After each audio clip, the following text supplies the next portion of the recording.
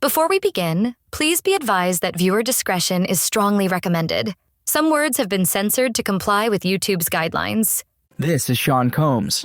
To the public, he was a cultural icon, a businessman, larger than life. But there was another side to him. Over the course of this trial, you will hear about 20 years of the defendant's crimes. He had a team to help him, crimes that included kidnapping, arson, drug trafficking, and sex crimes. Let's begin with just one night. The defendant was hunting for his girlfriend, Cassie Ventura. He forced her to have sex with male escorts while he watched and recorded it. When he found out Cassie was seeing another man, he became furious and set out to find them. He woke an employee to drive him to the house, but no one was there. That didn't stop him. When he finally found Cassie, he beat her brutally, kicking her in the back, flinging her around like a rag doll. And still, it wasn't enough. He told Cassie he could release the videos of her with male escorts. He broke into another man's home and blackmailed his own girlfriend. These are not isolated incidents. Cassie is not the only woman he beat and exploited. These are just some of the crimes committed over a 20-year period. He operated a business, Bad Boy Records, that gave him access and power. He relied on his staff, including bodyguards and chiefs of staff, to manage all aspects of his life. They helped him promote and protect his image, but also executed his orders, kidnapping employees,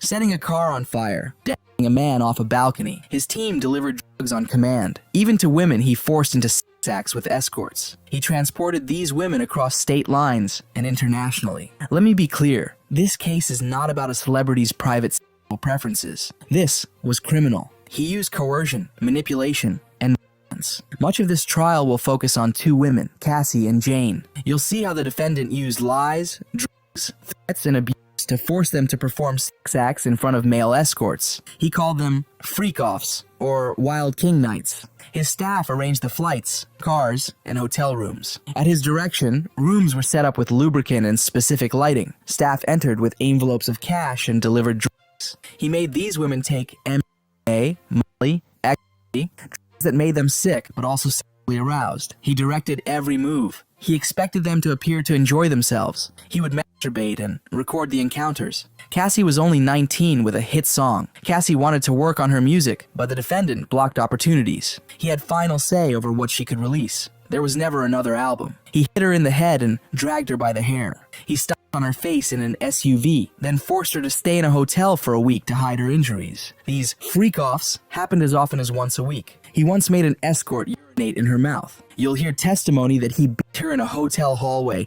just to drag her back into one of these events. At first, she wanted to please him, but eventually she resisted, and when she did, the consequences were violent. He once beat her for taking too long in the bathroom. Defying him meant punishment. She tried to flee, but he always found her, with the help of his inner circle. Her career was in his hands. He told her he would destroy her and release the videos. So when he said it was time for a freak-off, she obeyed. She contacted escorts. She performed. Her safety depended on his approval. The relationship was complicated. Yes, both were unfaithful, but only one of them had power. He made Cassie obey in dark hotel rooms, and she was not the only one. Let me tell you about Jane. She was a single mother who began seeing the defendant in 2020. She fell in love. He was seeing other women, but she stayed. One night, he told her about the freak-offs and made it happen immediately. He took her to a hotel and walked her through each step. Jane thought it was a one-time wild night. She was wrong. He kept doing it, dangling a real relationship to keep her in place.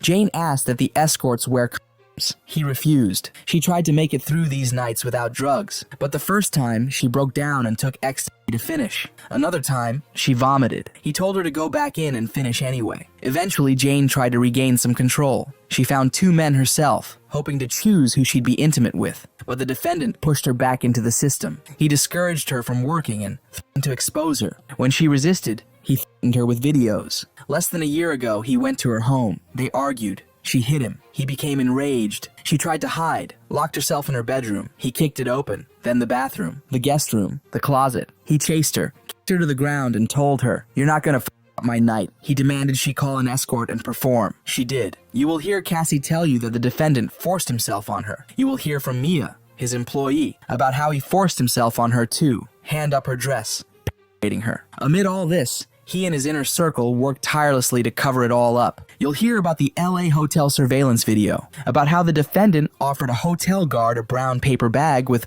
$100,000 in cash to stay quiet. You'll hear how his staff helped hide Cassie for days. For all of this, the defendant is charged with multiple federal crimes, including racketeering conspiracy. Cassie and Jane will describe the most painful experiences of their lives. You'll also hear from the defendant's employees, like Mia, his personal assistant, who says he sexually assaulted her. You'll hear from the employee he forced into an SUV at gunpoint, and from a chef. These workers put in punishing hours, often without sleep. They delivered drugs for him, and they were expected to stay silent. Some of these witnesses have already received settlements. You'll hear from escorts too. Escorts who say the defendant directed them, paid them, and filmed everything. One escort saw him assault Cassie, dragging her by the face during a freak-off. You'll see hotel records, receipts for damage, car service logs. You'll see text messages in which the defendant instructs staff to bring cash for escorts. You'll read Jane saying she didn't want to do the freak-offs. And you'll see videos. In them, the defendant can be heard directing Cassie and Jane, high on ecstasy, on what to do.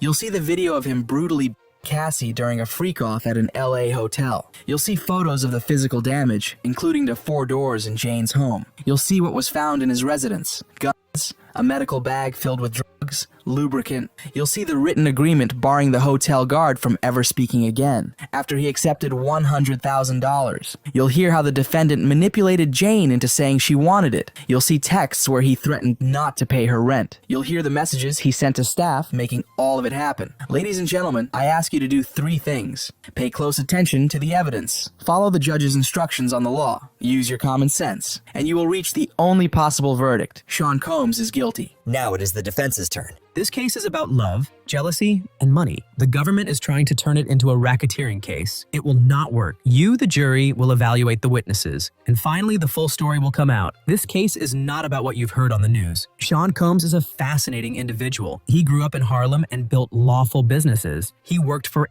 everything he achieved. He created culture and produced music that defined a generation. Witnesses will tell you about his charisma. People were drawn to him. If you wanted to rise in music, apparel, or beverages, you wanted to be around Sean Combs. He gave people opportunities. He had a vision that few had, and most of the witnesses loved him. The text messages will reflect that. He's 55 years old. He's going to be Sean Combs. I'm Tenny Garagos, and I'm honored to represent him. The only people who will say this is a racketeering case are the prosecutors. There was no conspiracy. This case is about Sean Combs' private sex life. The government has no business policing that. The people who worked for him were hardworking and well-educated, from Harvard to Howard. Yes, Sean Combs has a temper. He has gotten violent. He's not proud of that. We own that. Sometimes he gets so jealous or angry that he's out of control. You'll hear that he lied to girlfriends. You may think he's a jerk or mean, but that's not what he's on trial for. He's on trial for running a racketeering enterprise. This is domestic violence, not sex trafficking. If he were charged with domestic violence,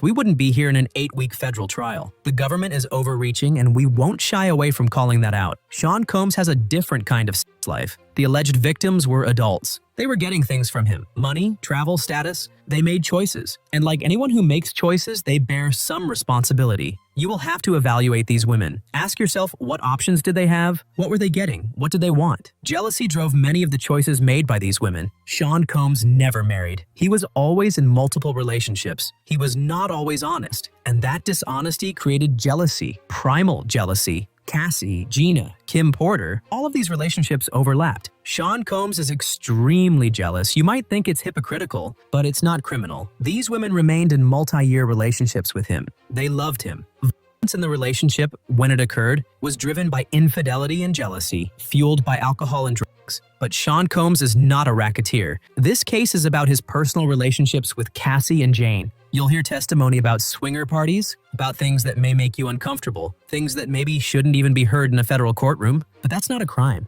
That's not sex trafficking. He liked to watch. You might not like it, but that is not what this trial is about. Yes, Sean Combs paid for homes, vacations, and lifestyles. That doesn't make him guilty. These women fought to be in relationships with him. Cassie, whom I expect you'll hear from this week, was in a relationship with him for 11 years. He was also with Kim Porter, the mother of 4 of his children, until her passing in 2018. His relationship with Cassie was toxic, yes, but it was mutual. They loved each other. Cassie will talk about her jealousy of Kim Porter, then about Gina, the day of the hotel hallway incident. It was jealousy on display. You'll see the footage today. Yes, what Combs did in that video is indefensible, but it is not evidence of sex trafficking. Cassie walked out of that hotel room with 2 bags. Sean Combs came down wearing only a towel. He stomped her. He dragged her by the hoodie. Then he went back upstairs just to get a phone. Why would someone fight over a phone? Because phones hold secrets. Secrets of infidelity. Once he had the phone, he sat down, visibly disgusted. Cassie called hotel security. You'll hear from that guard later today. He told Combs to leave the public area. And then what happened? Cassie stayed. They stayed together for 2 more years. Even into 2018, they were trying to make the relationship work. They were fighting to stay together. When Cassie saw a photo of Sean with Gina, things fell apart. But Cassie still had a choice every day. She chose to stay. She was not coerced. When she left, there were no repercussions. She left and entered a relationship with the physical trainer Combs himself had hired. The only so-called freak-offs you'll see in this trial are on Cassie's phone, not Sean's. In November 2018, when Kim Porter passed away, Cassie flew to Georgia to be with him. Amidst a breakup, she still showed up for him because she cared. Combs told her Kim was his soulmate, and that broke Cassie. She realized she would never be what she wanted to be in his life. She wanted to be his wife. She spent 11 years trying to be that. She married the trainer, and she is now pregnant with their 3rd child. You'll need to evaluate Combs' intent over those 11 years. The messages will show that Cassie was a willing participant in their sex life. Her testimony cannot change the years of evidence you'll see. With Jane, in 2020, Sean Combs was upfront. He told her he was dating other women. She was still jealous. She wanted a public relationship. He proposed a consensual threesome. They went to a private hotel. I expect she'll say she enjoyed it. Jane was desperate to please him. She wanted to offer something no other woman could. She tried to make it more than physical. This was their time together. Jane did it for the closeness, the intimacy. She couldn't resist him emotionally. Even after a difficult phone call in November 2023, she flew out to see him again. And again, it was toxic. But it was also mutual. That's not trafficking. That's not coercion. It was jealousy, not control. She saw him on social media with another woman and sent him messages of regret. That's not criminal. Jane wanted to be in first place. That was her motive. That's why she stayed. Not because she was trafficked. There was an incident about a year ago when Jane hit Combs. He hit her back. She slammed his head on the kitchen counter. Months later, she flew to see him again. She invited an escort. She will describe it as one of her best nights, a wild king night, whatever you want to call it. Yes, it will be uncomfortable, but it was intimate. As for Mia, why now? Why is she making these claims? She never said anything at the time, not even when she began cooperating with the government. Think about that. Everyone in this courtroom has a motive, including her. If it was all so hostile, why didn't they call the police? They didn't. Why? Because they are vindictive. Because their motive is simple: money. Cassie filed a public lawsuit in November 2023. She was living in her parents' modest home in Connecticut. She went to a civil lawyer. That lawyer is in this courtroom right now. Cassie demanded $30 million. Another alleged victim asked for $22 million. So ask yourself, how many millions of reasons do these witnesses have to lie? The evidence won't support these charges. On bribery, yes, Combs paid a security guard at the Intercontinental Hotel. Why? To make footage go away. It was for PR, for Combs, and for Cassie. There was no criminal investigation. On the woman allegedly worked for him for 10 years. She later asked to work for him again. On trafficking, these were drugs for personal use. Everyone worked hard. They were building something ambitious. It was their choice to be there. There was no conspiracy. Combs paid adult men for their time and experience. Porn actors get paid. Escorts get paid. Hulkamania, Cowboys for Angels. This is a real industry. You can pay for time and an experience. That's what Sean Combs was doing. This trial is not about your personal feelings towards Sean Combs. You are not here to impose your morality on him. You are here to apply the law. If you listen to the evidence and not the headlines, you will find him not guilty of these crimes. Thank you. We call LAPD Officer Israel Flores. I'm also a reservist for the Army. I was a guard with Securitas in 2016 at the Intercontinental Hotel near Century City. What happened on March 5th, 2016? I was told about the 6th floor. There, I recognized Sean Combs. He is there, wearing a gray sweater. What was your title? Assistant Director of Security. Let me show you a photo of the Intercontinental Hotel. It's shaped like a pyramid. What kind of incidents did you respond to? All kinds. We had a couple of there. We'd prepare incident reports, the 5 Ws. Would you attach photos to the reports? Yes, but not video. We did not have the password.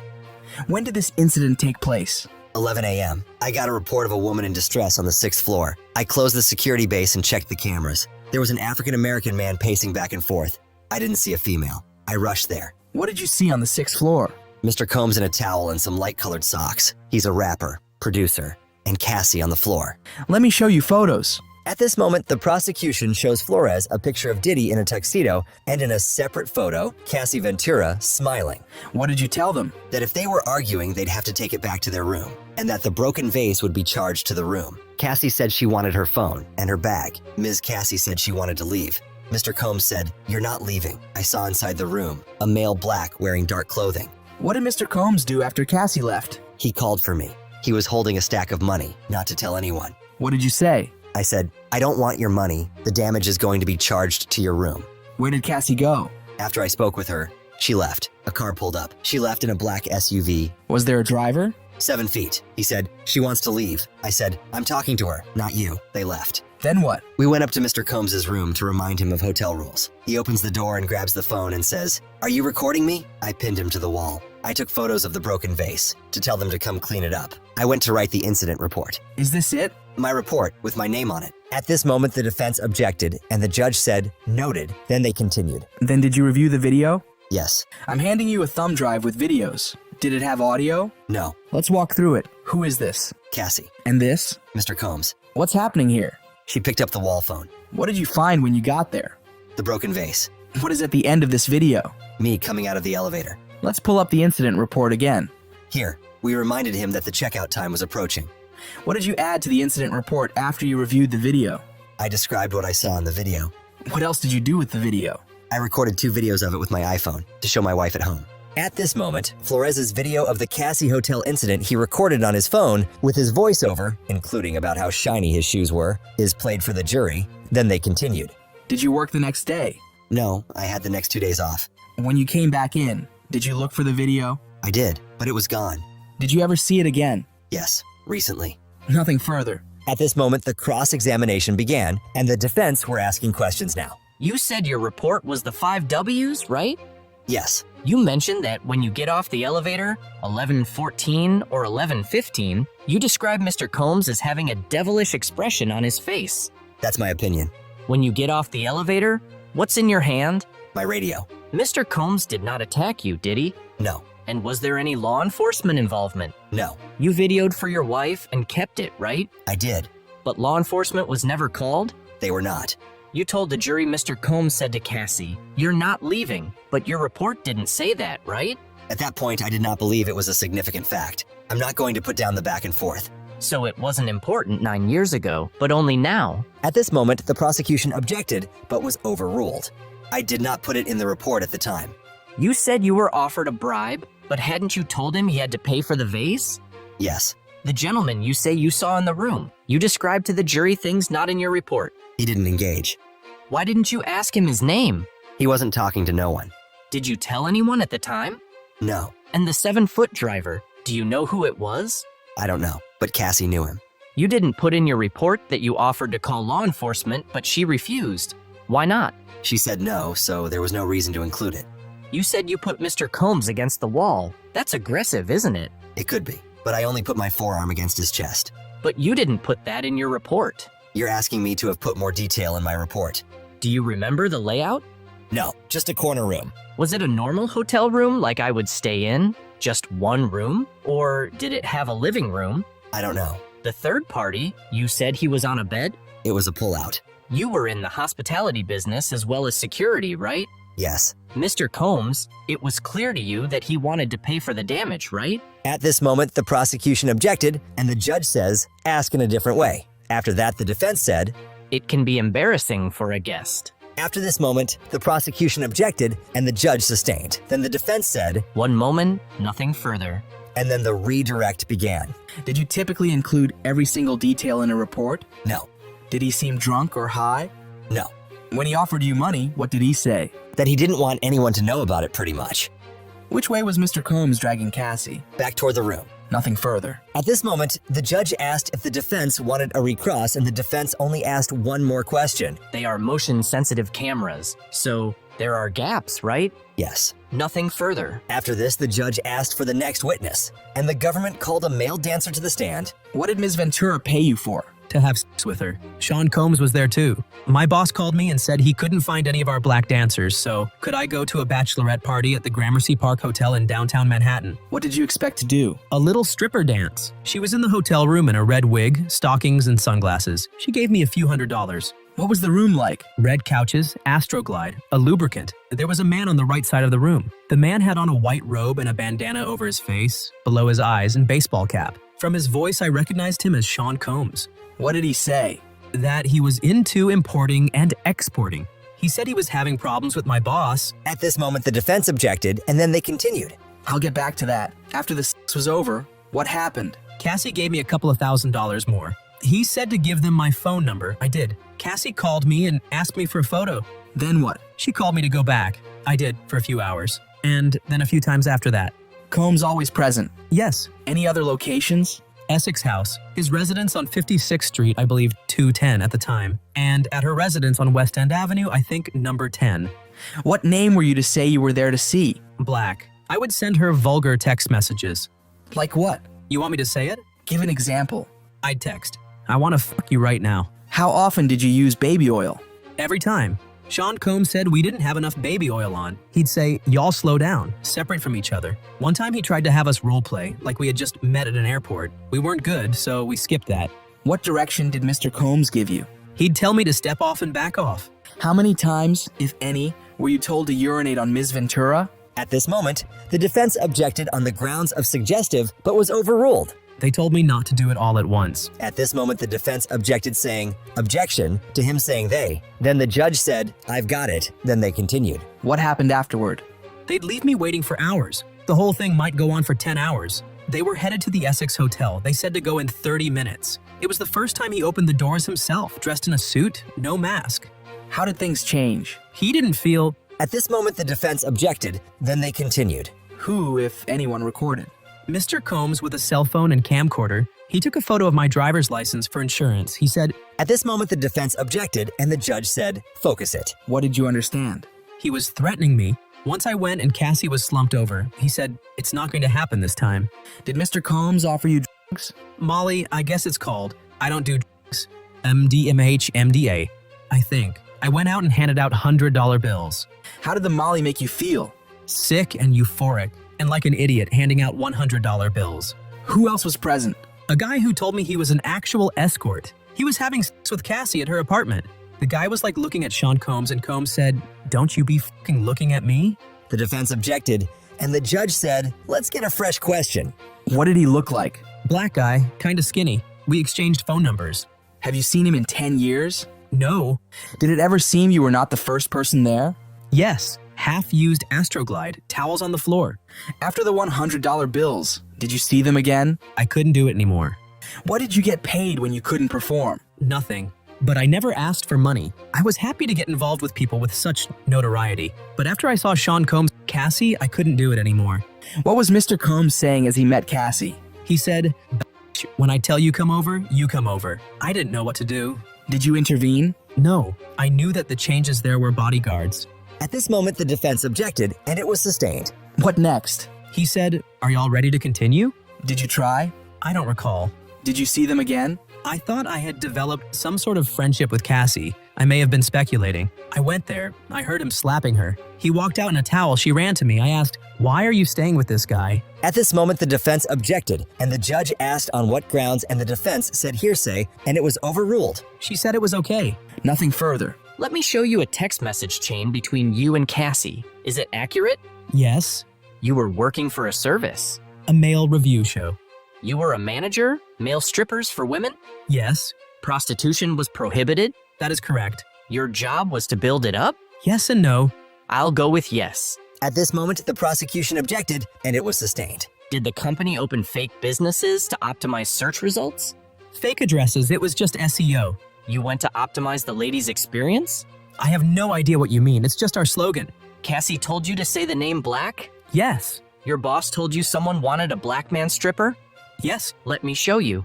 At this moment, the defense showed something that shouldn't have been put on a screen, and the defense said to take it off. Then they continued. She was wearing a wig? Yes. She handed you money? She handed me $4,000. Before any oil rubbing? Correct.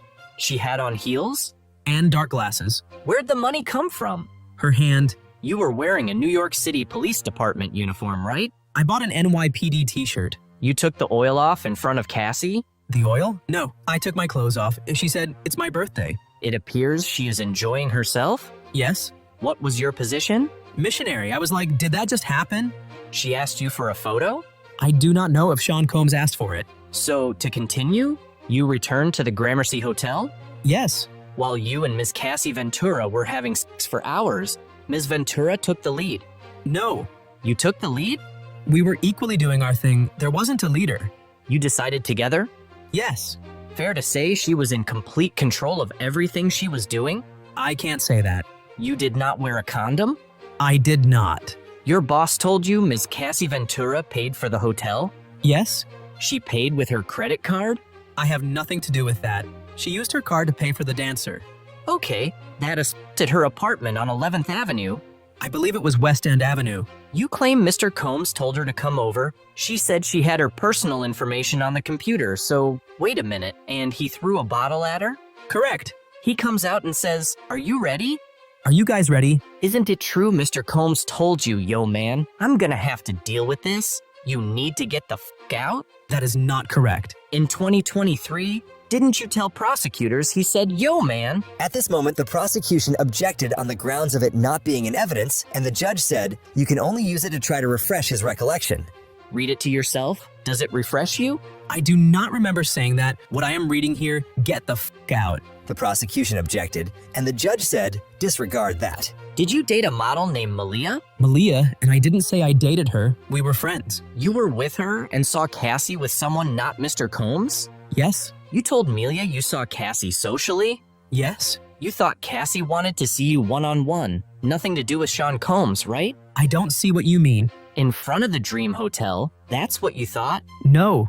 You only saw her inebriated one time? I saw her passed out on the couch. Mr. Combs told me, I don't think it's going to happen today. The time with the other male, you rotated? Not correct. You watched? Yes. You said Mr. Combs was directing, but do you recall meeting the prosecutors on March 28th, 2025, and telling them you didn't recall Mr. Combs giving directions about positions? Yes. So he didn't direct? Incorrect. You thought you were in a relationship with Cassie, didn't you? No. You wanted to get alone with her? To date her? If she'd let me, I would have. You'd get jealous of Mr. Combs? No. Did you not tell them that Mr. Combs would tell you, it's my turn? At this moment, the prosecution objected and asked for a sidebar. Then they continued. Didn't you tell the government that you would feel jealous because you liked Ms. Ventura romantically? I do not recall that.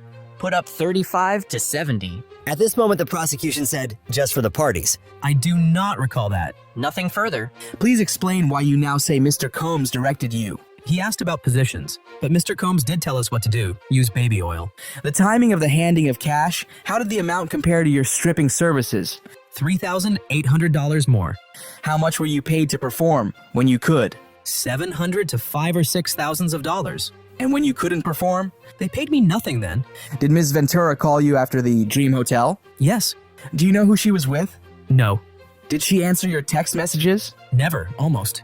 You said you wanted to hug her. Why? I could see she was afraid. What did you do? I could not engage. That was messed up. What did Mr. Combs say to you?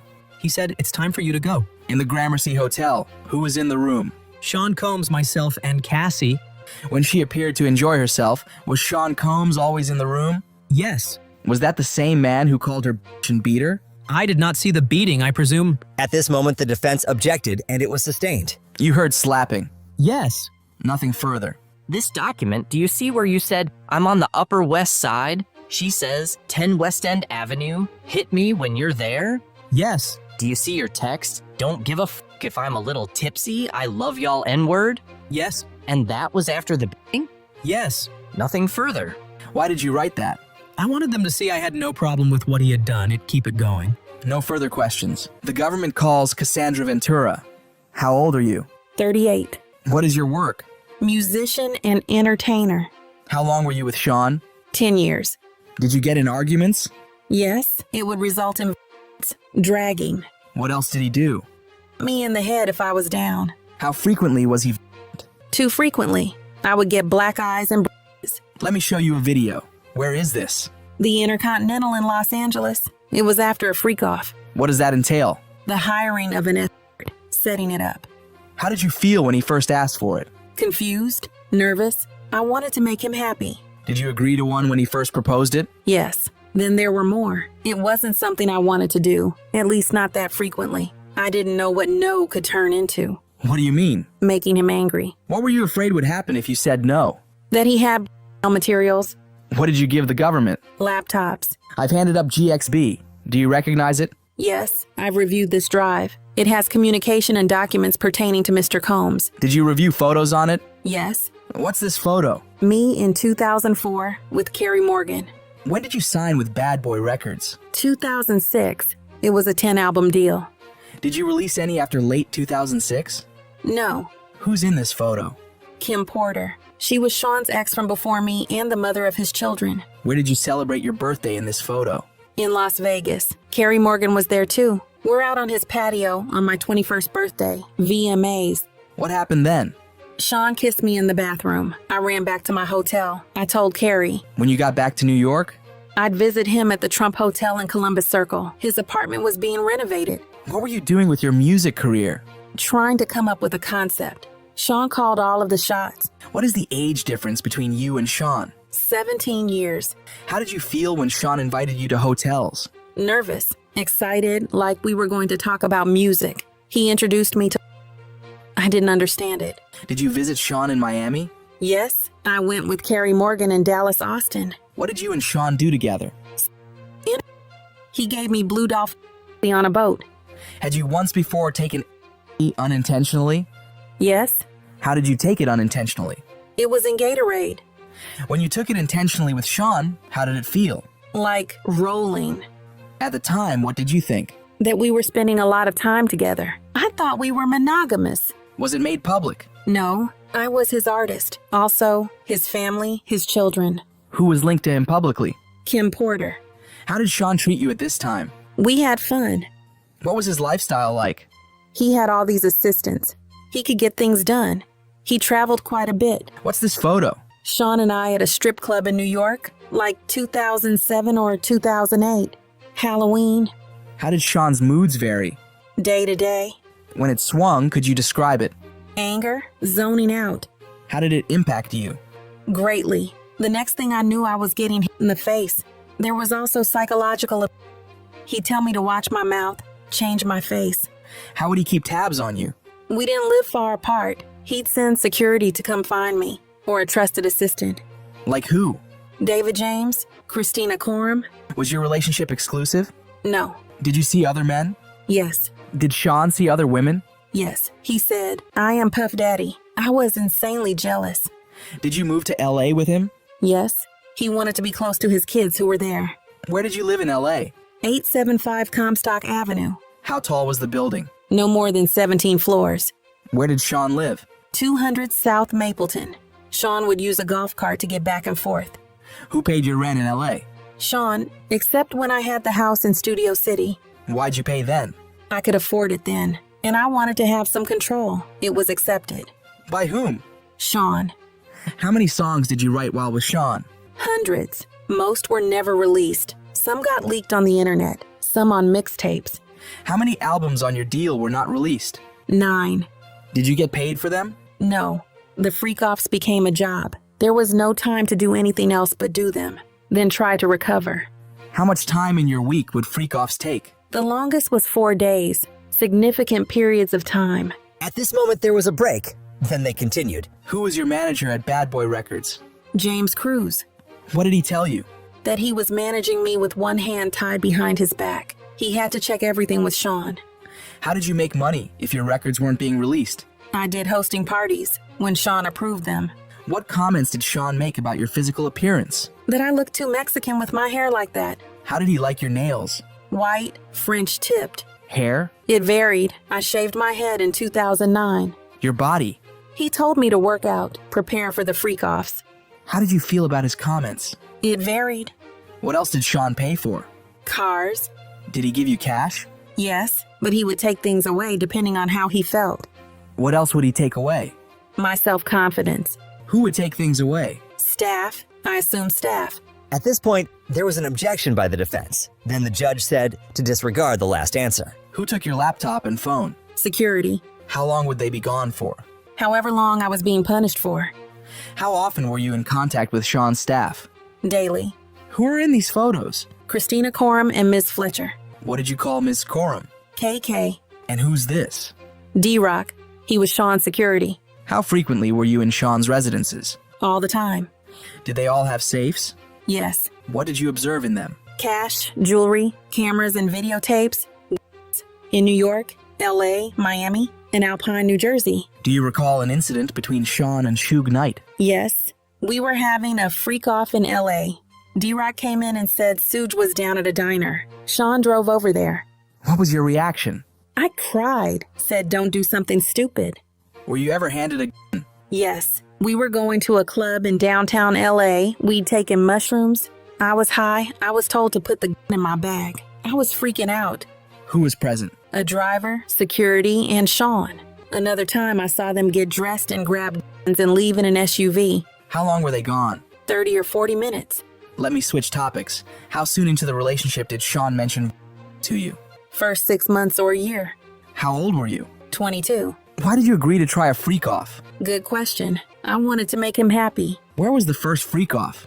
One of his homes in Los Angeles. Who is this? The first escort. Do you know his name? No. I'll call him the first escort. Were you aware he was paid? Yes. To dance and to have intercourse with me. What drugs did you take? Ecstasy and alcohol before things started. Did you disguise your appearance? Sean said we would disguise ourselves. I wore a masquerade mask. What was a session in a freak-off? Until the escort finished. How many sessions with the first escort? At least 2. How did you feel? I was high, so I didn't feel much. Dirty and confusion, and that he was happy with me. Why did you feel you couldn't say no? I didn't want to make him angry or upset after he'd shared this part of himself with me. How frequent did the freak-offs become? Weekly for a consistent amount of years. When was your last one? 2017, 2018. How long were you awake during the freak-offs? I never slept. I took drugs, ecstasy and Molly. Do you recall all of the freak-offs? That would be impossible. Did you want to stop? Yes. I was humiliated. I didn't have those words then. I couldn't talk to anyone about it. Did you tell him you didn't want to? Yes. I brought it up gently. I didn't want him to just do it with someone else. Were you able to express your concerns to him? At this moment, the defense objected to the question, and the judge told the prosecutor to rephrase his question.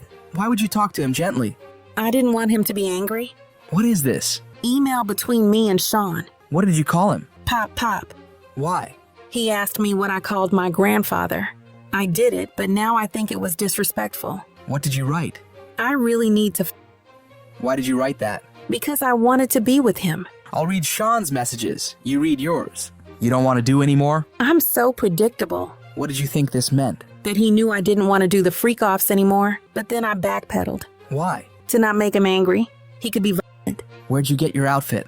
Pleasure chest elsewhere. Did you get piercings? Yes, Sean came with me. Which of his homes did you have freak-offs in? Miami, New York. What other homes? My homes, all but Studio City. In what other cities? Atlanta, Ibiza. In what hotels in New York did you have freak-offs? Trump, Gramercy. Intercontinental? 44th Street, yes. Elsewhere? Mandarin Oriental, Fontainebleau. What names were used? Jackie Starr I used. Frank Black. What supplies were used for freak-offs? Astroglide. Baby oil. Condoms. Who brought the supplies? Security. Sean's assistants. Which brand of baby oil? Johnson's. How was it used? Sean said, you need to be glistening. Were there freak-offs where you ran out of baby oil? After this question, the defense objected the question on the ground of it being irrelevant. Then the prosecutor asked this question, You also mentioned Astroglide. but was also objected over the same reason. Then the judge asked for a sidebar. After the sidebar, they continued. We were just talking about Astroglide. How was it used? Lubricant. If you ran out, what would you do? We'd call either staff or the bell desk, give them a tip.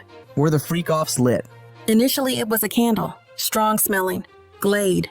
Any other use of candle wax? A few times poured on my body. Who set the temperature of the room? Sean, I was expected to do freak-offs on my period. Did you want to do that? No. Did you want to be urinated on? After this question, the defense objected, giving the reason of asked and answered. but the judge overruled it. No, I did not want it. How did it feel? It was disgusting. It was too much. I choked. No one could think I wanted it. Why were you choking? Too much in my mouth. Who else it on you? Sean. Did you want Sean to urinate on you? I didn't want anyone to urinate on me. How often did it happen? Often enough. Which hotel charged the most for damage to the room? The Intercontinental in New York. They redecorated the whole room for ridiculous money. Back to the urination. Why didn't you say no? It was obvious I didn't want to be on the ground being urinated on by two men. Where did you find escorts? Initially, Craigslist. At this moment, they took a break, but then continued. Ms. Ventura, in what cities did you respond to ads on Craigslist? In New York. Did you respond to ads on Backpage as well? Yes. Who directed you to communicate with escorts? At this moment, the defense objected to the question. Then the prosecution asked another question, Who, if anyone? before being interrupted by another objection due to assuming a fact not in evidence. Did you ever reach out to an escort independently? No. Did you ever not use an escort who arrived? One couldn't perform, so Sean sent him on. What was a safe escort? Not a cop, and someone who'd not run and tell everyone about their experience with us. Why not a cop? I learned this whole situation was not legal. Before Cassie could finish her answer, the defense objected, and the judge said the jury will disregard that answer. How did Cash get there? Security, or he brought it himself. The escort Dave. Do you know his real name? Clayton Howard. Who is this? Photo shown to witness. Daniel. What service did you use? A dancer service. Do you recognize Jules? Yes. In what cities did you have freak-offs with Jules? New York, Los Angeles, Vegas. Do you know his last name? No. Who's this? I knew him as the Punisher. Did you use at every freak-off? Yes. I need to disassociate and become emotionless.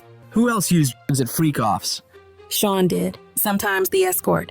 What other did you use? Special K, GHB, mushrooms. I'll read Sean's parts of this email. You read yours. When should I take the thing? When will you be there? Pausing you there, what did you mean? Drugs. I took mine. I'm flying. What does he mean? He's high. Why did you take more drugs? To not be present with the experience. Why? Because it was something I hated. How did you react to ecstasy and MDMA? It could make me vomit. What would he say? To continue. Did you want to continue to have intercourse when you wanted to vomit? No. How does GHB make you feel? Drunk. Tipsy. Cocaine? Makes my heart race. I'm not a huge fan. Mushrooms? The walls come alive. After that answer, they took a break, but then returned and continued.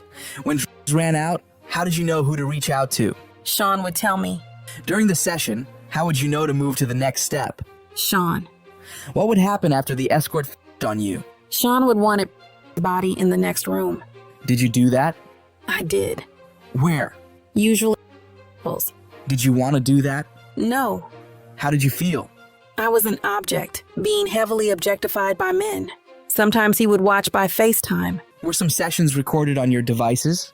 Because they were there. If you saw them on your device, what would you do? I would delete them. Why? They were disgusting. I never wanted anyone to see them. Were Sean's devices used sometimes? Yes. I asked him to delete them. Did he? I don't know. Did you ever leave a freak off before it was over? Yes. At the Century City Intercontinental, I finally had a premiere coming up and I didn't want to mess it up, but Sean hit me. At what point did Sean hit you? Between sessions. What happened next? I got to the elevator. Next thing I knew, I was thrown to the ground. Who threw you down? Sean. He grabbed me by my neck and my hoodie. Let me show you the video. At this point, the prosecution showed Cassie the hallway video. What are you doing? Trying to use the hotel phone. What is Sean doing? Taking my phone and my bag. Ms. Ventura, I just handed you 2 drives. What is on them? GX8? Messages and photos from my devices. Yesterday you testified about Sean going armed to look for Suge Knight. Sean took guns with him. And he told you to ask the escorts if they were cops? I would begin by saying I was not a cop. Sean told you to do that? Yes. What happened when you fought back? I did that more earlier in the relationship. It would make him more violent. Want to push me harder. At this moment, the defense objected on ground of speculation, but was overruled. How would Sean react if you fought back? Anger. I'm going to show you the LA Intercontinental hallway again.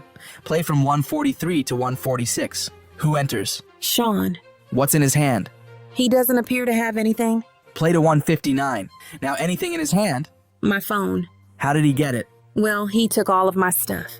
Where does he end up? Sitting in a chair in front of the window. What are you doing? I'm walking away from him. Now, who's in the video?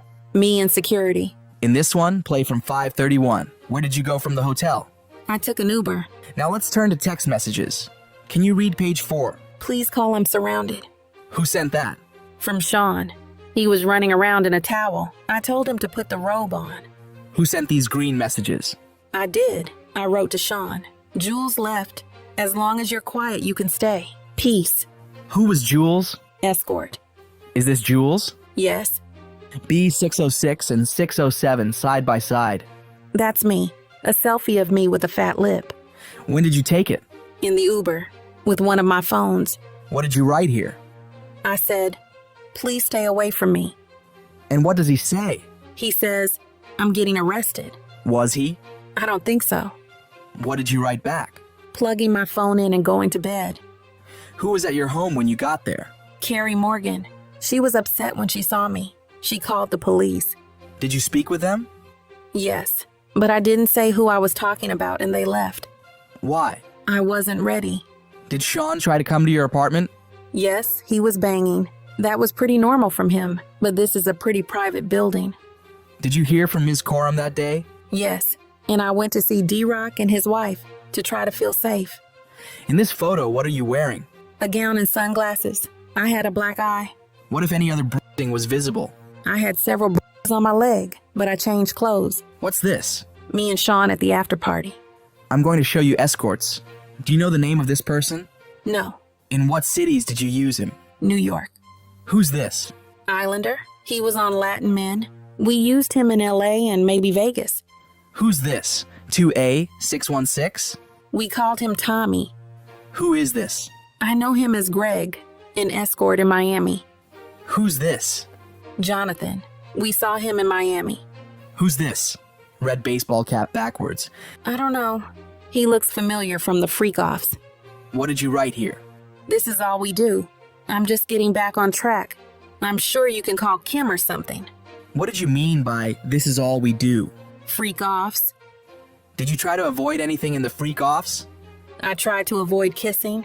It seems too intimate, but Sean told me to do it, to kiss the escorts. What did Sean ask you to do on your 29th birthday? A freak-off. He had me pulled out of the Blind Dragon for the freak-off. Some security. What about blackmail material? He wanted me to fear. At this moment, the defense objected but was overruled. When would Sean mention the freak-off videos? To hurt me. One time I was dating someone else and he threatened to release the freak-off videos. I'd have to answer to my mother. It's horrible and disgusting. No one should do that to anyone. What did Sean say the impact would be? Shame. Let me show you a chat. Who's on it? Me and Sean. July 22nd, 2013. Read your message.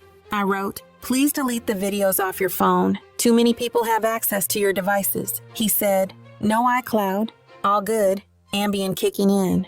At this point, the prosecution requested a sidebar, and the judge then called for a break to change some things in the courtroom. During the break, Combs was seen sitting at the defense table, speaking with his lawyer, Xavier Donaldson. After that, the prosecution stated there were issues with the privacy screens and said they would put that off and do something else now. Then, they brought the jury and Cassie Ventura back into the courtroom and continued. I offer more exhibits.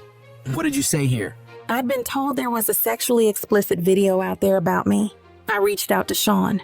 Then what? We were driving back to NYC from Atlantic City to talk to this DJ, Who Kid, Did that happen? at a restaurant. What was security's role? To intimidate, they were lining the room. Who was there? Uncle Paulie, James Cruz.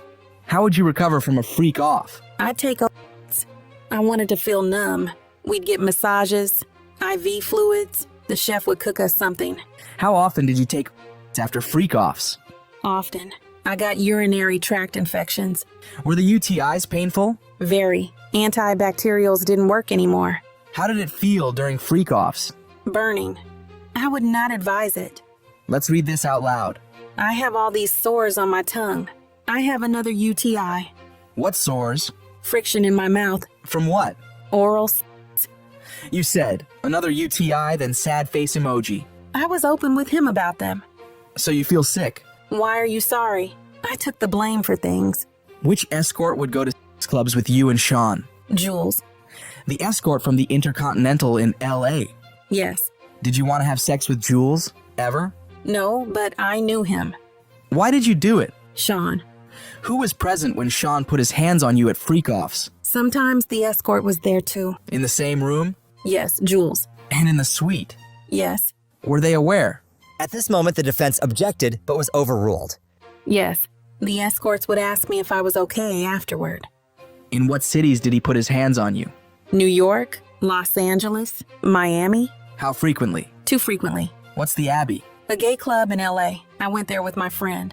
Where were you going? To a music festival in Canada run by Drake. Sean came to my home and tried to attack me. I was thrown into the bed frame. What's this? A photo of my eye afterward. Who took you to the doctor? D-Rock. Did you send this photo to Sean? Yes, and I wrote, so you can remember. I wanted him to be sorry about it at least. In this photo, where were you? In the green room in Toronto. I put my hair over my eye. Then we went to the Hamptons. Sean wanted to have a freak-off in the Hamptons. We got a hotel and an escort. Which one? Dave. I took G.B. I went into a G-hole and blacked out. I woke up nude in the shower. Dave and Sean were freaking out. I bugged out. It wasn't pretty. Then what? I spoke to a friend of Sean's, and then we had a freak-off. What's this? My eyebrow healed up a little bit. A week later, I have a permanent scar on my eyebrow. What's this? Me at the Cannes Festival. What happened at Cannes? Sean accused me of taking from his boat. He threw me off, but my passport was still on the boat. And you were on the red carpet that same night? Yes. Did you attend the movie? Yes. How did you get back to New York? On a commercial flight. I traded my seat to get away, but he traded to get next to me. What did he show you? Freak-off videos. He played them for me on one of his laptops. He said he'd release them. How did you feel? Trapped. When you landed in New York, what did you do? We went to a dinner. Then he wanted to have a freak-off, so we had a freak-off. Why did you do it? To make him not threaten me. Let's read these from June 13th, 2013. Had Sean been violent with you before this? Yes. Had you told him before you didn't want to do freak-offs? Yes. You said you needed GHB? Yes, and that 2 escorts weren't available. I wrote, only Paul available, or Jake the white guy. But he can't do until 11. The other guy can do earlier. It's just one more person knowing our secret. What did you mean? The freak-offs. What is SLS? A hotel in Hollywood. When would you take Valium before a freak-off? When I had anxiety, Sean's driver was bringing me the Valium. It was Raheem, I think. I have a binder for the court. The gallery will not be able to see these exhibits. Ms. Ventura, I will show you some exhibits. 2A404. Who is it? She worked for Sean. We will call her Mia. When you gave your devices to the government, were they working? No, they were broken. Put up 602A for Ms. Ventura and the jury only. What's on your skin? Oil. When did Sean first hurt you physically? It started in the first year. What staffer were present when Sean was physical with you? At this moment, the defense objected on the grounds of physical is vague, then the prosecution was more direct. Punching, hitting. When did Sean first use violence on you? In New York City. We were in a car with his security, and he knocked me around. What did he do? He hit me in the side of the head. I fell to the floor of his Escalade. In January 2009, did you attend an event in LA with Sean? Yes. What happened as you left? I'd been speaking to a producer about music. Sean called me a slut. I hit him in the face. I had been drinking. Did you see any injuries? No. I was on the floor of the car, and he stomped on my face. How long did this last? 10 minutes. Then I tried to get away, but Sean's security brought me back. Who? Roger Bonds. What did they tell you? To go to a hotel. They snuck me into the hotel covered up so no one could see my face. How long were you at the London hotel? A week? A little more? An assistant brought me ice cream. What was the assistant's name? Genevieve. Did you feel you could leave the London hotel? No. I understood his capability, his access to guns, the threats he made. When you were taken to the hotel after the assault? Trust me, we know that didn't make sense, but let's continue. No.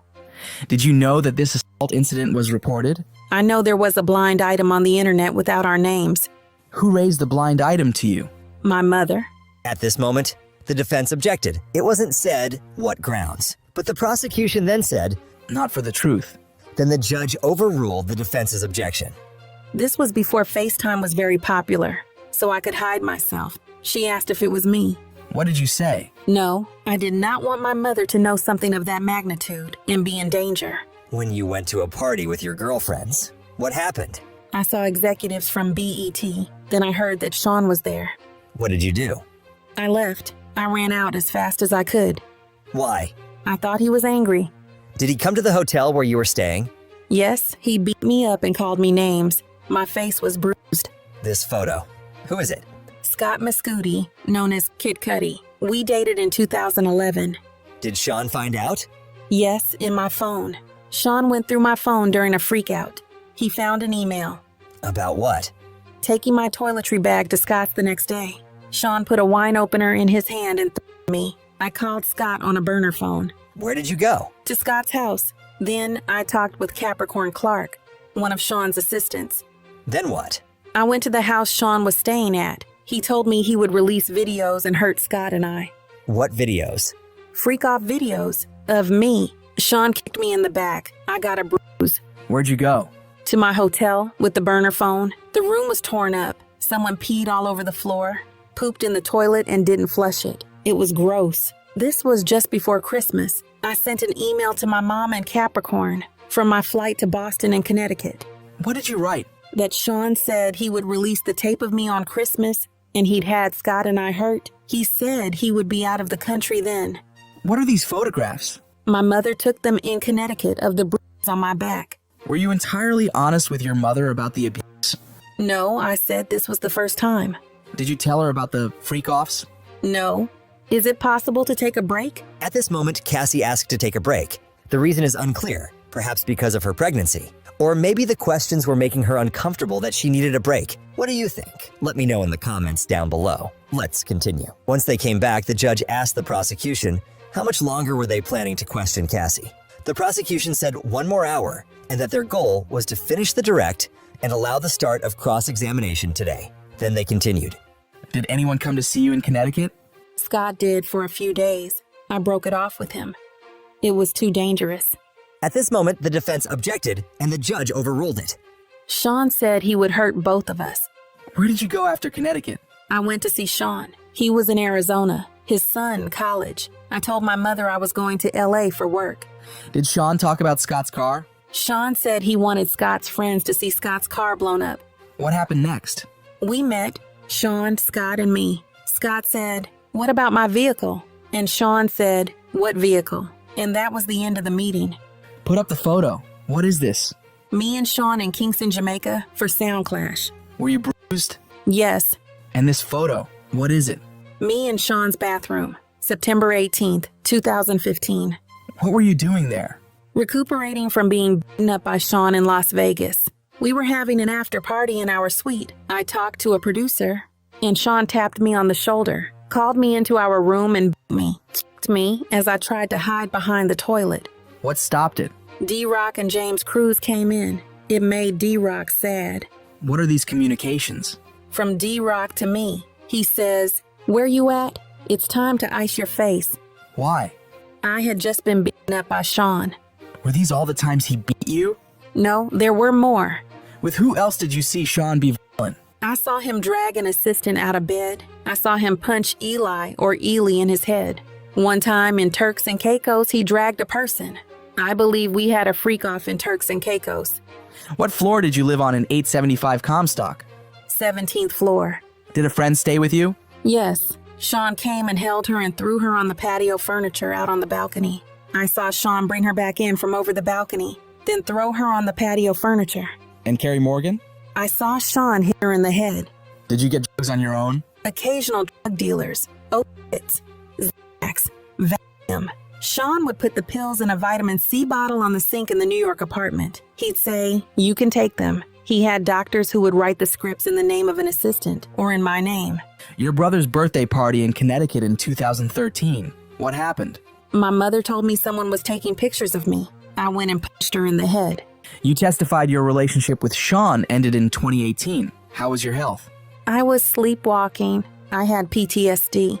At this moment, the defense objected, but the judge overruled it. What's this? A photo of my front door in 2018. Publish it to the jury. Why is there a knife there? Sean was coming around a lot, so I had it. August 2018. What happened? We were having a closure conversation at a restaurant in Malibu. He was trying to convince me to go to Burning Man. Were you seeing anyone?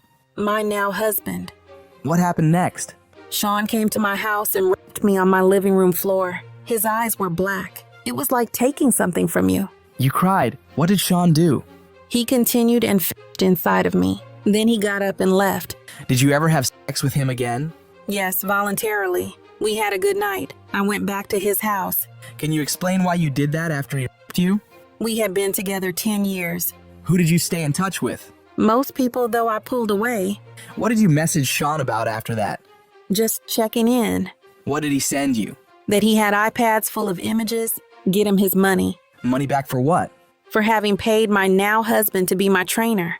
What did you write back? Do you want me to tell the truth? It's much deeper than iPads. There was abuse. More than freak-offs. There was a time I couldn't take the pain. Tried to walk out in traffic. My husband wouldn't let me. I had trauma therapy. Did you write? A book with chapters. My mom helped. What did you want with the book? That Sean read it. What pain did Sean put you through? Shame. To carry the things that were shameful for him. I took on a lot of responsibility for that I never should have. He brought the concept to me when I was 22. It was expected of me. I felt terrible. How did you get chapters to Sean? Through my attorney, and I reached out to KK. I asked her if he read it. She said it was not taken seriously. How much did you ask for the book? $30 million. Did you sue? November 2023. What happened with the lawsuit? It settled for $20 million in 24 hours. Why are you testifying in this trial? I can't carry this anymore. What's wrong is wrong. I treated people like they were disposable. Escorts, anybody. How many freak-offs did you have with Sean? Impossible to know. Hundreds. After you broke up with Sean, did you ever do a freak-off? No. No further questions. Ms. Ventura, you loved Mr. Combs, correct? I did. For 11 years, you took care of him. In some ways, You called him larger than life. I did. Others called him Diddy or Puff Daddy, but you called him Sean, right? Yes. You knew a version of him the rest of the world couldn't see, right? At this moment, the prosecution objected, but was overruled. In ways.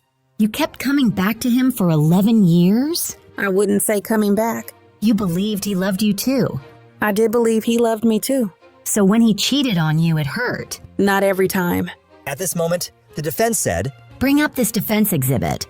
but the prosecution objected and said it was not in evidence, and the judge agreed that it was not in evidence. Then they continued. Ms. Ventura, read this just to yourself. Why did you send this message? To let him know I was going to dinner. What was going on when these messages were sent? I'm not sure. What was going on in your relationship then? It was early. We were loving. I offer it. At this moment, the prosecution objected on the grounds of being offered the truth, but was overruled. Please read. I wrote, I love you, smiley face. I'll fly anywhere for you. I love you, Cass. This 2009 email. At this moment, the prosecution objected on the grounds of hearsay, and the judge told the defense to ask more questions. From BlackBerry. What is BG? Baby girl. What did you write? You hungry, Pop Pop? And Mr. Combs wrote to you, We are so in love we don't do anything else. How long had you been seeing each other? Like 2.5 years. Please read this 1364. I haven't talked to you at all. You don't even try. You rushed me off the phone. I'm really hurt. I don't need your money. I need some attention. You wanted your special time with Mr. Combs? Yes. You testified that you told him, I love you so much you make me a better woman. I definitely wrote those messages. You wrote, I can't wait until we have a baby of our own. You knew that he had 6 children at the time? Yes. Now, these messages about freak-offs, when you say, you know it doesn't matter to me, you mean weekend or weekday, either is fine. That's what it says. Mr. Combs says, maybe we can call Jules. Can you do it? Yes. This was an explicit message from you about the upcoming freak-off. At this moment, the prosecution objected, and it ended in a recess called by the judge, but once they returned, they continued. Ms. Ventura, this is from Mr. Combs to you. You respond with an extremely explicit message, right? Yes. This is 2 days after planning a freak-off, right? Yes. He said, I want to see... How did you reply? I can't wait either. You wrote, I feel like I want to fuck, right? That's what it says. Mr. Combs says, I'm so horny I can't concentrate. What do you say? That I'll go to Dwayne Reed for candles and then set up the room. Did you understand that he was going to take another video of you? At this moment, the prosecution objected on grounds of speculation, and the judge told the defense to move on. You ask, any pills on you? Yes? What pills were you taking then? Opiates? You deleted videos on your devices, right? Yes. What did you write? That I need to feel this is my husband, the only one who will see this side of me. Were you afraid that Mr. Combs was only seeing you for sex in this way? That was a concern. You still were not public in your relationship with him? Correct. Were freak-offs important? Integral to us. Who was at your 21st birthday party in Las Vegas? Britney Spears, Dallas Austin. How did you get them there? They came for Sean. You're very beautiful and charming. Thank you. It's true. Who is Tommy Mottola? A well-known producer. You were an up-and-coming star? I guess you could say that. After you signed with Bad Boy, things were still platonic. Yes. You had a rough performance. 106 in Park. It did not go well for me. How did he help you after that? We did a YouTube video. He said, everybody makes mistakes. What was wrong? I couldn't hear myself. You were dating Mr. Leslie. How much older than you was he? 10 years. Then you traveled to Miami with Mr. Combs. The flyer of the event was just a cover to spend time with Mr. Combs, right? That's true. You had a tattoo of Mr. Leslie's initials on your body, right? Yes. How many tattoos did you have then? At this moment, the prosecution objected on the grounds of relevance. The judge overruled it and said, but let's keep it moving. 3. The one on your arm? No regrets. Mr. Combs taught you how to do oral sex. He did. Look at this. Tell me when you're ready. Can you read it? You can read it. It's making me laugh. It's from 2007. You wrote, I feel protected. You are sweet. You wrote, I see that Kerry is better fitting for you. I'm hurt that you think I'm malicious. You're very important to me. Cass. What were you trying to convey? It's like a journal entry. You discussed Kerry Morgan. Did you think Mr. Combs was attracted to her? There was a point in the very beginning. Did that complication carry on in your relationship? Not really. Kerry was just always with us. I'd like to start asking about freak-offs. Sometimes you wore a wig and a mask? Yes. The general public did not know. At this moment, the prosecution objected, and the judge told the defense to rephrase the question. No one knew until November 2023 in the public. Yes. Fair to say his career was ruined after your lawsuit? I can understand that. Let's read these messages. Mr. Combs wrote, when are you on your period? No, now. What you be thinking about when you horny? Ms. Ventura, if you don't want to read the answers, I can read them. Thank you. The O has lots of oohs after it, right? Yes. After a freak off, you'd make love with Mr. Combs? Yes. Your period, Mr. Combs is asking when you're on it, right? Yep. He's asking in the context of when to meet up and have sex. Looks like it. Sometimes you watched him with a female? 2 or 3 times. Did you talk with Mr. Combs about the swingers lifestyle? That no one talks about it. Were you keeping freak-off secret from your friends? Yes. His assistants help him? With everything. Would you remember if an assistant came in during one of your sessions with an escort? Not necessarily. I was high. So you don't remember much? I had my privacy invaded a lot during that relationship. This is from July 2012. You say to Mr. Combs, I'm horny and bored. This was after a freak off, right? There are a lot of texts here. At this moment, the prosecution said, I would ask that the witness be allowed to read the entire document. Then the judge asked how many pages. The defense said, 8. Then the prosecution said, We don't have a copy for the witness. so the defense said, We'll show it on the screen. so it was shown, but not in the public gallery. You said Mr. Combs often put you down, but he also sent you encouragement and called you a queen, right? Yes. At this moment, the judge asked for a sidebar, then continued. What would trigger Mr. Combs' incessant calls to you? Anger. Doubt about where I was. If he suspected you of cheating, he'd call you incessantly That was one of the reasons. because he thought, At this moment, the prosecution objected, and it was sustained. do you believe Mr. Combs has good taste? I think he does. He's had an impact on fashion. People like his style. Sean John. Did you consult with him on your look? Sometimes I got advice I didn't ask for. He still ran his companies even while having all these freak-offs, right? He did. What was he addicted to? Success. What substances? Opiates? Yes, he told me, and I saw it. Did Mr. Combs' mood depend on whether or not he was withdrawing from opiates? He was more irritable, I would say. What other drugs was Mr. Combs addicted to? At this moment, the prosecution objected on the ground of no foundation, but the judge said, "I'll ask if I want the grounds," then sustained and said to rephrase it. What was his drug of choice? Ecstasy or MDMA. Opiates daily? When he was doing them. You saw him withdraw. Yes. Let's turn to GX411. At this moment, the prosecution said, It's not in evidence yet. then they continued. So B414, page 3 and 4. You wrote, "I love our FOs when we both want it." You felt that? Loving FOs were just words at that point. Mr. Combs wrote to you, "I want to freak out right now." And you wrote that you wanted it too. LOL me too. I texted more than that. But you did text that to him. Mr. Combs wrote to you, "Jules is available if you're into it." You could have said yes or no, and you said love you. There was no yes or no. Bring up B420 on page 2. Mr. Combs wrote, "Do I have your permission to set up freaky fun?" You wrote, "Ovulation." Yes. Here, what do you say? I asked, which hotel? I must have called him in between. I don't want to assume anything. He said montage. You said you could also go to Pleasure Chest. What would you get there? Sexual supplies. What supplies? Lubricants, outfits. He says, "Have fun, impress me." You say, "Okay." He says, "Well, can we kiss a lot?" What do you say? Yes. You wrote, "I left the iPad." I don't know whose iPad this meant. Mr. Combs wrote, "I'll be there right after my session." This was in June 2017. Do you remember arguments you were having at that time?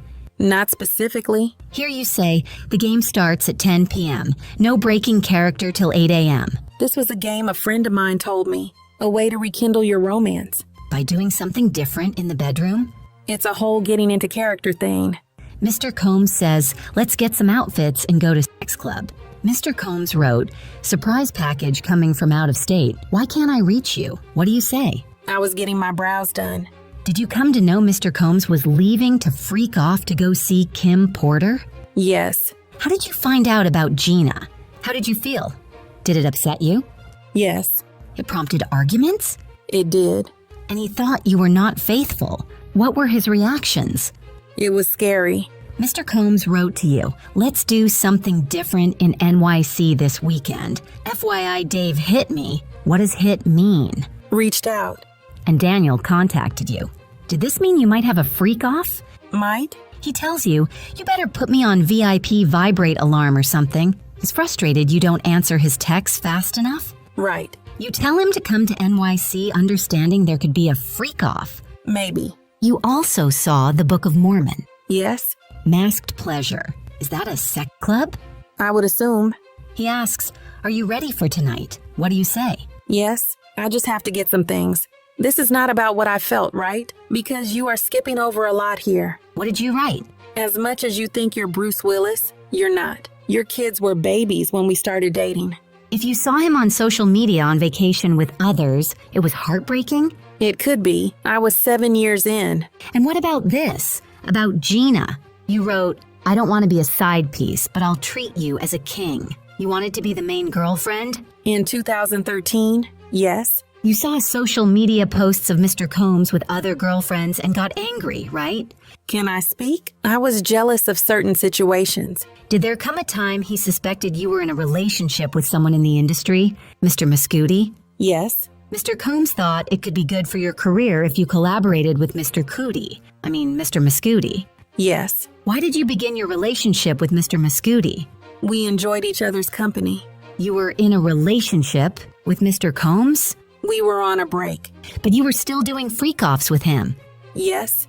After Mr. Combs found out by going through your phone, you went to see him. You knew he was upset. He previously attacked you. Yes. I thought I'd be safer with other people there. Your affair with Mr. Mescudi was only a month long, but you got a burner phone for it? Right. Mr. Combs kicked you in the back? Yes. This came up later in your relationship that you had cheated on him with Kid Cudi. He brought it up quite a bit. When he cheated, he said, well, you had an affair with Kid Cudi, right? Sometimes. He suspected you of having an affair with another person in the industry. You were in South Africa filming? Yes, Honey 3. While you were there, you saw a photo of Mr. Combs with Gina and were irate, right? Angry. You blocked him and focused on the movie, right? I tried my best. Mr. Combs suspected you of a relationship with whom? Michael B. Jordan. You sent a video not only to Mr. Combs, but also to staff. Who? D-Rock? Yes. You sent it to them because you were angry with all of them. I was hurt. I spent all my time with them. You thought they were in on it. The physical abuse. When did your father learn about it? Same time as my mother. Did Mr. Combs come to Connecticut to speak to your parents? I don't know if it was then. Kerry Morgan knew about the abuse. Yes. The eyebrow gash incident. What was it about? Didn't answer the phone and went to sleep. I was supposed to be packing for a trip. He was inebriated? I don't remember that. Why were you asleep? A drink at the Abbey had something in it, I think. Did Mr. Combs ever abuse you while he was inebriated, then say he didn't remember it? Yes. Did you feel he was not taking responsibility? Yes. For drugs, you'd both go to rehab? Rehab wasn't really a thing during our relationship. The freak-offs were an opportunity for you to take drugs together? Yes. You went a lot to Burning Man? Yes. Did you ever call yourselves Get High partners? We did. Did you take drugs from him without him knowing it? Yes. What was his reaction? Explosive. Did he tell LA dealers not to deal to you? Yes. You told Ms. Coram that you learned only after the fact that Mr. Combs had dangled Ms. Bongolan off the balcony? I'm not sure. You were on drugs? I'm not sure. You got a life coach for your drug use, according to this document. I don't know who that person is. You were doing a lot of drugs? It was a rough time. You tried to get into a rehab, the Golden Door. It was a spa. There was a time I lost all sense of smell and taste and woke up in a hospital with an IV in my arm. I tried then to get help. The time after San Bernardino, you learned that he had overdosed. A very strong opiate, yes. Were you ever not addicted to painkillers? We took Ibogaine. Where did you get it? Cancun, Mexico, separately. When Mr. Combs threw you off the boat in Cannes, when he accused you of taking drugs and squeezed your leg. Among other things. But you still wanted to be with him? I did. Switching topics, when you say Mr. Combs went with guns to find Suge Knight, do you remember telling the government that you did go with them? No. Let me show you. At this moment, the prosecution said, Just for the parties. Then they continued. I did not go with them, so I don't think I said that. You also did with Ms. Morgan, right? Yes. Do you recall telling the government that you did not see what he did, hitting her in the head with a wooden hanger? I saw the hanger. I saw he was angry that I was doing drugs with Kerry. This broke up your 17-year friendship with her? It did. Did you tell Mr. Combs about your relationship with your now husband? No. Ms. Morgan sued you and Mr. Combs. Made a demand. And you paid part of that? I did. And you haven't spoken with her since? Maybe one text. That was the relationship ender? Yes. You would heat up the baby oil? Yes. Now, is this from the day before the Intercontinental Hotel incident? At this moment, the prosecution said, This is a long document. We need time to read it. so they took a break. Is this from March 4th? At this moment, the prosecution said, With UCT time, it is March 3rd. then continued. Okay, Mr. Combs refers to accessories. For the premiere. You sent him an explicit message? Yes. He responded with with a number of M's. He wrote, "Too bad you have to work, LOL." He did. You ask him, "Are you feeling better?" Then he's discussing bodily function. Yes. Could we just clarify what time these messages are really from with the UCT? At this moment, the prosecution said, There's a stipulation on that. and this document was shown. You can pause to read it if you want. Then they continued. Mr. Combs went to your premiere lunch at the London Hotel? He did. Then he says, "I just got out of a spiritual therapy session." I asked, how did it go? He said, "It's a process. This is leading up to the hotel incident." You say, "Baby, I want to FO so bad." You were asked in your direct and said you didn't want him to ruin your premiere. Sure. Mr. Combs says, "If we start at 7 p.m. and go until 4 a.m., you can get enough rest after." Yes. He's saying it'd be a shorter than usual freak off? That's how I would understand it. What do you say? Carrie is here. We can't do it at my house. You say that guy is sick. I'm not going to ask you what you meant. So you were turning to Johnny. Was he a dancer or an escort? We hired him as a dancer, but he did what an escort does. Do you remember the beginning of this freak off in the Intercontinental? Not really. The drugs were bad MDMA, right? I have no idea. You believe Mr. Combs was blacked out for the Intercontinental event? I believe he was intoxicated. Everyone's definition is different. But you said blacked out. What did you write here? I wrote, when you get fucked up the wrong way. You meant drugs. And alcohol. Here Mr. Combs writes to you, I am so horny for you. At this moment, the prosecution objected and said this was not an evidence. Then they continued. Here Mr. Combs is asking you for sex soon after the Intercontinental, right? I was saying how he felt. What did you write back? I wrote, we need a different vibe than Friday at the Intercontinental. Mr. Combs wrote, fuck Friday, I don't even want to do that again. What did you write? I wrote, LOL, true. Mr. Combs suspected you of having an affair with someone else in the industry. What happened when he took your phone? We were in a car, and he told me to call my mother. When I did, he grabbed my phone and took it. It was a big fight. He was just gone. For how long? A few hours until my mother called the police. Did Mr. Combs go through your phone? I think so. And he called someone on it. The person you had an affair with? I don't know if he's playing anymore. But he was an NFL player, and he was jealous. Wasn't there a time he found out you were dancing with another person in the entertainment industry and took your phone, right? I don't remember. It was Chris Brown. I was not dancing with him. Look at this. It's from 2013. Now I see. What else did Mr. Combs take? My car, my passport, when he was angry. Let's refresh you about Mr. Combs being in rehab. I vaguely remember. Why did you go to Sedona? I went to Arizona to get away from the drugs. I'm going to go to a new topic. Mr. Combs told you to go get the video you'd heard about. What did you write? I wrote, you keep putting me down.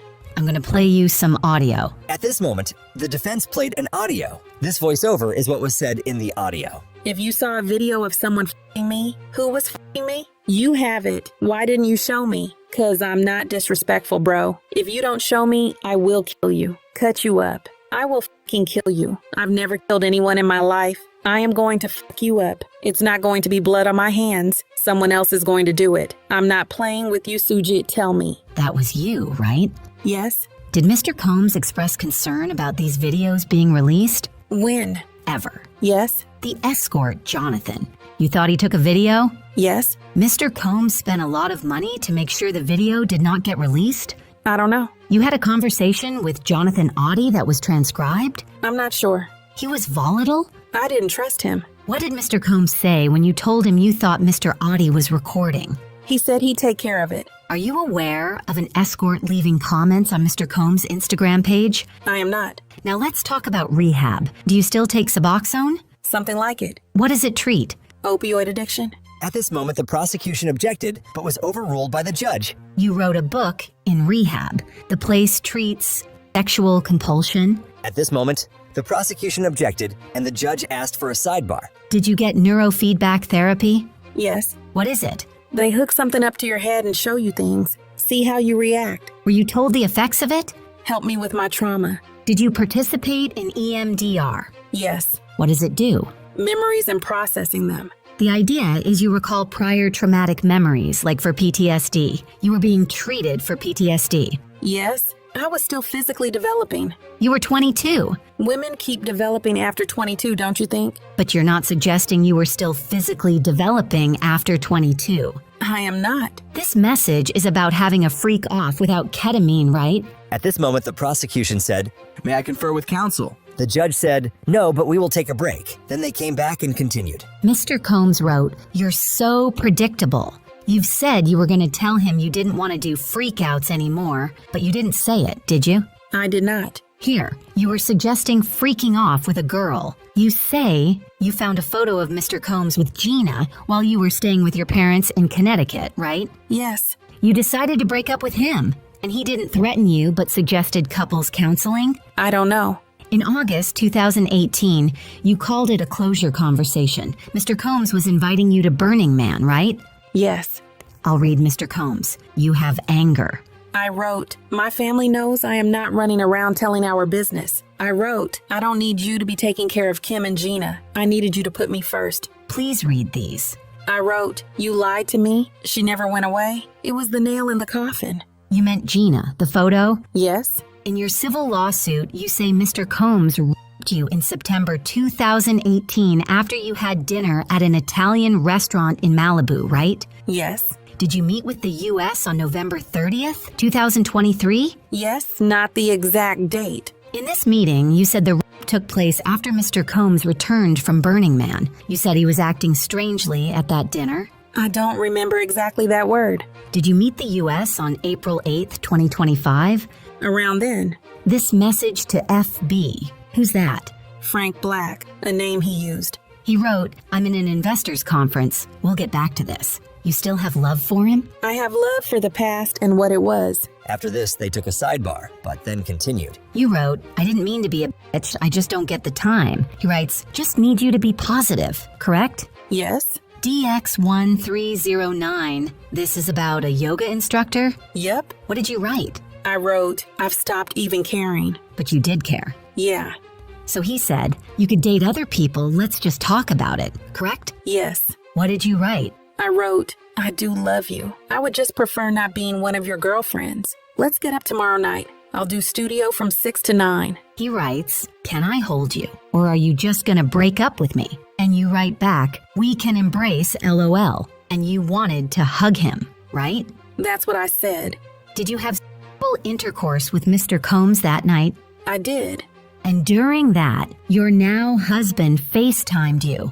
Yes. Your now husband didn't know you were with Mr. Combs at the time? I don't know what he knew. Later, he discovered it? At this moment, the prosecution objected, but was overruled. You didn't tell your husband you were raped. Not that evening. After Ms. Porter's memorial service, you wrote to him that you were going home. Why had he called Kim his soulmate? What was the 11 years all about? Yes. That was hurtful. At that time, yes. And after that memorial service, you never saw Mr. Combs again, right? I did not. He let you go, right? I never saw him again. I don't know about letting me go. You got married to the love of your life, right? At this moment, the judge interrupted and said to take a break. Ms. Ventura, we're almost done here. Thank you. I will read Mr. Combs' messages. You're going to make a beautiful mother. God bless. I said, thank you, God bless. I wrote, we should talk and have closure. Mr. Combs sent back a tear face emoji. He said, you were always my ride or die. I thought it was nice. You'd been craving that. Before. I don't think I was craving now. You shaped you over 11 years. You shaped each other? Yes. Your husband's a physical trainer? Yes. The house you grew up in Connecticut was relatively modest compared to mansions. Yes. You were preparing to tour with a Matt Testa. Yes, he's an engineer. Once you settled your lawsuit, you canceled the tour, right? Yes. Because you no longer needed the money? That wasn't the reason. After the hotel video came out, you posted on Instagram that domestic violence is the issue, right? Yes. I still feel that way. DX1015. Mr. Combs wrote, want to freak off one last time. What did you write? I don't want it to be the last time. I want freak off for the first time. No further questions. At this moment, the judge asked the prosecution if they wanted to redirect, and it begun. Ms. Ventura, you were shown this message where you ended. I don't want to freak off for the last time. I want it to be the first time for the rest of our lives. What did you say after that? Yes, I'm horny. Just got over a UTI. You were shown messages today in which you and Sean were kind and loving? Yes. Did those periods ever last? At this moment, the defense objected but was overruled. No, they didn't last. There'd be a downswing. What world did Sean open up to you?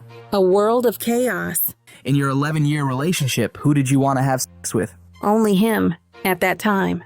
When Sean wrote, "Seduce me all day," what did you do? Write about FOs. Were you able to cancel work obligations for freak-offs? Yes, if I was told to. When you were shooting the movie in South Africa and you blocked him, how did he contact you? Through Mia. He said he didn't remember hurting you. Did you believe him? Not always, because I knew him. There were times he was pretty aware of what he was doing. It's just who he was. I'd seen him be violent with other people. On the way back from Cannes, what did Sean do? He played a video of me having sex with an escort. What did he say he'd do? he'd release it. When you got to NY, what did Sean ask for? A freak off or he'd release it. When Sean wrote, "You ready for tonight?" what did he mean? Freak off. What were you afraid he would do if you did not do that freak off? At this moment, the defense objected, but the judge overruled it. Then after Cassie said, I don't know that week. the judge interrupted and said, "Next question." Do you have any doubt that Sean raped you? At this moment, the defense objected, but was overruled. I have no doubt. After Sean raped you on August 18th, did you later have consensual sex with Sean during which your now husband FaceTimed you? Yes. Why did you cancel the tour? After I filed my civil suit, I was overwhelmed. Addressing the past the way that I chose to was overwhelming. I didn't want to go. Do you plan to file more lawsuits? No. Would you give the $20 million back if you hadn't have had to do freak-offs? At this moment, the defense objected, but was overruled. I would give it back to get my agency back. Did he beat you during freak-offs? Yes. Were you open to freak-offs at the beginning? At the beginning. Did you tell him when you no longer wanted to do them? Yes. More than once. What concerns did you have about saying no to freak-offs? Safety, career, love. No further questions. At this moment, the judge asked if there was a recross, and they continued, You knew Mr. Combs' preference was these freak-offs, right? I learned. It was part of being his girlfriend? Yeah. You kept your old device? Yes. And freak-off videos in this case. They were all on those devices you kept from 2012 and 2014. I don't know what year. You were able to stand at his side at the Met Gala. Being his girlfriend gave you access to producers. Yes. Beyond Kid Cudi, what other musicians were you put in the studio with? Were you put in the studio with Nicki Minaj? Yes. You were put in the studio with Lil Wayne. Yes. And with Rick Ross and Pusha T. Am I forgetting any names? You've got a lot of names. You are self-conscious about your musical talent. I wouldn't say that. You had a bad performance on 106 and Park. Early in my career. You did music videos. Were they successful? At this moment, the judge asked for a brief sidebar. Then they continued. D-Rock was like a member of your family? Yes. Like a brother. The assistant Mia, you also had a friendship with? Yes. Okay, here you begin with an explicit message, and he responds with one, you are actively sexting. Yes. You stated that you were feeling overwhelmed after filing your civil lawsuit, right? Yes. You recently received a settlement from the Intercontinental? No. You made a demand? Yes. $10 million, maybe. At this moment, the judge asked anything further, and the prosecution said, I just have one question. but the judge said, I was asking Ms. Esteval, can you wrap up in 2 minutes? And they continued. This is the last thing I'll ask you to read, Ms. Ventura. Thank you. We need closure and understanding. Why'd you keep your devices? I was afraid of what was on them. I wouldn't take them to the Apple Store. One question. You just reached a $10 million settlement with Intercontinental last week before trial? At this moment, the prosecution objected, but was overruled, and Cassie answered. Yes. That was the end of Cassie Ventura's testimony. After hearing the entire testimony together, instead of in parts, day by day, what do you think now? Did anything change in your opinion after hearing the entire testimony in one? Let me know in the comments down below. I'll see you tomorrow. Good afternoon. Where do you work? HSI in the Human Trafficking Group. I'm in the Crisis Negotiation Group too. Did you serve subpoenas in this case? Yes. When Sean Combs was arrested, where did you go? The Park Hyatt, room 2115, where he was staying. At this moment, the photo of the entrance was shown to the jury. What did you do? We assigned a letter to each room and began to search. What was your role? I took photographs of items, then signed them on the 6051 form. Was this found in the closet? At this moment, photos were shown of plastic bags full of Johnson & Johnson baby oil and Astroglide bottles. Yes. What was found in the bathroom? Several bottles of baby oil. Now the bedroom. What was found in the Louis Vuitton bag? Medication in the name of Frank Black. And that is this? Bags of pink powder found in the medicine bottle. At this moment, there was a stipulation shown agreeing it was found and tested by Customs and Border Patrol Lab. Reading stipulation. The pink powder was found to be ketamine, an MDMA in bottle. At this moment, physical evidence is passed around to jury. Then a photo was shown. What was found in the black mini pack bag? $9,000. Please take the cash out of the bag. At this moment, Special Agent Binda does and starts fanning out the bills. No further questions. After this, the judge asked, any cross? And the defense asked only one question. In the hotel room, did you see any bags and clothing indicating that a woman was staying with him there? Yes. After this, the judge said, the U.S. may call its next witness, and they did. Your Honor, the government calls Dawn Richard. Where are you from? New Orleans, Louisiana. From 2004 to 2011, who did you work for? Puff. Sean Combs? Do you see him? Yes. Who is depicted in this photo? Cassie. In 2009, did you observe an incident between Puff and Cassie? She was by Sean Combs. Kicked. Did you see more by him against Cassie? Often. When were you a member of this group? 2009 to 2011. The incident in 2009 when Sean Combs beat Cassie, where was it? In Sean Combs' LA home, we were recording. What did he do? He was saying, "Where the fuck is my food?" He grabbed a black skillet with eggs and tried to hit her over the head. Cassie dropped to the ground. What did she do? She went into fetal position. Then what? Sean Combs was kicking her in the head and body, then dragged her up to the first floor, glass breaking and yelling. I was scared for her, and for me too. Did you intervene? No. Did you call police? No. The next day, what happened? That it had been passionate and she was okay. That it would be better if we didn't talk. That people could end up missing. How did you understand that? Death. At this moment, the defense objected, and the judge said, sidebar. When Mr. Combs told you people could go missing, how did you interpret it? That people could die. I couldn't believe that this could be the beginning of a journey for us. As Diddy Dirty Money? Yes. What did you observe? He would drag her and kick her and punch her in the mouth. What would prompt these acts of violence? At this moment, the defense objected, but was overruled. When she would speak up for herself. Who in security witnessed these things? D-Rock and Bonds. Where did Ms. Ventura get hit? Her knees, her face, all over. Did there come a time you were in NY for a festival? Yes, in Central Park. In the residence, what happened?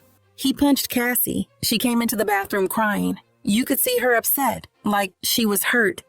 What injuries did you observe? Swollen eye. Why'd you remain with Ms. Ventura after this incident? I wanted her to feel supported. What's this? At this moment, the prosecution showed Don Richard a photo of Cassie in sunglasses, and Don Richard too. The Central Park event. Why did you wear them? Solidarity. The next assault, who was there? D-Rock, Capricorn Clark, Harv Pierre. Who was Mr. Pierre? At Bad Boy, answering to Sean Combs. Did they do anything? None of us did anything. When we drove back to LA, he slapped Cassie in the mouth and told her to shut the fuck up. How did the passengers respond? We stayed silent the rest of the ride. I asked myself, if he did that to someone he supposedly loved, what would he do to an employee? So I'd approach Mr. Combs with softness. Did you try to intervene in the relationship? No, for my own safety. Did you see Mr. Combs using drugs? Yes, weed, ketamine, Molly, cocaine. Opiates. That I never saw. Who brought him the drugs? One stop. He had it all, including Plan B, birth control. Did you see Mr. Combs with guns? Yes, handguns, on his lower back. Who else had guns? Security, D-Rock and Bonds. What did you do after Bad Boy? Sing. Whenever I got momentum, I'd get a FaceTime from him. How would you speak to him? Very soft. I'd always call him bro. Why did you not disclose the abuse you'd seen? I was told not to, by Mr. Combs and Harv Pierre. When did you speak out? 2024. I saw Ms. Ventura take the stand and tell the truth. At this moment, the defense objected, and it was sustained. Did you see Ms. Ventura file a civil lawsuit and then file your own? Yes. You are aware there's a motion to dismiss your lawsuit? I have civil lawyers. You sat with the prosecutors, and your allegations have changed? I've been consistent. You testified he attempted to hit her about the eggs, and Ms. Ventura dropped down in a fetal position, right? Yes. Did you ever say you heard a pan hit the wall? You didn't see it? I don't recall. Would you agree with me it has been hard for you to keep your story straight with respect to this egg incident? I told it as close as I could. The day after, you say Mr. Combs said people go missing? Yes. Let's go to your interview on March 18th, 2025. You did not say anything about Mr. Combs told you people go missing. I don't recall that. No worries. I'm going to show you a document for the parties only, page 5. Isn't it true the first time you said this was a week ago? Would you like me to show you your previous interviews? I know what I said. You said Mr. Combs made a death threat, one that you didn't recall 7 times? Let's move to alleged incident before the Central Park concert. You are aware there was a camera crew? Not in the bathroom. You were filmed in the park. Are you aware if the video has been turned over?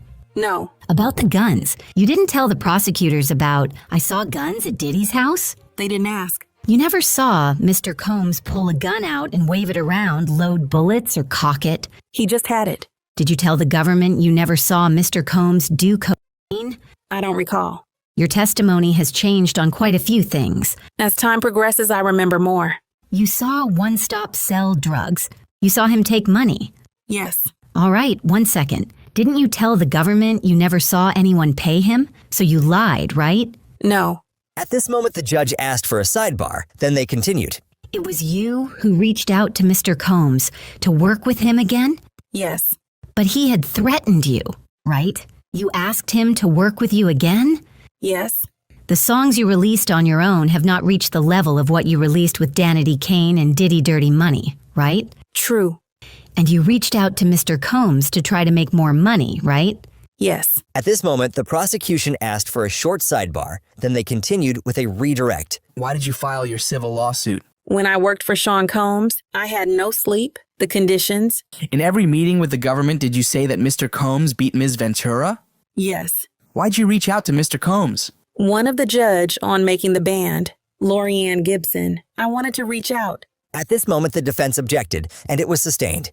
How often would you hear from Mr. Combs after you left Diddy Dirty Money? Sporadic. Why did you reach out? To help Kalina Harper. No further questions. At this moment, the defense asked for a sidebar. Then the recross began. You admit you reached out to Mr. Combs to re-engage. You claim only to have a relationship with Lorianne Gibson. But if it got back together, you'd have to see Mr. Combs more, right? Yes. You sued for money, right? For justice. But the suit asks for money, right? Yes. No further questions. After this, the prosecution asked for a redirect again, and they took a break. The government calls Kerry Morgan. Where do you live? Los Angeles. Who is this? Cassie Ventura. What was your relationship? We were best friends. Her boyfriend to me. Do you see him here? Yes, there in a yellow sweater. Let the record reflect the witness had identified defendant Sean Combs. Why are you here? I got a subpoena. Where did you live with Cassie? Manhattan. Did Cassie drink? Not much. Any drugs? None. What was she doing for work? Modeling. Then she recorded me and you. When did you learn they were dating? 2007. Did you travel with Cassie and Mr. Combs? Yes, Ibiza, Miami. What did Mr. Combs provide? Molly, marijuana, ecstasy. Which did Mr. Combs take? All. Did you take drugs alone with Cassie? Opiates. How did Mr. Combs act? He would yell at Cassie. She lost her confidence, big time, lost her spark. Did Mr. Combs talk down to Cassie? Yes, about her looks, who she talked to. Did he contact you looking for her? A lot. Sometimes he would call 50 times in a row. Would others call you for him? Yes, Christina Coram or KK. Did you witness assaults? Yes, first in the Hollywood Hills. Ruben, one of his security guards, was there. What did Mr. Combs do to Cassie? He kicked her. What did she do? Nothing. I told Ruben to do something. He indicated he wouldn't. Then what? We left the house. Cassie and I were hiding by someone's front steps. And the next time? In Jamaica. I saw him drag her by her hair. I ran back to get my purse and phone so we could leave. What did you see next? I thought she was knocked out. Then she got up and ran into a wooded area. What happened next? There were 2 golf carts in the driveway. I got in one and Sean got in the other. We went in different directions looking for Cassie. Did you find her? Yes. Then we hid in a ditch, whispering.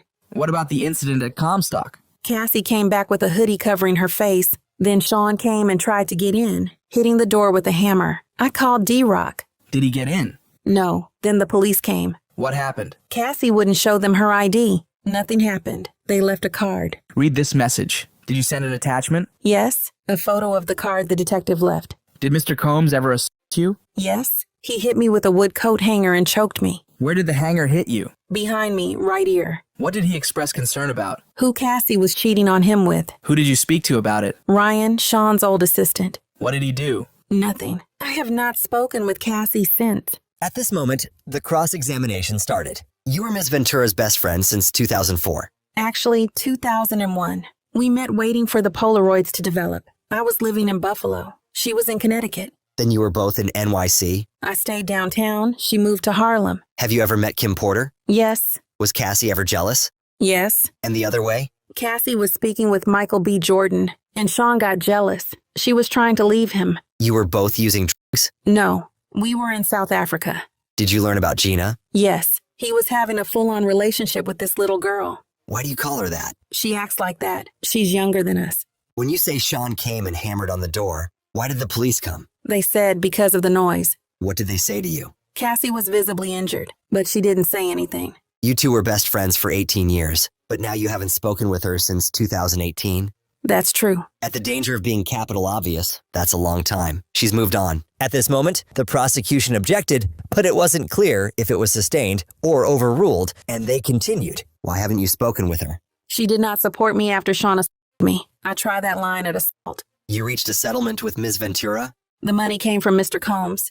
Do you know if Louise Hayes is a self-help author about self-affirmation? Yes. Why did you send him this? With words of encouragement? I don't remember sending it. Okay. I want to show you a few more photos, but first let's talk about the incident when he put his hands on your neck. Were you and Cassie using any drugs at the time? No. What did he say? He said, who is she cheating with? You went to an urgent care and not the hospital? Right. But you told the prosecutors it was bloody, and you went to the hospital. I don't remember that. Look at this. I see that I said that. At this moment, after the defense ended their cross-examination, the prosecution recrossed. Do you remember Mr. Agnifilo asking you about an incident in L.A.? At this moment, the defense objected, but was overruled. And he hit her, like in Jamaica, arguing about jealousy. What happened in Jamaica? He dragged Cassie by her hair, a 50-yard hallway. Was he talking about jealousy? No. He said she spent too long in the bathroom. Nothing further. At this moment, the judge asked if there was a recross, but the defense said no. And that was the entire Kerry Morgan testimony. Now let's look at David James's testimony. Why are you here? I've been subpoenaed. Were you Combs' personal assistant? From 2007 to 2009. Who is that in this photo? That is David James. That is yourself? Yes. I went to college in Michigan. Later, I faxed my resume to Bad Boy. Where was the interview? 1710 Broadway. Who'd you meet? Tommy, his sister Keisha, and others. How did they test you? They gave me 40 appointments and asked me to make a schedule. You had to know, for example, what time a particular show on Hot 97 came on. What did Mr. Combs ask you? To make a spreadsheet for Miami. I said I'd know his food and restaurant preferences. He asked me why I'd make a good assistant. I said, can't stop, won't stop, I got the job. Did he have others? Ms. Robles, Mr. Barber, others. What would you do as assistant? Bad Boy to 5, then out to dinner, then to the studio to 3 a.m. We'd get a call time at the end of the night. Did you travel with Mr. Combs as well? Yes. Who were the security staff? D-Rock, Bonds, Uncle Paulie. You worked 20 hours a day? Yes, security did too. What did security staff tell you? To stay in my lane. Who said that? Bond Uncle Paulie. Focusing on his personal chef. Who is it? Chef Jordan. Did Mr. Combs have girlfriends then? Kim Porter. Sarah, Tara, Yana, and Cassie. What was your first conversation with Cassie? We were on Star Island. Kerry Morgan was there too. Cassie said, this lifestyle is crazy. I asked her, why don't you leave? She said, Sean controls my life, my music. He pays for my apartment. Next conversation? It was about her music, but the album never came out. Did you overhear a conversation? Yes. Mr. Combs said, Kim is my queen, out in LA with my family. He said, I have Cassie right where I want her. She's young and moldable. Your Honor, how much longer do you want to go? This would be a good place to break. What about physical violence between Mr. Combs and Cassie? Did you personally observe it? No, I did not. Do you remember a blog post? Yes, I was in LA when he came back from a club. What did Mr. Combs say? That someone was lying on him saying he hit Cassie at the club. He went through my browser history. No one had ever done that to me. Did Mr. Combs give you instructions about Cassie? To bring her food at the London Hotel and some Roscoe's. What is Roscoe's? Some delicious fried chicken in Los Angeles. What did you do for Mr. Combs in NY? I'd bring him applesauce, Jell-O, Fiji water, his toiletry bag with ointments, just for men. We bought 40 items so he wouldn't call us later. I'd get a key, like at the Trump International. I'd set up the medicine bag in the personal LV bag. What was in it? A Viagra, ecstasy, perks. How did you go about replenishing these supplies? I'd use my personal credit card. Bad Boy paid me back. Who paid you back? Usually Bonds. Did Mr. Combs ever stay alone in a hotel? Never. Usually Cassie, sometimes other women. Did he ask you for things during a stay? He'd text me for an iPod or food. Did anything strange ever happen? Yes, in Miami. He asked for an iPod from his house on Star Island. I drove it to his hotel and knocked. No answer. I had the key. I'd set up the room. What did you see? Cassie on the bed. There was another person who sort of scurried away, and the shower was on. I thought Mr. Combs was in there. How was she sleeping? On her back. At this moment, the defense objected, but was sustained. What about the other person? He was about 5 feet 8 inches with long hair and a large endowment. He scurried away. Did you ask anything? I wasn't hired to ask about their personal affairs. Did you ever pick up drugs for Mr. Combs? Yes, Percocets at a pharmacy, sometimes in my name. Did you give him permission to use your name? I don't recall that. Was there a drug dealer? Yes, one stop. He met with a lot of people? Yes. even former presidents. Which one? Former President Obama? What was your understanding would have happened if you hadn't done these things? At this moment, the defense objected, and the judge sustained it. Did you ever take ecstasy? Yes, I was drinking Cyrock, I took ecstasy, I was diddy bopping. What do you mean? I was vibing. Did you speak with Mr. Combs about it? He was reviewing footage of the party. We had a videographer who filmed the parties. He asked me, "Hey Playboy, was that you dancing around at the party?" I said, "Yes," and he said, "I'm going to keep the video in case I ever need it." Meaning? That I'd be embarrassed. Did anything ever go missing? They said a bracelet was missing. Uncle Paulie came to my hotel room and searched my belongings and those of my girlfriend at the time. Could you have said no? At this moment, the defense objected, and the judge said to move on. Did you ever have to take a lie detector test? Yes. Who was present? Just me and this gentleman. It was very intimidating. They put monitors on my head, my chest, and my hand. Could you refuse? Not to keep my job.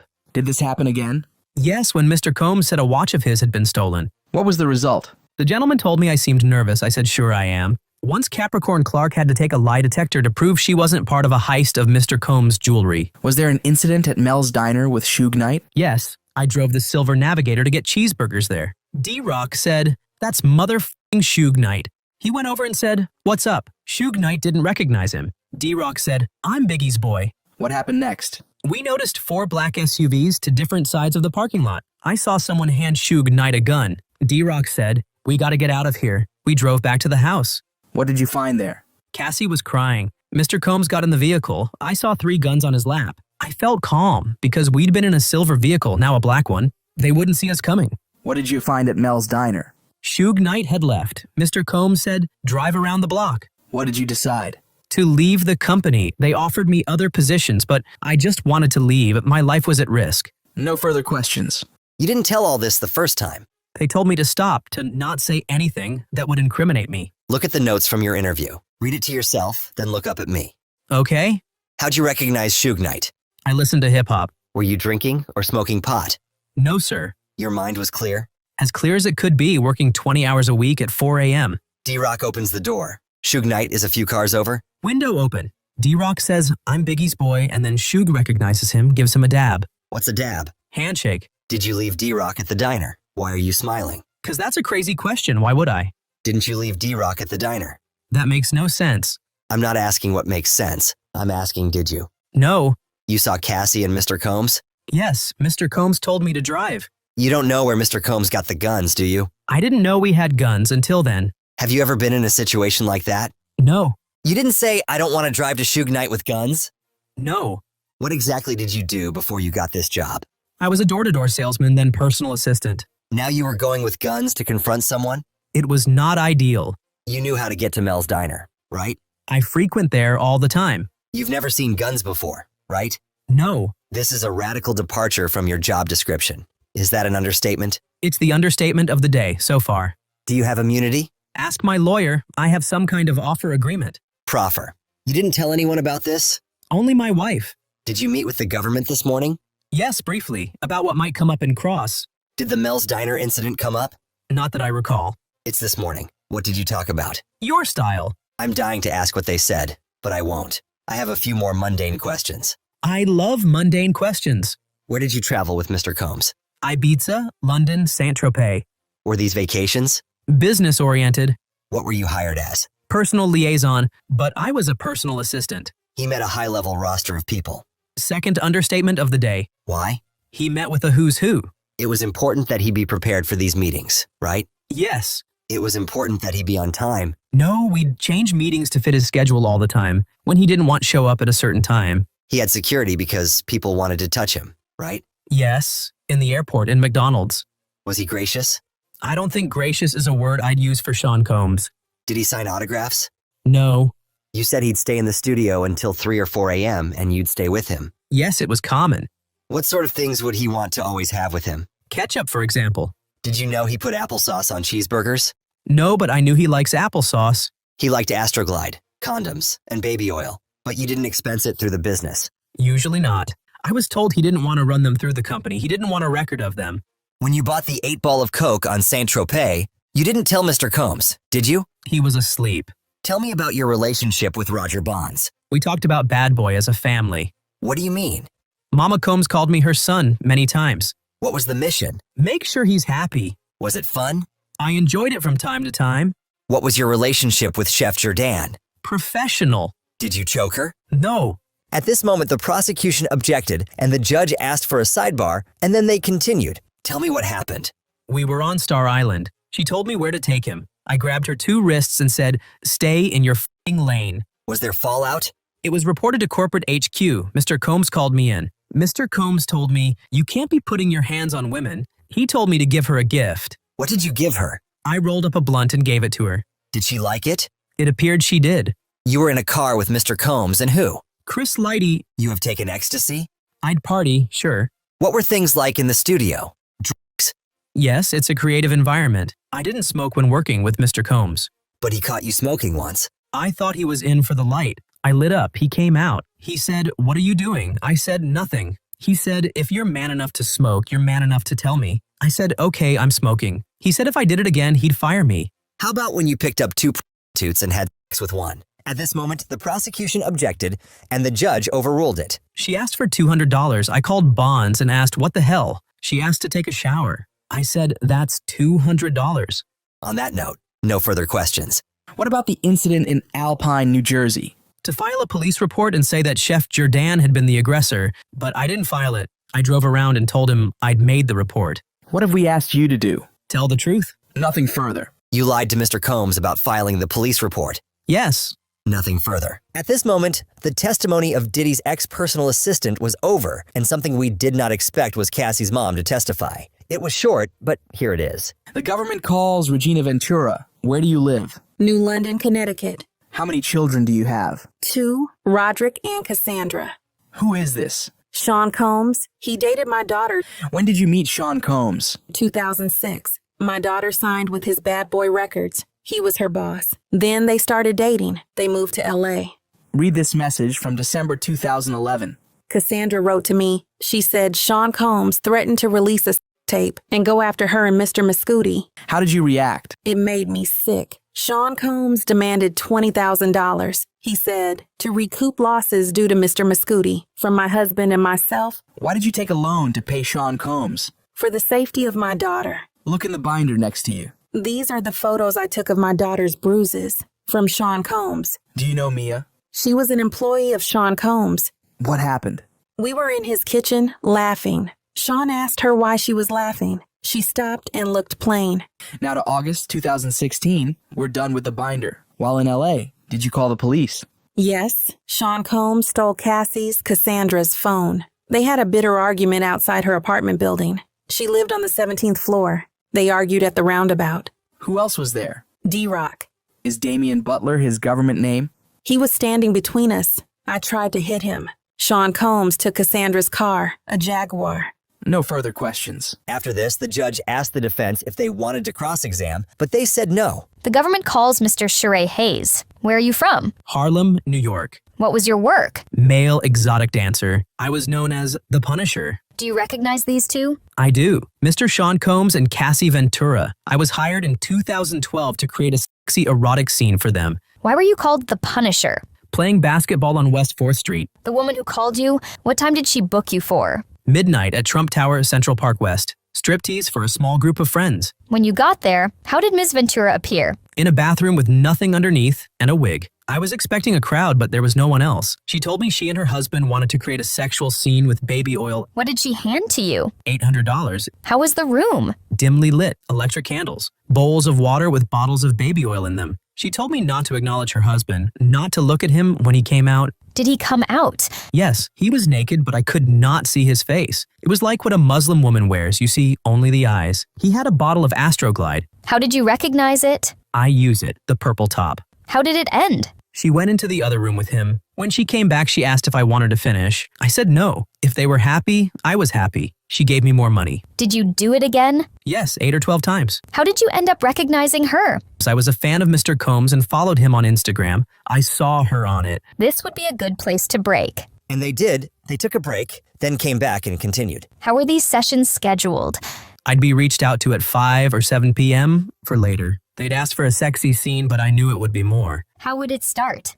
Baby oil, a sexy atmosphere. Mr. Combs would direct. How did the direction work? Mr. Combs might say, sit forward, move the camera, or what would happen sexually, you know. One time during sex, he dropped a stack of money. He said, I like this shit. How much baby oil did you use? A lot. We were supposed to be glistening as much as possible.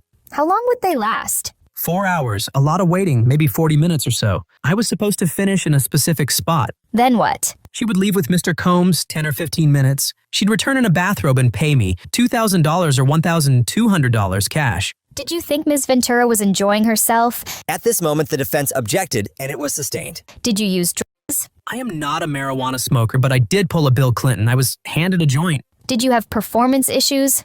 Having the woman's partner there, yes. Did the issues affect your pay? At this moment, the defense objected but was overruled. I wasn't sure how they calculated it. One time, Mr. Combs threw condoms on the couch next to us. I struggled. It was a failure. What happened? They went out. I finished. She came back and thanked me for privacy. What did you think would happen next? I was worried I would not be used again. I hadn't done my job. He has said, I want to see you pay her, and I couldn't. Are you writing a book? Yes, self-help about my ED. It's advice. In your book, do you write about your time with Mr. Combs and Ms. Ventura? Yes, I call them a married, wealthy couple. How long is it? 6 pages out of 186, I sensationalize it. I wanted it to be enjoyable. Highs and lows. No further questions. At this moment, the cross-examination began. I'll try to make this as harmless as possible. Congratulations on your book. What's it called? In Search of Freezer Meat. What's harder than that? Good title. You have a website? Yes, now I'm a co-owner. All the male dancers are independent contractors.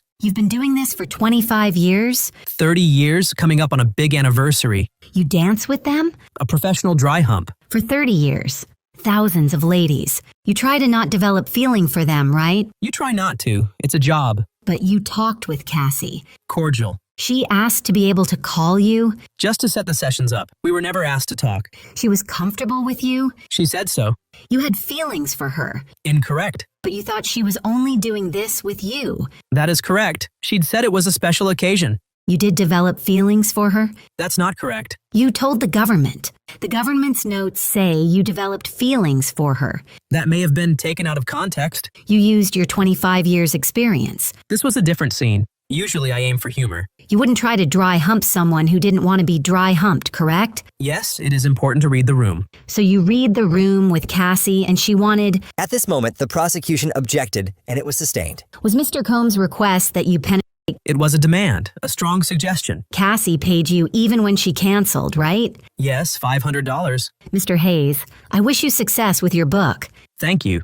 What made you think Ms. Ventura was enjoying herself? It was the first time unprotected. Without the details. At this moment, the defense objected, and the prosecution said, No further questions. Then the defense asked one more question. What do you mean by steamy? I felt it was enjoyable for Ms. Ventura and Mr. Combs. At this moment, the testimony of the male dancer was over, and the government called their next witness. The government calls Special Agent Gerard Gannon. Where do you work? HSI in Miami in the National Security Group. In March 2024. The HSI Human Trafficking Group.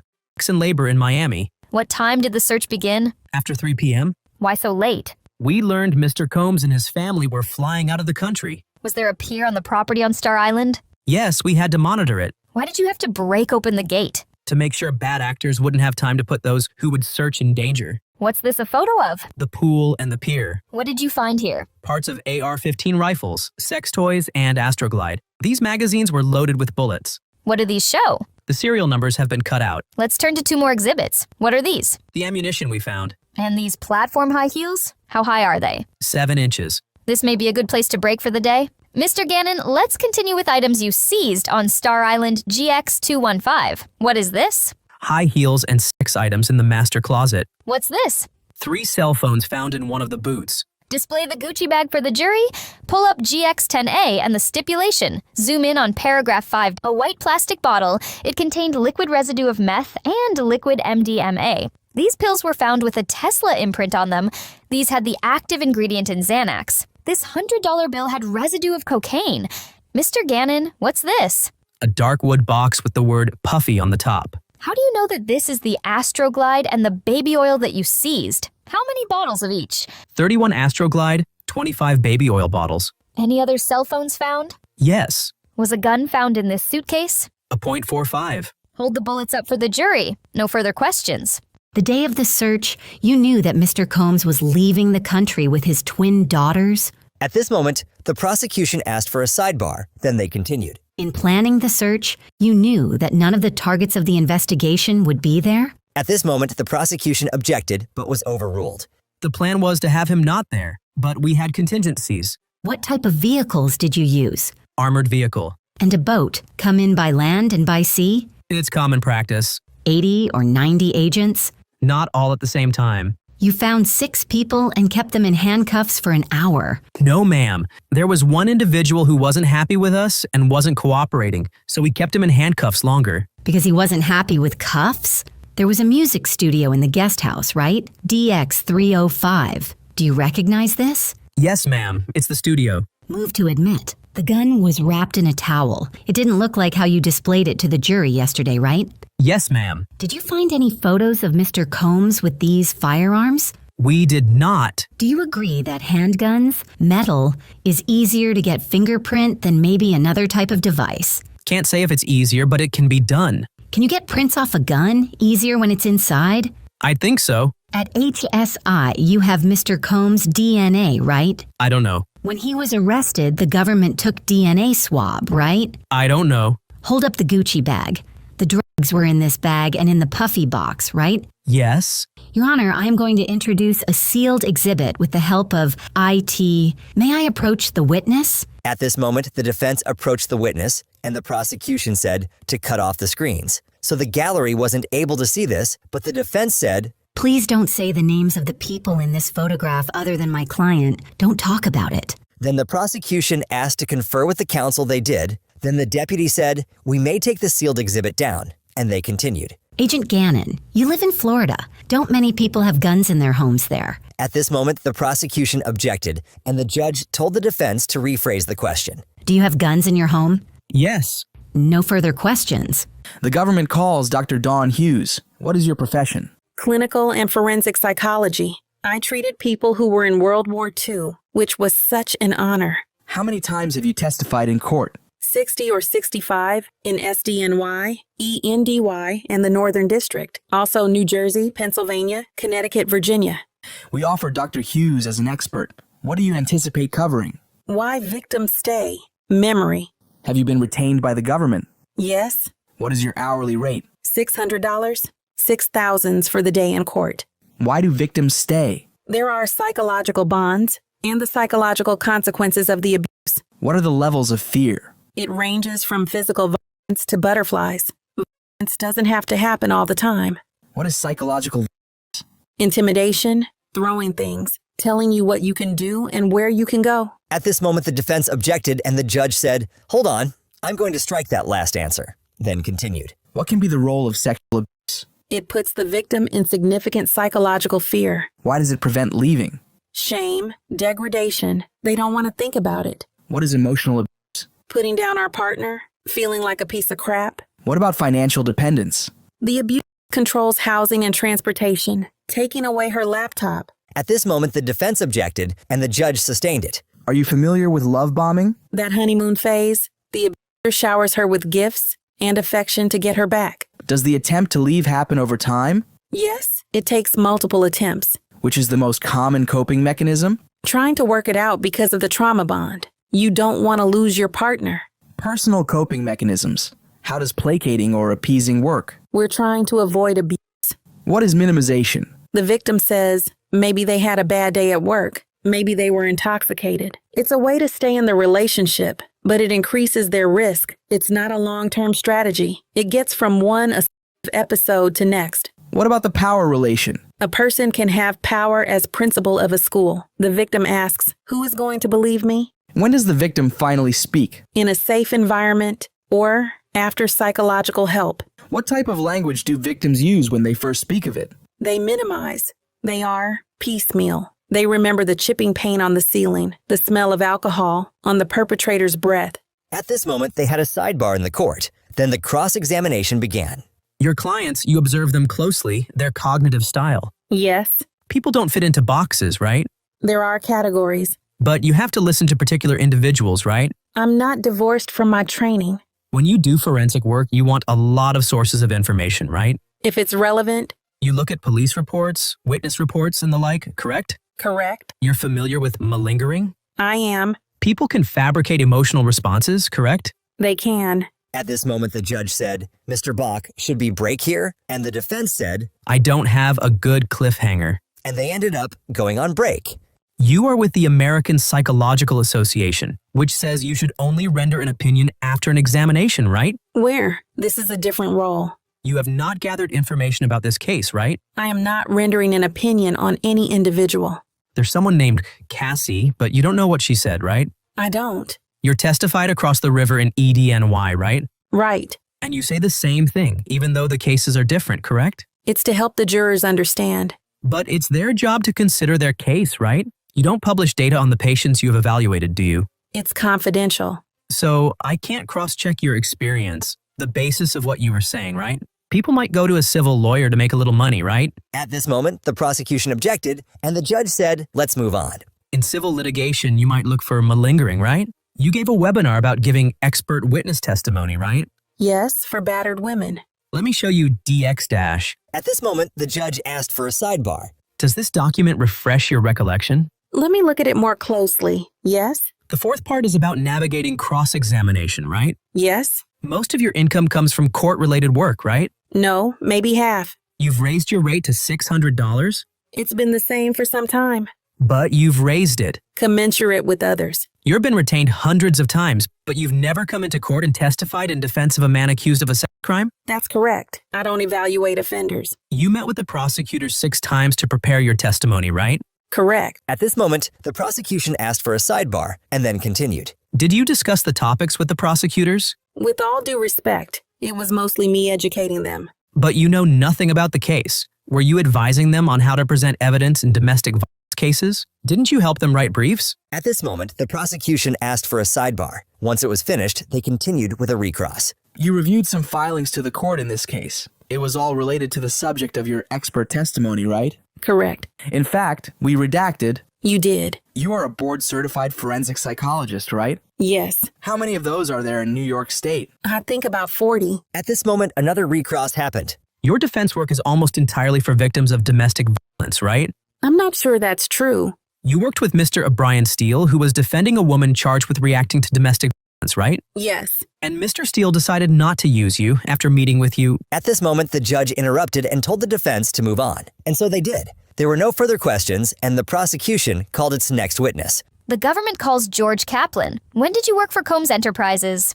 2013 to 2015. What fell under that holding company? Clothing, liquor, entertainment. I was executive assistant to the chief operating officer. Where did you work? 1710 Broadway, NYC. What was your next position? Executive assistant to the chairman, Mr. Combs, from September 2014 to September 2015. Who did you report to? Ms. Coram, KK, she essentially ran Mr. Combs' life. Where did you report? L.A. What did you do? Carried his bags, made sure things were when he wanted them. As he trusted me more, he had me around more. I'd set up hotel rooms. How many hours a week? 80 to 100 hours a week. How much did you get paid? $125,000 a year to start. What did you do in the morning? Make sure everything was in the bathroom, the breakfast cooked. He was recording a mixtape, so we worked late. Who was security?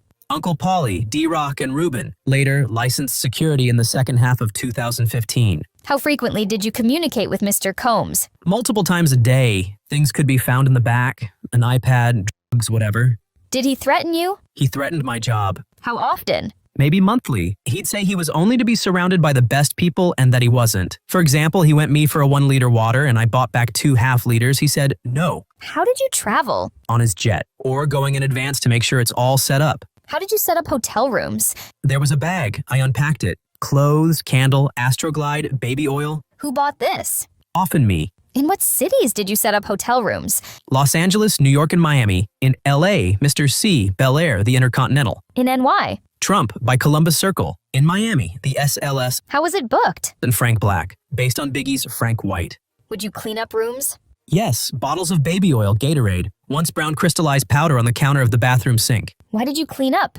Not hotel staff. It was implied, protect his public image. I was keen on doing that. Explain. At this moment, the defense objected and the judge overruled it. I found hotels would sell photos to newspapers to shame guests. Did he reach out to you from the room? for food, clothes, sometimes drugs. I did it. What drugs? Dop kit. Illegal drugs? At this moment, the defense objected to the word illegal, and the prosecution rephrased the question. What other drugs? Advil, ketamine. What's he ask for? I picked up drugs for him, MDMA. Who asked? Mr. Combs in LA and Miami. In Miami, Mr. Combs asked me to call a person. He came and gave me a bag of pills, MDMA. I gave him cash. I gave the pills to Mr. Combs.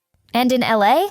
I went out and met the person in Hollywood. I gave money. He gave me a bag. When did you carry cash for Mr. Combs? $50,000 on his private jet. Did you pick up cash for Mr. Combs? $10,000 at Western Union from Combs Enterprises. What long-term relationships of Mr. Combs were you aware of? Cassie, Kim, Gina. Who was Kim? Mother of his children. Cassie? Girlfriend. Gina? Another girlfriend.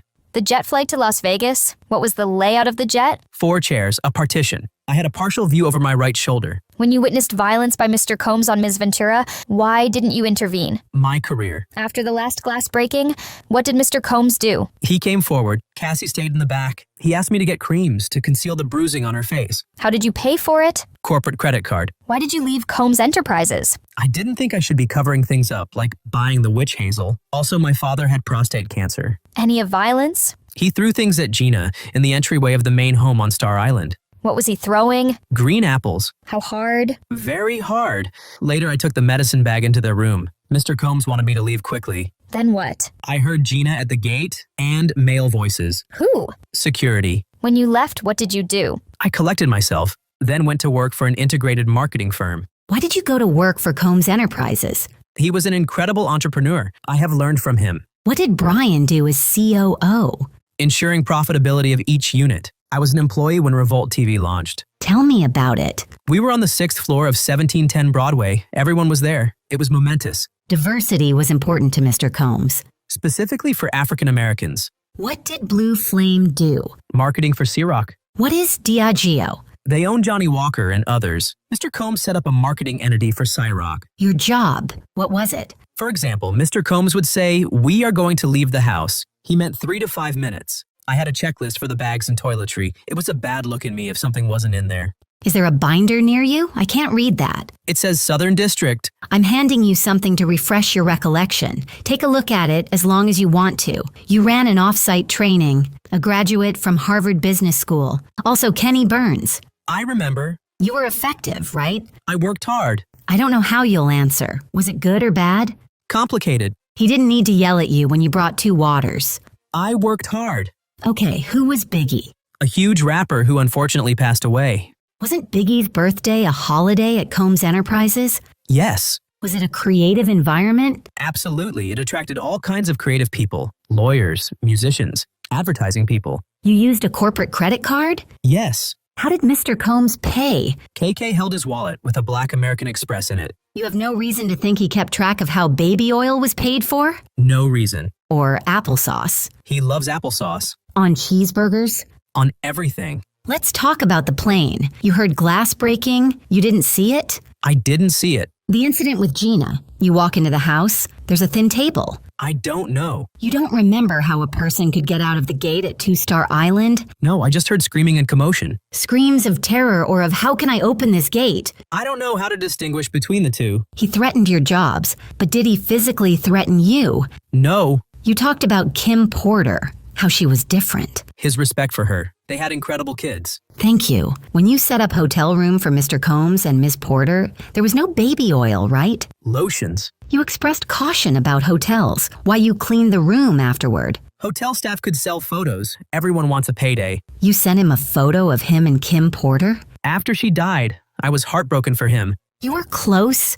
I invited him to my wedding. I didn't hear back. At this moment, the defense objected, and everyone in the courtroom was surprised. Then they continued. You respected him. Yes. What's this photo of? Me, KK, and Mr. Combs at Teterboro Airport. He just got the jet. That's why there's champagne. You're happy there, right? No, refresh it. It's that I was glad I had found the mascara in the back seat. They found you and subpoenaed you? I had to retain counsel right away. At this moment, the redirect began. Which incidents shook you? The plane with Cassie and the apples with Gina. I felt guilty. I didn't do anything after the incident with Cassie on the plane. But you didn't see any injuries? People can be injured without injuries being visible. The tonality and tension with the apples he threw at Gina, it was troubling. You told Ms. Coram about both incidents? Yes, and I told her I am unwilling to stand behind the behavior that I was quitting. Did Christina say she would quit? No. How long did she stay after you told her? Until recently. At this moment, the government called their next witness. We call Scott Mescudi. What did you do for work? I'm an actor and musician, known as Kid Cudi. Who is this? Cassie. We dated in 2011. Who else was she involved with? Sean Combs. What did you know about their status? That she and Sean Combs had some problems and they weren't dating anymore. In December 2011, did law enforcement respond to your home?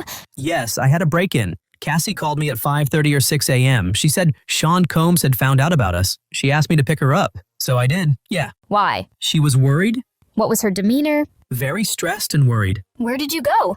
The Sunset Marquee. Why? I thought it was safe, off the radar. Who else did you speak with? Capricorn Clark. She sounded near tears. What did she say? That Sean Combs in the car, near my house. At this moment, the defense objected but was overruled. You called Sean Combs? I did. He said, I'm over here waiting for you. When you arrived, what did the outside look like? Pretty normal. Any security camera? Yes, but I found out they weren't working. But the security cameras had been moved. Did you move them? No. What did you see inside your home? Gifts were open, some stuff I got from Chanel, and my dog was locked up in the bathroom. How did you usually leave your dog? I let him roam. How long had you had your dog? 3 years. What changes were behavior of your dog after the break-in?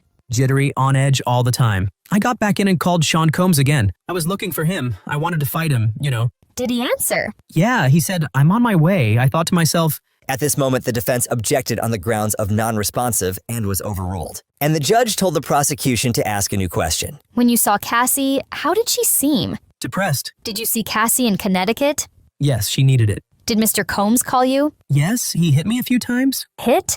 Called me. What did you say? That I didn't want to talk with him. He broke into my house, hurt my dog. Did you and Ms. Ventura break up? Yes. What about your car? My dog's babysitter called me and told me my car was on fire. Where were you? At a relative of my ex-girlfriend. Where did you go? To my house, 8925 Hollywood Hills Road. Let me show you 6 pictures. Do you recognize? My Porsche. That's the damage to my Porsche from the Molotov cocktail. Who took these photos? Chip, a good friend and collaborator. What's depicted here? The hole they cut in the roof of my car to put in the Molotov cocktail. What was your reaction to your car being set on fire? What the fuck? At this moment, the defense objected but was overruled. Was the damage on your car present before the call from the dog sitter? No. Did you think it was accidental or intentional? Intentional. Where did you last see Ms. Ventura? At the Soho House. I'd reached out to Sean Combs and said, let's talk. This is getting out of hand. At this moment, the defense asked for a sidebar. The judge said, do you have an objection? The defense said yes, and the judge said, sustained.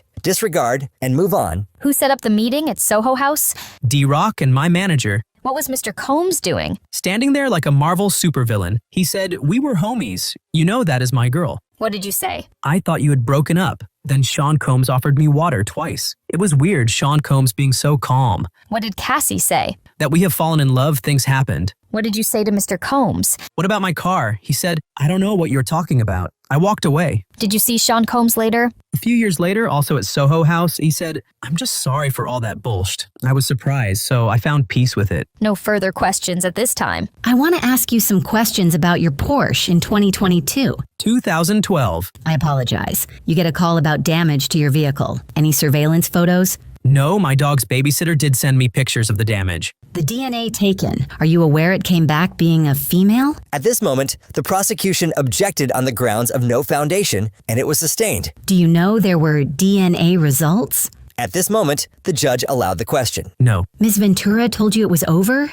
We just stopped talking. You told this honorable court and this jury that she played you? Yes. She played you and you had no clue? No clue. In 2011, you went on a tour? Yes. 65 locations? Yeah. At that time, Sean Combs as an icon, fair to say? Yes. You and Ms. Ventura had a sexual relationship. At this moment, the prosecution objected. Then they had a sidebar, but then continued. Mr. Steele, can I At this moment, the judge said, no, you can do that on redirect. Do you want to tell me something? Sean Combs asked about me doing a song with Ms. Ventura in 2010. Thank you. You believe they left your front door unlocked? Yes? No forced entry? No. Just presence open, door in the bathroom. I'm not belittling, just asking. You called Sean Combs? Yeah. He was calm? Yes. You went to see him? You didn't think he had a gun? I couldn't call it. You are a strong person. That's how you categorize yourself? Yeah, this crossed the line. Ms. Ventura told you she was abused, Yes, but she never said she was sexually abused, true? she did not. You loved her? Tell me if I'm wrong. I did. You got played by the same person who played Mr. Combs, Cassie Ventura, in the 13 years since. Have you ever been notified in California that there has been any more action on this car fire? No. Did Ms. Ventura have multiple phones? I don't remember. 35-12. If I said it, I said it. Do you know what a burner phone is? Untraceable. The trespass. You call it a break-in. Ms. Ventura told you she'd given your home address to Mr. Combs. Yes, in the morning. No more questions. Thanks. No problem. What did Ms. Ventura confide in you about abuse? That he would hit her, sometimes kick her. The day of the break-in, was she carefree? No. What did Capricorn Clark tell you?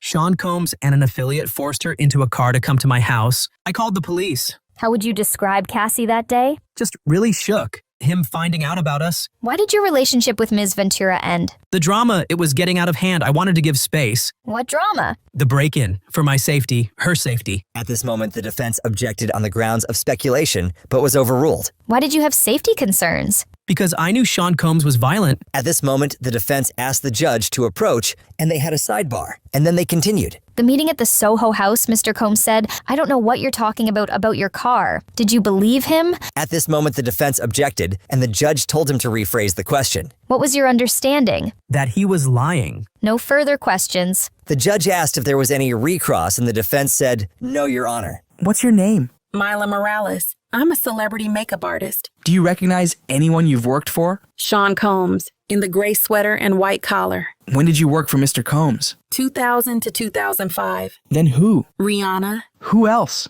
Jennifer Lopez, Cassie. When did you work with Cassie? 2007 until COVID. She was like a little sister to me. How much older than her are you? A few years. Did you see her with injuries on her face? 2010 Grammy weekend. Prince party. Where were you with her? Beverly Hills. I fell asleep in the room and woke up to a commotion. Cassie walked in, then Sean asking, where the fuck is she? What did he do? Walk into the bedroom, shut the door. What did you hear behind the door? Yelling and screaming. Both of them. Then Sean Combs left. What did you see next? Cassie. She had a swollen eye and knots on her head. I packed her things up. We went to my house. Then? My doctor friend came and examined her to see if she had a concussion. What were you afraid of? Sean, I feared for my life. At this moment, the defense objected and said, move to strike, and the judge overruled it. How long did she stay? Days. Have you done interviews about this? A couple. Were you paid? No. Did you provide evidence? Photos of me and Kim Porter. Early 2000s.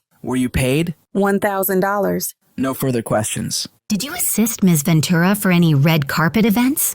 Possibly. And some music video. Black and yellow. We have photos. 647, please. The goal was that she looked put together? Yes. These photos show your artistry. You reposted them on Instagram? Yes. You were in her hotel room, though you lived near. Yes. You met Ms. Ventura's family. Her father. You called a doctor and a lawyer. The lawyer lives in San Francisco. You provided emotional support. Yes. You did an interview with CNN and with Extra TV, Don Lemon, Piers Morgan. Yes. Did Dateline reach out to you? I don't look at those anymore. Did you ask the government if you could do more? Look at this. So you asked permission to speak to Dateline? Of course I asked. After the incident, neither Mr. Combs or anyone from his company ever approached you. No one did. For a documentary, were you paid? Therapy? You sold the photos to CNN for $1,000? Yes. No further questions. Frederick Zimmer, the general manager of the Hermitage Hotel LA.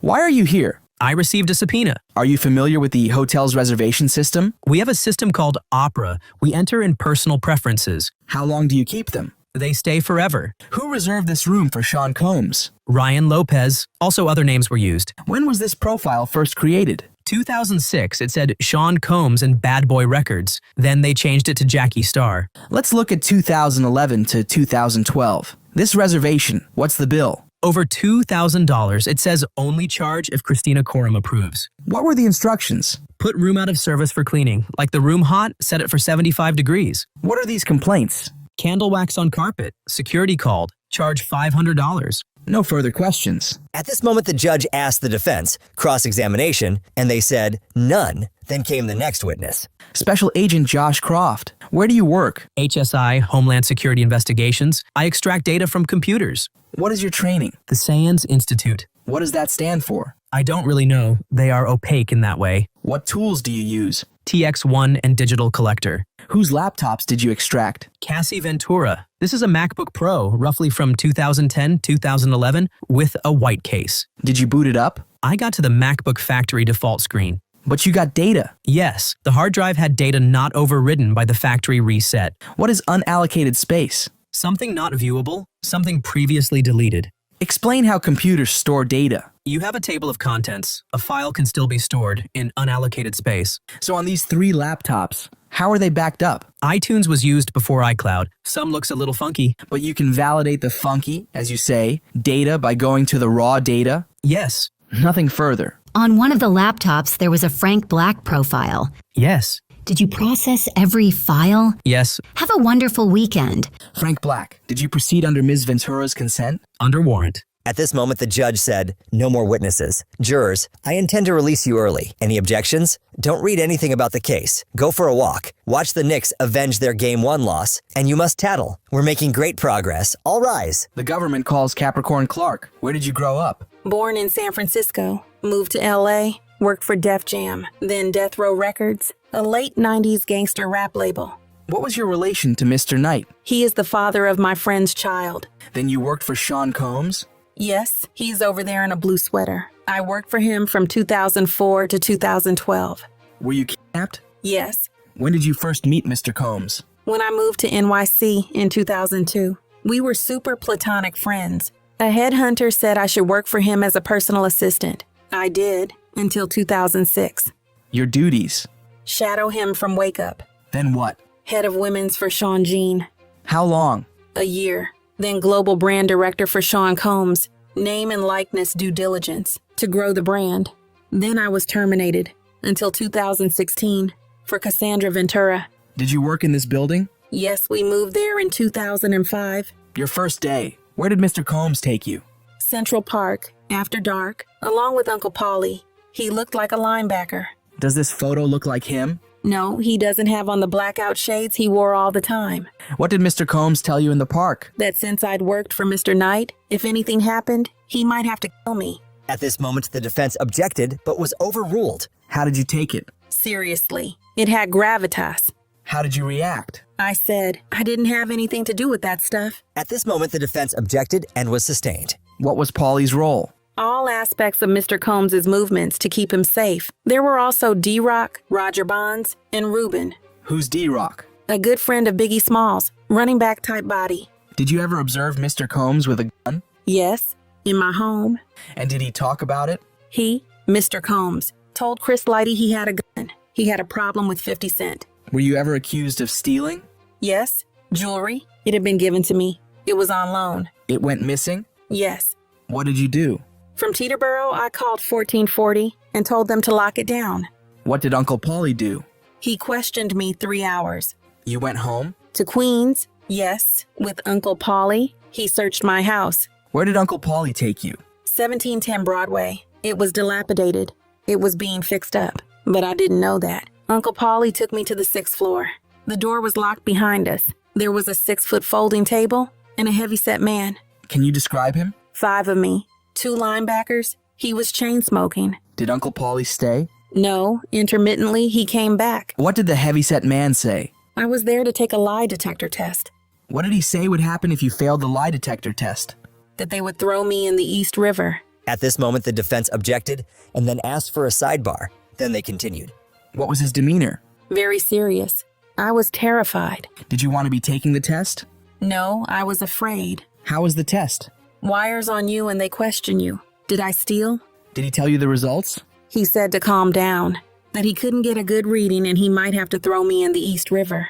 Anyone else in the building? Not to my knowledge. Could you leave? No, Paul said no. What did Paul say at the end? That he'd come back the next day to figure this out. We started again, another lie detector test in the same location, all day. Were you free to leave? No. How long did this go on? 5 days.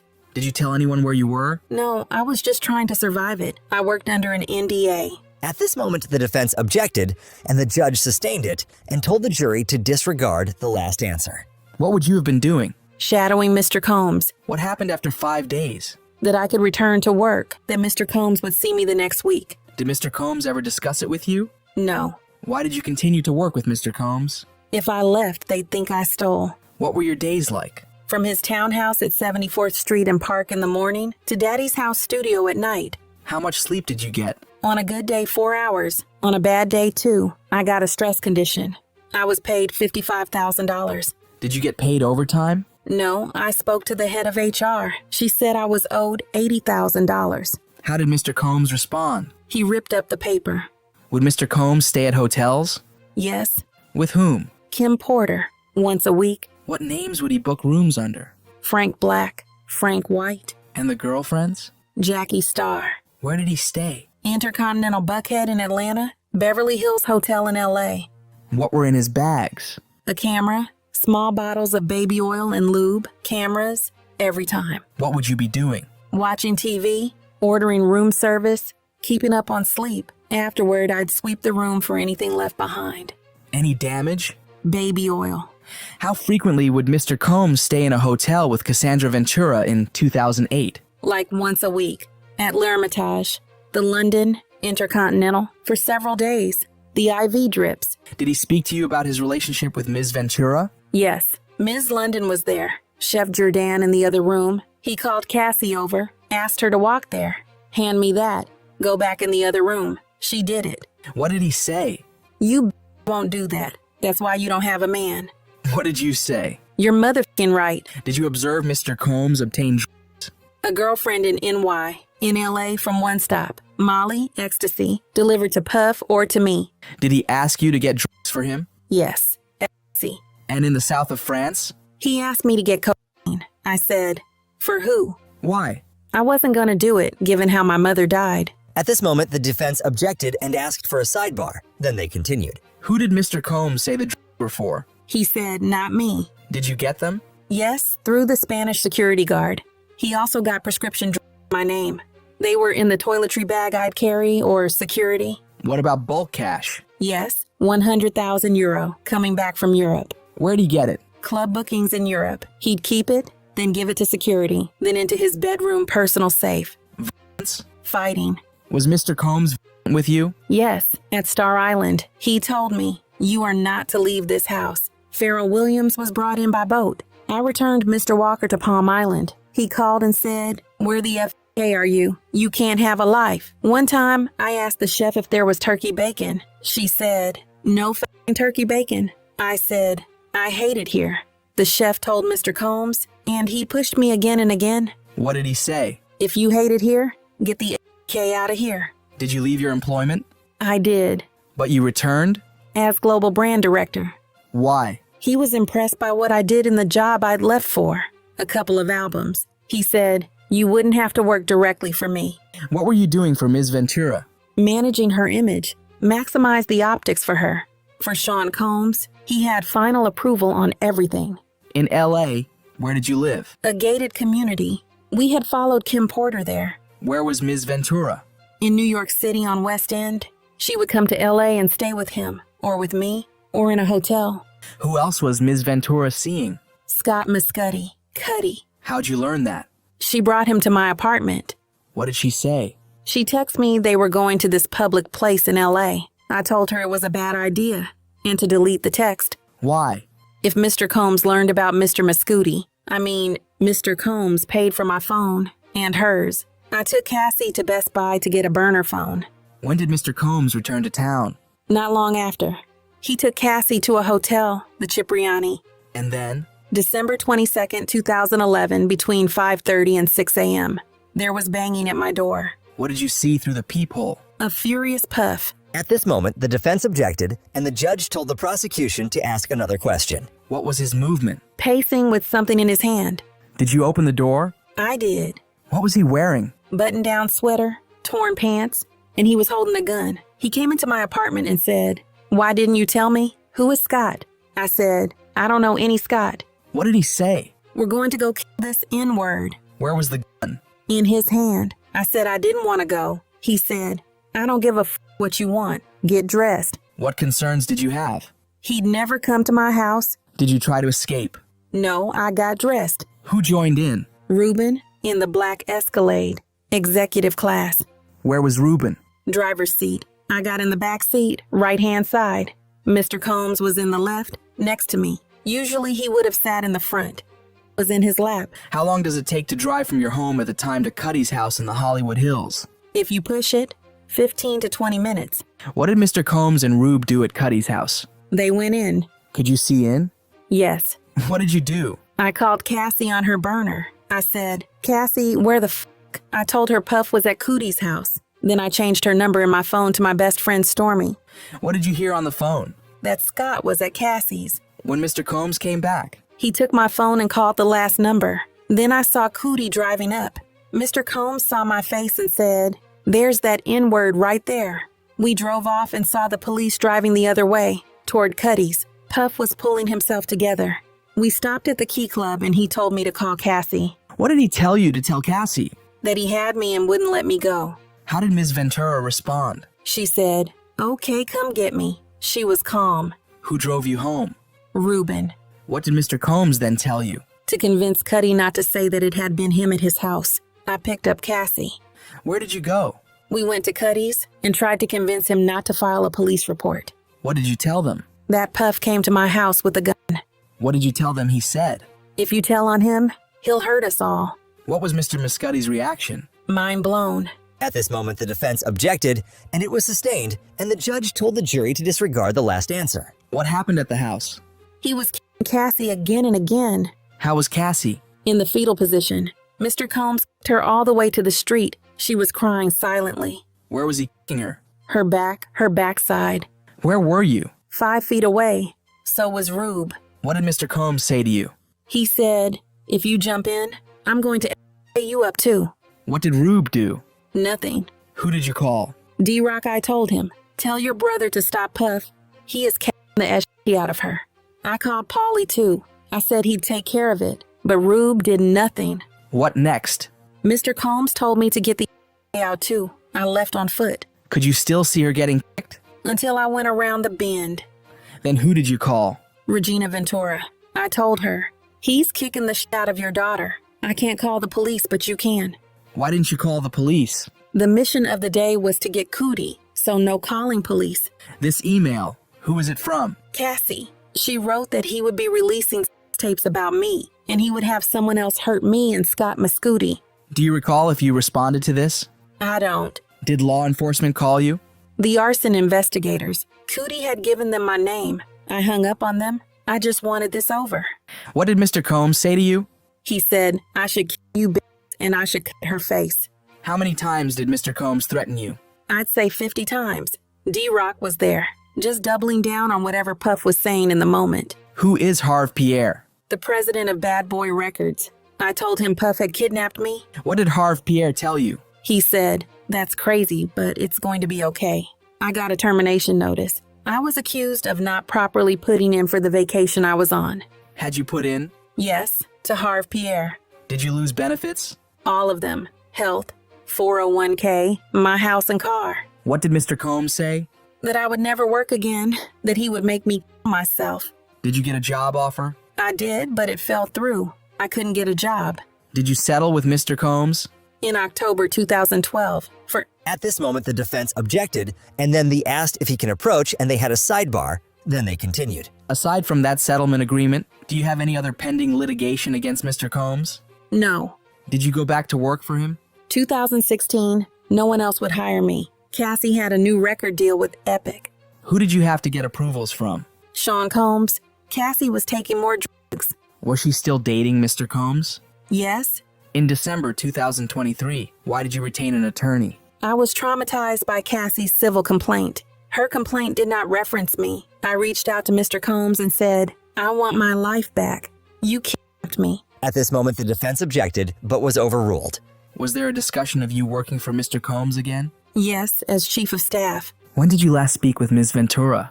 2018. And Mr. Mescudi? 2012. No further questions. At this moment, it was time for the cross-examination. We met in April 2024. You had a lawyer, Brian Friedman? Yes. You wanted to come back and work with Mr. Combs, right? We discussed it. Yes. You saw Ms. Geragos taking notes? Yes. You said you didn't think Cassie was good for Mr. Combs. Why? I just thought they were toxic. Tell me about when you were in NY. I was in the Bronx. I hated it. It was 2002. I met Jeanette, then Mr. Combs. In 2001 was the World Trade Center thing. Then I met Mr. Combs. He wasn't doing drugs, right? He did ecstasy in Daddy House. But it got worse? Yes. You authorized Mr. Freeman to seek a job for you? It was all very procedural, lawyer to lawyer. But you were told you couldn't be given a job in the middle of the investigation? I don't remember that. Read this and let me know when you're done. Do you remember saying you had the biggest crush on him? At this moment, the prosecution objected on the grounds of 403. Then the judge asked the defense, and the defense said, state of mind. And the prosecution answered with, it's offering the truth. The defense said, we had a stipulation on this. Then they had a sidebar, then continued. You called him Chalk for chocolate? I did. You started with Def Jam, Run DMC? I don't go back that far. I'm more Foxy Brown, Redline, Jay-Z. So how did you come to work for Mr. Combs? I put my resume on Monster. After the World Trade Center thing, he said, you'd work for me? I was like, maybe. He was acting on Broadway and Raisin in the Sun. I was impressed. He had a major part? He was a star. Then I shadowed him on the Vote or Die campaign. My job was to get the t-shirts on the celebrities and into the photo shoots. I'd call them and say, Puff wanted them to come. And they came? They did. How long before the jewelry missing thing? It was about 4 months. On the 4th of July, he threw a white party at his home on the Hamptons that year with Vote or Die. When did the jewels missing happen? After July 4th. The jewels were still on loan from Jacob the jeweler. Who else got lie detector? Mike B., his stylist. He too had gone to street level of 1440 for manicures. The lie detector test was the next day. You never told HR? No, I got fired for 3 weeks. How did you get unfired? I went to work on his 35th birthday at Cipriani to do the celebrity list. I came back. 2004 to 2006? Not all. As personal assistant? Then liaison. I was making $65,000 for Combs, then $90 at Jive. Why'd you come back to Combs? I had gotten top records for R. Kelly. Mr. Combs said he was impressed. Asked me to come back for Sean Jean for women. I think I was a really good employee for him. He told you were awesome? He did not use that word. You worked hard for him? I did. Others worked hard too, right? Not as hard as me. I did learn a lot from Mr. Combs. He broke that glass ceiling for us Black people in the business world. Do you need a minute? No, it's just complicated. At this moment, they took a break, then continued. When you went into the park, it was to Tavern on the Green. We parked there. Earlier in the day in the park, we ran into Nas. When you say he had Ms. Ventura spin, who was there? Let me show you what you said. You said Lorianne Gibson was there? They misheard me. When did you first meet Cassie Ventura? I met her with Ryan Leslie. Why did you not get along with Cassie sometimes? In 2008, she got more bravado being his girlfriend the longer it lasted. She thought I was being paid to help her. At this moment, the prosecution objected, and the judge sustained it and told the defense to re-ask it. What did you see? She went from being a sweet model to being a feisty girlfriend. Do you think she was talented? She had talent and was very beautiful. But not talented? She was not. I have good taste. Talented to me is Whitney Houston and Mariah Carey. Cassie, she was more of a studio musician. She needed things equalized. Did she perform live? A couple times. Not the greatest. Was she a hard worker? At times. When wasn't she a hard worker? She preferred to be with her boyfriend. When we moved to LA after Kim had the twins, 2009-ish, I saw her developing more of her relationship with Puff, with Mr. Combs. He supported her? Yes, with stylists, other musicians, all the components to make a star. Did she get more help than others? Yes, Young Jock and a group from Atlanta. I developed French Montana. I ran into Cassie. She said she had a new deal with Epic. I dressed her like David Bowie. We did a photo shoot at my house. We wrote a mini movie and shot it for the project. What about Official Girl? Super cute video. King of Hearts? It was fresh. Puff liked it. Cassie had a green wig? Yes. We move to admit this witness. At this moment, the prosecution said there is a sealing issue.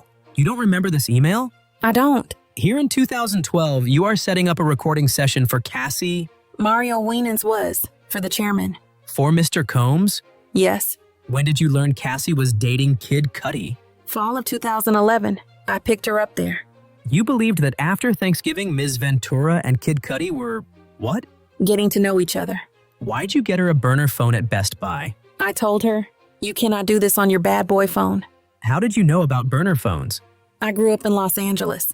In December 2011, Mr. Combs was at an orphanage in Almaty, Kazakhstan. I heard it was Russia. How did Mr. Combs get into your building? I was told the security guard got fired. What was his name? Some random security guard. What did he look like? Black guy, younger than 35. What was Mr. Combs doing with the gun? He had it in his hand. He wasn't pointing it at you? No. But you told the government he pointed it at you. It says, or waved it around. That's more correct. Where did you change into street clothes? In my closet. Isn't it true you went so that Mr. Combs wouldn't do something stupid?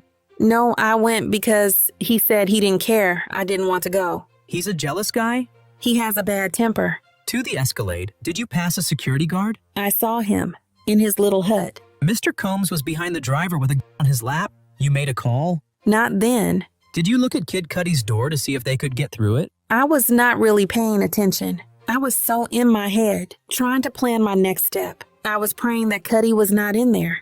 Did Cassie have 2 rooms? Cudi took her to one room. She had another. You are 100% that you called and told them Puff had a gun? Yes. I said it very quickly. I didn't want Puff to see me on the phone. Did you say that Lauren London was on the phone with you and Cassie and Cudi? No, only part of the time. I wanted someone to know where I was. What did you tell her? I'm scared of mountain lions. Mountain lions? I don't know if you know the Hollywood Hills coyotes. Maybe Lauren was on the phone. Maybe. It's such a long time ago. Are you aware that Lauren and Mr. Combs were friends for years after this? Yes. Then you see the Porsche coming up the hill? Yes. Cudi is in the black Porsche. He stops next to us, then speeds off. We chase him. Then? He loses us. We turn away. Then we see police pass us. You go to pick up Cassie and go where? Cudi's house. There was ADT there. Then you go to Mr. Combs' house and you say you see Mr. Combs kicking Cassie there and even in the street? Yes. You hung up on the fire inspector? I did. When you were on vacation, it was with who? Rihanna. After you were fired, what job did you get? I was hired by Chris Lighty to work for 50 Cent. Here you wrote to Mr. Combs, one day you'll forgive me. Anyway, be well. Yes. You wrote on February 28th, 2015, your grace period to be mad at me has surpassed the agreed time LOL. You wrote that. Yes, sir. Please read that out loud. I wrote, she was never my friend. She wanted me gone, I realized. Did you think Cassie wanted you gone? Sorry. This is complicated for me. I felt that I was Puff's protector. I felt I was the only one gone. She was still there, and things were getting worse. I tried to keep professionalism as the goal. You thought you could be his protector? It was to move the ball toward the goal, to inspire. Did it hurt that he would only take you back because Cassie wanted? Yes, I have no parents. My son is autistic. My stakes are higher, sir. Can I talk to the government? At this moment, they had a sidebar and then continued. Just a few more minutes and we'll get you out today. Thank you, sir. You did a lot of great work with Cassie in 2016 and 2017, right? I believed so. Cassie had addiction problems? Yes. You made a short movie with her? It was called Love a Loser. You wrote to him asking for forgiveness? I wanted my life back, my dream, my competency. When you met with me, you wanted to work for him, right? We discussed it. Nothing further. At this moment, the redirect began. How much was Mr. Combs required to pay you? At this moment, the judge asked for a sidebar. Then they continued. What happened with the job with Chris Lighty? He died the day before I was supposed to start. Then, at Interscope, it wasn't about a job. They told me to leave Puff alone. At this moment, the defense objected, and it was sustained. I was blacklisted. At this moment, the defense objected, and it was sustained. Why did you return to work for Mr. Combs? So people could see I wasn't disposable. At this level of business, he held all the power. Why did you meet them? Get my life back. In the king? Did Mr. Combs carry a gun? Yes. The government calls LAPD Officer Christopher Ignacio. What is a radio call? Someone calls 911 and it gets sent to next available LAPD unit on duty. On December 22nd, 2011, what was your shift? 6 a.m. to 6 p.m. in a marked police vehicle. What do you remember? Got a call around 8 a.m., code 3 with lights and sirens to 8925 Hollywood Hills Road. What did you find there? An Escalade. I memorized the license plate. Why? I thought it could be involved in a crime, the way it left as soon as we got there. Why didn't you go after it? We didn't have a crime yet. The front door was unlocked. We went in. What did you see? High-end watches and purses, some wrapped, some unwrapped. 2 detectives showed up. When we came out, I saw the same black Escalade now driving down the hill. Then what? Mr. Mescudi arrived in a Porsche. You ran the plate of the Escalade? Yes, it came back as Bad Boy Records. No further questions. This was 13 years ago, right? Yes. You read your partner's report? Yes. The streets there are dead ends? According to the map. It's a beautiful neighborhood, right? Cul-de-sac? Sure. You don't follow the car as it drives away, right? Right. Did you see a Porsche? I don't know. Do you know the definition of a killing?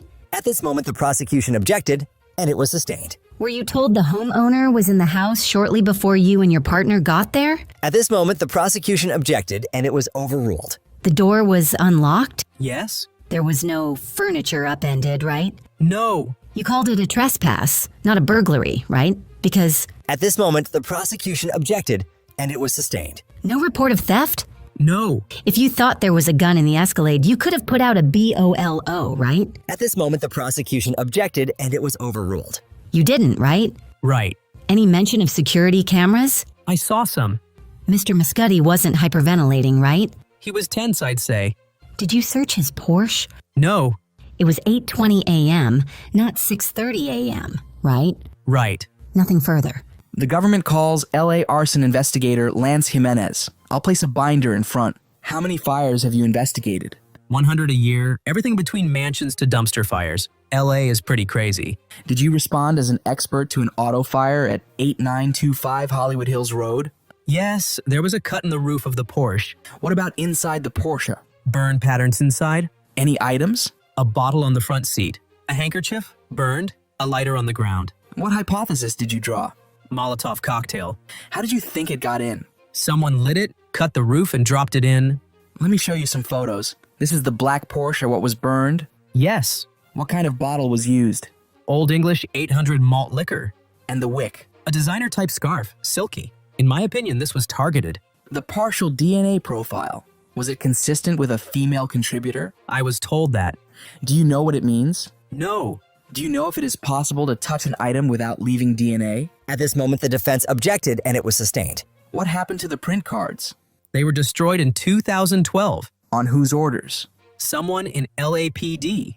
Not you or anyone on your team? At this moment, the defense objected to the entire testimony and wanted a sidebar. At this moment, there was an argument in the courtroom while the jury was out. This will be an uninterrupted voiceover reading of that argument between the judge, prosecution, and defense. Let me get him. Mrs. Slavic, what was the purpose of getting into that? They are questioning the investigation, so we're entitled to ask this. When I heard the questions, I assumed there was going to be line of cross-examination about the fingerprint cards, like about the DNA. But that does not appear to be the case, so I'm thinking of telling the jurors to disregard. This is outrageous. We are considering what remedies to ask for. Let me speak with my colleague. They implied that someone in this courtroom was responsible for the destruction of the fingerprint cards. They intended to attack the investigation. My intent is to strike from the record any testimony about the fingerprint cards and the destruction of them. I will note that the only answers were what the witness knew about the destruction. I sustained the objection to if it was abnormal. We are going to move for a mistrial at this time based on the prosecutorial misconduct that has occurred. Some prospective jurors said Mr. Combs could buy his way out. This type of conspiracy is out there, and this bought into it. They should have ended with when the fingerprint cards were destroyed. But they asked, did he authorize it? There's no way to unring this bell. The only proper remedy here is a mistrial. That's absolutely unwarranted. It was Mr. Agnifilo who wanted to inquire into the DNA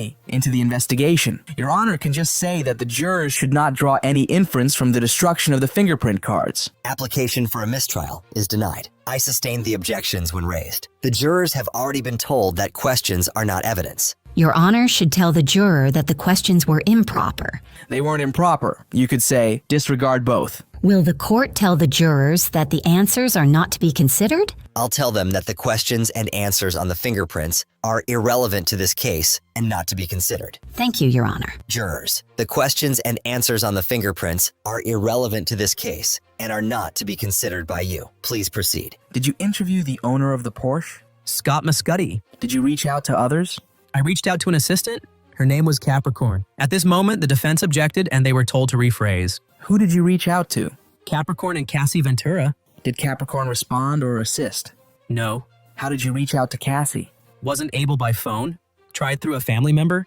Did you reach her? Never. Were charges brought? No, but I never closed the case. It's listed as inactive. Nothing further. There was a DNA hit on the glass bottle for female DNA, correct? Yes. Do you remember when the results came back? Maybe 6 months. The test on the bottle, it was important? Yes. What does it mean, partial DNA female? I have no idea. I was told if we had a suspect, we could test against it. Any other DNA on the bottle? At this moment, the prosecution objected and they were told to rephrase. DX852 just for the witness. That's a glove, right? Yes. Did you find another glove? No. Did you test the glove for DNA? No, I understood it belonged to the owner. It was a driving glove. Your premise was that the Molotov cocktail was dropped. Did you think the person who dropped it would have worn a glove? Perhaps. It would have been hot. Only the wick. The damage, it's on both sides of the bottle, right? Looks like it. Did Mr. Mescudi have more than one Porsche? I think he had a second one in the garage. Why isn't it in your report? It was not involved. You were unable to reach Capricorn Clark or Cassie Ventura. When did you reach out? In the first few weeks. Are you sure? Tell us everything about these calls. I believe Capricorn's brother answered and we disagreed. And once Mr. Mescudi told you it was his glove, you didn't investigate the glove anymore, correct? I did not. Nothing further. When did you speak with Mr. Mescudi? Same day. Nothing further. The government calls Deonte Nash. Are you here under subpoena? Yes. Do you want to be here? Absolutely not. What's your work? Celebrity stylist. In 2008? For Puff and Cassie.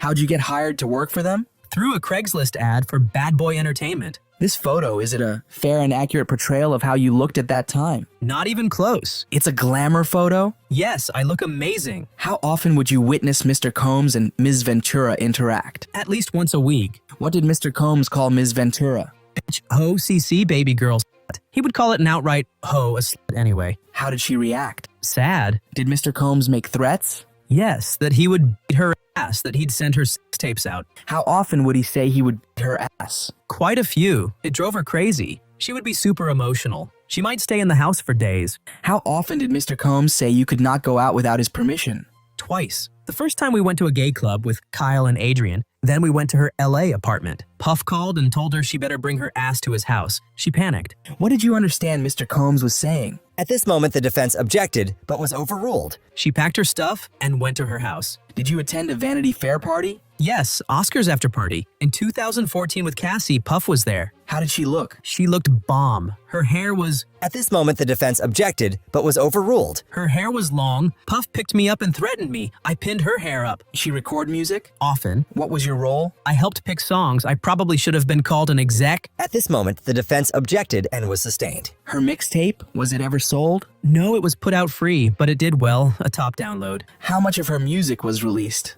I'm being generous to say 10%. This would be a good place to break. We want to show Mr. Nash a photo of this afternoon's witness, Mia, without the screen in the gallery showing the photograph. How many times in person have you witnessed Mr. Combs be violent? Quite a few. This is a sealed exhibit. Without saying her name, do you recognize this person we'll call Mia? Yes. What were you and Mia helping Cassie pack for? The OVO Fest in Canada. Who came to the door? Puff. He said, "Bitch, didn't I tell you to answer your phone?" Then he dragged her by the hair and hit her.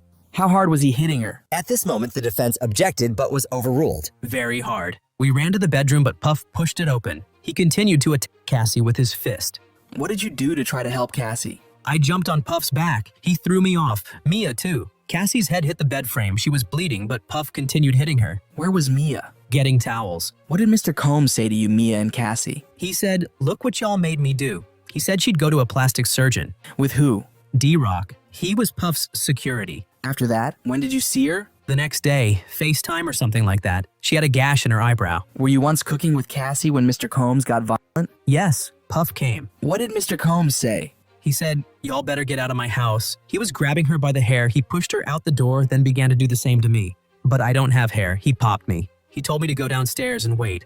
They came down and Puff was berating us. As we drove off, we got a phone call. At this moment, the defense objected, and the judge said, "Next question." Call from who? Puff. He told us to stop and he came to the window. He said he'd put her sex tapes on the internet. Puff said he'd send her sex tapes to her parents' jobs and get them fired, that her brother was a bitch and that only he protected her. What did you tell her? That Puff is on the sex tapes too. She said, he is not. He was taping her with other men. What did she say about wanting or not wanting to have sex with other men? At this moment, the defense objected, but was overruled. That she didn't want to. I drove her to Sunset Boulevard to get a taxi. Why? Uber wasn't really a thing yet. Puff came to my house looking for her. He looked in my oven. I'm not sure why. Puff took my phone and Cassie called from a hotel. Puff said, "Let's go there." Bad boy staff stayed there. What did Mr. Combs say? He said, "Go get her." I went to Cassie's hotel room with D-Rock and Tony. She jumped up. She was frightened. She said she would jump off the balcony. How high was it? It wasn't the first floor.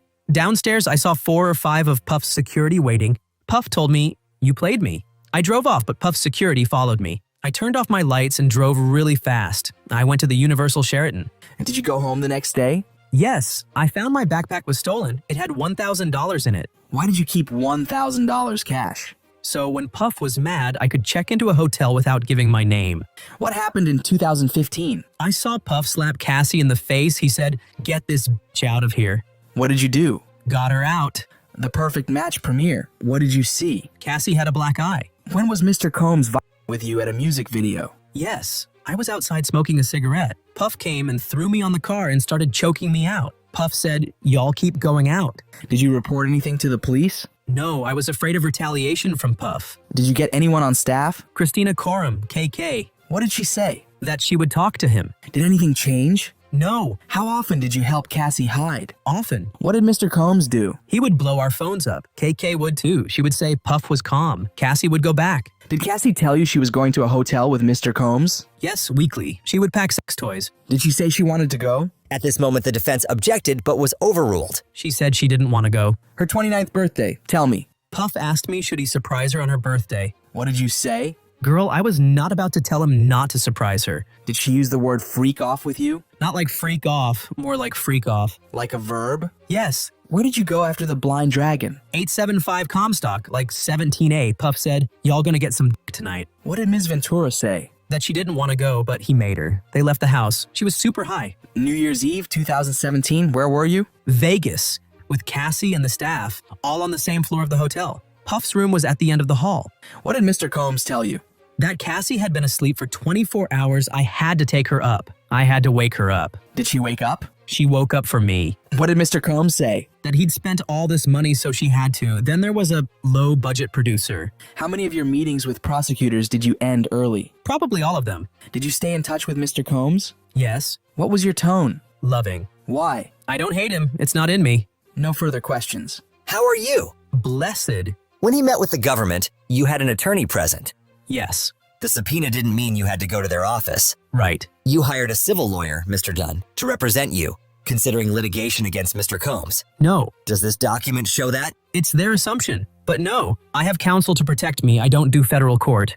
On March 10th, 2025, did you not tell Ms. Comey that you are considering a civil complaint against Mr. Combs? No. DX 1800, what is this? Cassie in the video for the mixtape. And 1801. Cassie and Usher. This is the 2016 Bad Boy reunion show. Did you pick out that dress? I don't remember. You didn't start as a celebrity stylist. It was that Mr. Combs introduced you to Cassie, right? I met her. Mrs. Fine. So it's Mr. Combs who made you a celebrity stylist. Sure, go ahead. I am going ahead. As a celebrity stylist, you pick clothes, like for Mrs. Fine's wedding? Yes. Do you know Groovy Lou? Yes. As head of Bad Boy, it was in Mr. Combs' interest that his artist Cassie look good, right?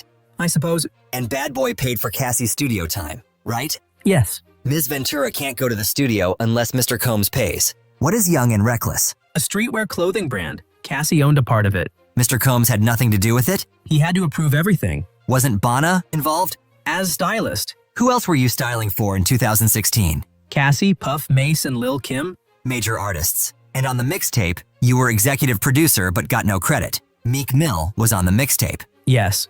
Pusha T. Yes. Can I take a break? At this moment, they took a break, then continued. Nice coat. Thank you. What size?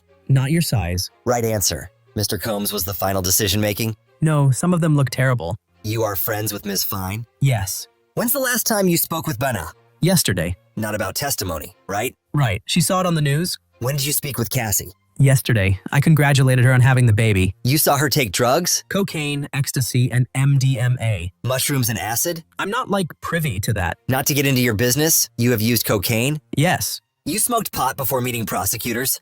Yes, and Maureen cut it short. You told her you were high? That I was smoking. Making a video costs hundreds of thousands of dollars? Not necessarily. Who was Mia? Puff's assistant. You and Mia jumped on Mr. Combs to protect Cassie from him, right? And to protect him from doing something worse. And D-Rock tried to protect you and not protect Mr. Combs. Yes. How are you? Blessed. DX1806. Texts from you. What was Capricorn Clark's role in 2011, the mixtape? She was gone. What did she work on when she was there? Maybe the photo shoot you guys showed yesterday. I learned a lot from Capricorn, actually. Do you recall a picture of Cassie and green hair? That was a group idea. I walked the carpet with Cassie in New York at the VMAs. It was a curated look. You had to get approval? Yes, from Puff. You say Mr. Combs was kicking Cassie on the ground, the unfortunate eye gash incident, correct? Yes. You didn't tell the prosecutors she was kicked while bleeding? They didn't ask. I only answered what they asked. You know Cassie was in a relationship with Kid Cudi while she was in a relationship with Mr. Combs. Oh, okay. You didn't know? I thought she and Puff had broken up. Cassie was in South Africa. You were at the Revolt conference in Miami, correct? Yes, I was there to style Lil' Kim. So you... Yes, I put her together with Michael B. Jordan. I mean, he fine, she fine, why not? So Gina was in Miami too? No, you don't put that on me. They kept me away from seeing Gina. Cassie got upset? She said, why does he keep humiliating me in my career? She was upset. Not really. You set her up with Michael B. Jordan? Yes, and Mia drove it home, making sure she had his number. So a bad boy employee set her up with Michael Jordan. That's Michael B. Jordan. Don't mess that up. Do you know Andre Branch? No. You were aware Cassie was in a relationship with Andre Branch? Oh, the cute football player? Yes, but I never met him. And in 2016 with Brandon of the NBA, sorry. In these texts, you talk with Cassie about Michael B. Jordan. You say no one better say to me, LY. What is LY? Love you, or maybe it's a typo. I know everything. I don't remember. I'm sure we were being antagonized by your client. Cassie was upset by Gina? She'd say, girl, let's go out and do our thing. Do what she want to do? Actually, we are both pretty chill, stayed in the house a lot, but that would be fair. Let's read these messages. You do the blue. Oh, you got some names in here. Just go ahead. Where are you going? Secret trip out town. Girl. Good friends don't pry. That's not my method. I just replied, girl. Highlight the green part. Cassie is telling you October 30th, 2013, after the incident with the cut on the face, she says, I've already been turning up too much. You say you saw her with a black eye on FaceTime around the time of the Intercontinental? I saw it in person. When her makeup would wear off, you could see it. At this moment, the judge interrupted him and told him, let the defense ask the questions. You read these. After Cassie says, this N is wasted, we both did the same. Is there a lot of people there? Oh, it's talking about a Gwen Stefani song. He said, take your broke ass home and ride into the sunset. And we did. Did she mention to you about having thumbs with other men? No, she didn't tell me. Mr. Nash, read that to yourself, then lift up. On May 10th, 2025, you told the government the videos came from her phone? No, I told them that he would tape her on her phone. Isn't it true she said videos were from her phone? He would record her on her phone. I stand firm on that. You say, Mr. Combs said, you won't do this one thing for me? Yes. You said you saw Mr. Combs pointing in Cassie's face in The Blind Dragon, right? But you never told the government, right? The first you said is at trial. I guess so. I gave them very little by phone. She said she didn't want to go. You helped pick her clothes for court? She couldn't fit anything. She needed clothes. For the pregnancy? Right. On that Friday after she finished, she called you and said, I'm done. It wasn't like that. Did you get Cassie super high? What? No, I did not. At this moment, the judge interrupted him and told him, Mr. Nash. This 29th birthday, you say she packed toys in her duffel bag from her bedroom, right? Correct. Mr. Combs didn't say grab the toys? They were going... On the golf cart. Let's talk about Las Vegas, New Year's 2016 to 17. You said you were told Cassie was sleeping all day? Correct. Put up DX 1847 for the parties only. What's this? Cassie? The low-budget producer you mentioned was there? Yes, right next to me, snoring. You say Cassie told you another man was coming over and asked you to leave? Both of us. Your reaction was size? Yes. You saw a man walking around, knocking on the door, and they let him in? Yes. There were not right? We were doing them, in our separate places. Once I start working, I just start going. I was packing my 10 body bags. Then they went to a hotel, and again, she didn't tell you she didn't want to go, correct? Actually, she said she wanted to stay home, work on her music. Read the green. Enjoy y'all time together. Y'all don't get much of this. That's you telling Cassie in January 2017 to enjoy her time with Puff, correct? Yes. Cassie wrote, I spoke up for myself, and you wrote you wish you were with them on vacation. No, I meant in Mexico, not with them. Cassie wrote, the next room is on the beach, this one on the golf course. I have everything organized. LOL, do you all have a lot of shit? Yes, but we made it all fit. Girl, you always on vacation? You stayed in touch with Mr. Combs? Yeah, because he was cutting up. Oh, I get it. You did a seafood thing with Cassie? Correct. DX1814, you know Kim Porter, who tragically passed? Yes. You knew Andre Harrell passed? Yes. You texted Mr. Combs to make sure he okay? Correct. Mr. Combs wrote to you, the trainer? You could have given me a heads up. Black heart emoji. How is she? He meant Cassie. Yes. In 2020, you wrote to Mr. Combs, I love you. Anything you need, I got you. Yes. Mr. Combs won an award that year, and you congratulated him. I don't think so. I asked how to RSVP to his party for someone else, Claire Solmers. Cassie told you about a secret trip. At this moment, the prosecution objected, and it was sustained. You deeply care for Cassie for 15 years? Yes. She kept secrets from you. And I do from her. We don't have to tell each other everything. Nothing further. Why were you afraid for her? Things could get fast. What devices did Mr. Combs use to film her? Hers. You said they appeared high at the 29th birthday party. Yes. Was Mr. Combs in control of his actions? Yes. And what did you say? You're going to get some tonight. Did she want to go? No. No further questions. At this moment, that was the end of Deonte Nash's testimony, and the next witness was called. How do you wish to be identified? Mia, M-I-A, Don't show this exhibit. What is it? my passport. Show it for the jury only. I would like to see it too. Where are you from? Virginia Beach, Virginia. Who is this? Sean Combs. What did you call him? Puff, I worked for him as personal assistant, then as director of development and acquisitions for Revolt Films. How was it working there? Puff's mood changed all the time. Was he violent to you? Yes, he's thrown things at me. He's thrown me against the wall, into a pool, ice bucket on my head, slammed my arms into a door, and he sexually assaulted me. More than once? More than once. Did you want to be in the arts? Yes. This was before social media. I thought if I put my mattress on my car and drove to New York, I could do it. I went to work for Georgina Chapman, red carpet dressing. Then? Assistant to Mike Myers. How did Mr. Combs hire you? I met with a recruiter. I met with HR and Tony Baez Fletcher. Did Mr. Combs interview you? He, at his apartment. He was on the phone, wearing his underwear. The HR lady left. Did he put on clothes? Yes. Did you get the job? Yes, I was excited.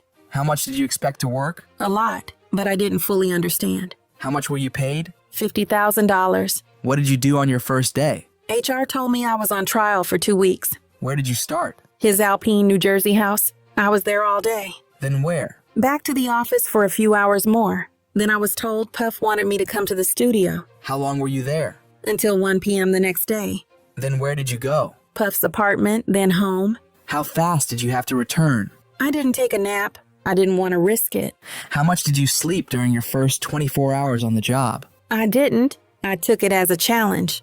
There had been a TV show a few years before called I Want to Work for Diddy. It was like that. How did you deal with the lack of sleep? When I was young, I'd tell myself, you can sleep at 3 p.m. At this moment, the defense objected, but was overruled. How long did you stay up once? 5 days. I take Adderall extended release. I could quasi-function and stay awake.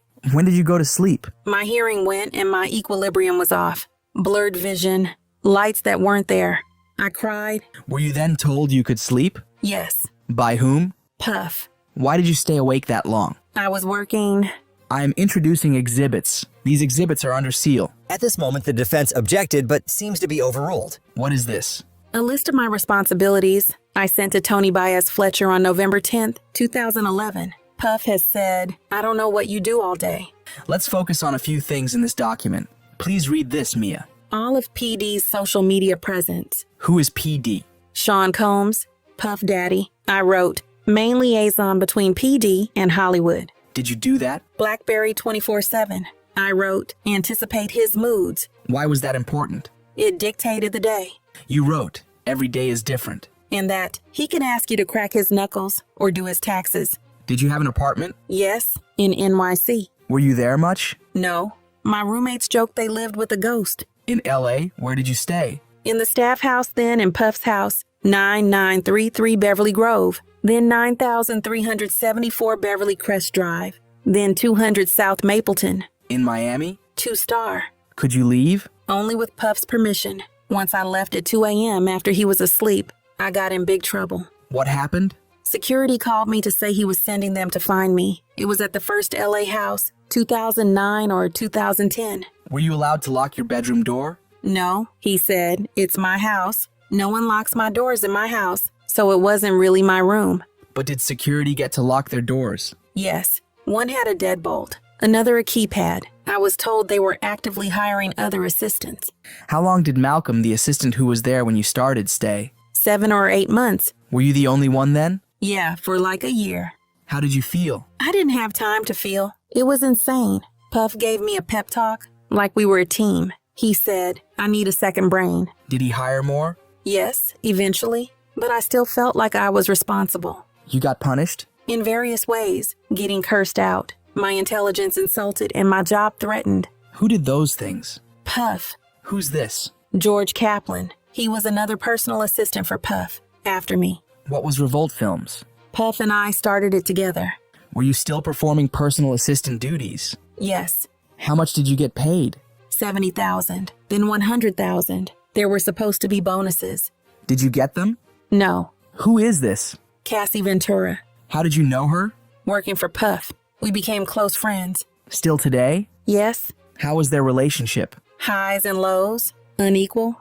Was there violence in their relationship? Yes. We'll get back to that. What was Mr. Combs' role with respect to her career? He decided on everything. Shows, the look. What is this? An email from Cass to Puff and others. Me. When did she send it? It was 4 a.m. It says 7 a.m. But we were in California. It was one of their hotel nights. What did she write? She was canceling, apologizing to Interscope and others. Did Mr. Combs respond? Please read. Cass wrote about telling Slevin Hill. What did she mean, do you think? Stephen Hill of BET. Cass wrote, no support, no show. Why did you forward this to Tony Fletcher? I had to keep her informed. She was in charge of booking hotels. Did you ever see Mr. Combs on a movie set? Yes, everyone would be very nervous. He would insert himself. What was his role with respect to Cassie's appearance? He was in charge of it. Did you have exposure to Cassie's finances? Yes.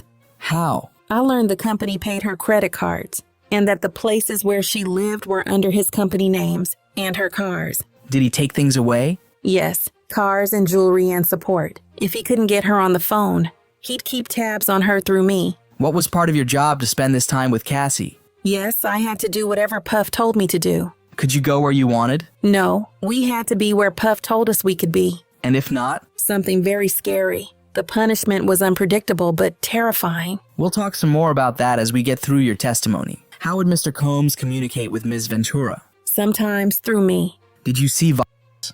What kind? I saw a lot of aftermaths and injuries she had. I've seen him attack her and throw her on the ground. I've seen him, crack her head open. I've seen him chase her. Things like that. Did she fight back? No. What did you hear and see? Suitcases being thrown into the foyer. Did you see Cassie after that? She was outside, crying in a bush. She looked terrified. She gestured. I'm hiding. I'm not here. What did you do? Retreated. Did you tell anyone? I think the chef was in the kitchen. The sentiment was like... At this moment, the defense objected and was sustained. What did the chef say to you? At this moment, the defense objected and the prosecution said, not for the truth. And it was still sustained. What happened in Cassie's apartment? We were there. Me, Cass, and Deonte Nash. What were you doing? helping her pack for a big trip to London. Puff came banging on the door, very irate. How did he get in? Key from front desk. What was Mr. Combs asking Cassie? He said, "Have you been drinking or something?" She hadn't answered his calls. What did Mr. Combs do? He came after me and Deonte screaming, "Has she been drinking?" He was crazy aggressive. He attacked her. He threw her to the ground. Me and Deonte jumped in and tried to stop it. What did you do? Deonte is very small in comparison to Puff. There was a little tornado going on. He had Deonte in a position where I was scared he was going to kill him. So I jumped on Puff, but he threw me off and against the wall. I felt like I was in slow motion. I realized we were in big danger. He ran into the bedroom and grabbed Cass. Under her bed is this wood bed platform. He slammed her head into the corner. What injuries did Cassie get? Her head was gushing blood. What did Mr. Combs do? He got into protector survivor mode. He said to call Dr. So-and-so. Tell them Cass was drunk and hit her head. Why did you do it? Puff said to. His eyes were black. It was like he was looking through me. He was like completely. At this moment, the judge interrupted and said, "Let's get a next question." Did you see Mr. Combs take drugs? Yes. When he was high, how did he appear? Sometimes the life of the party, or hyper.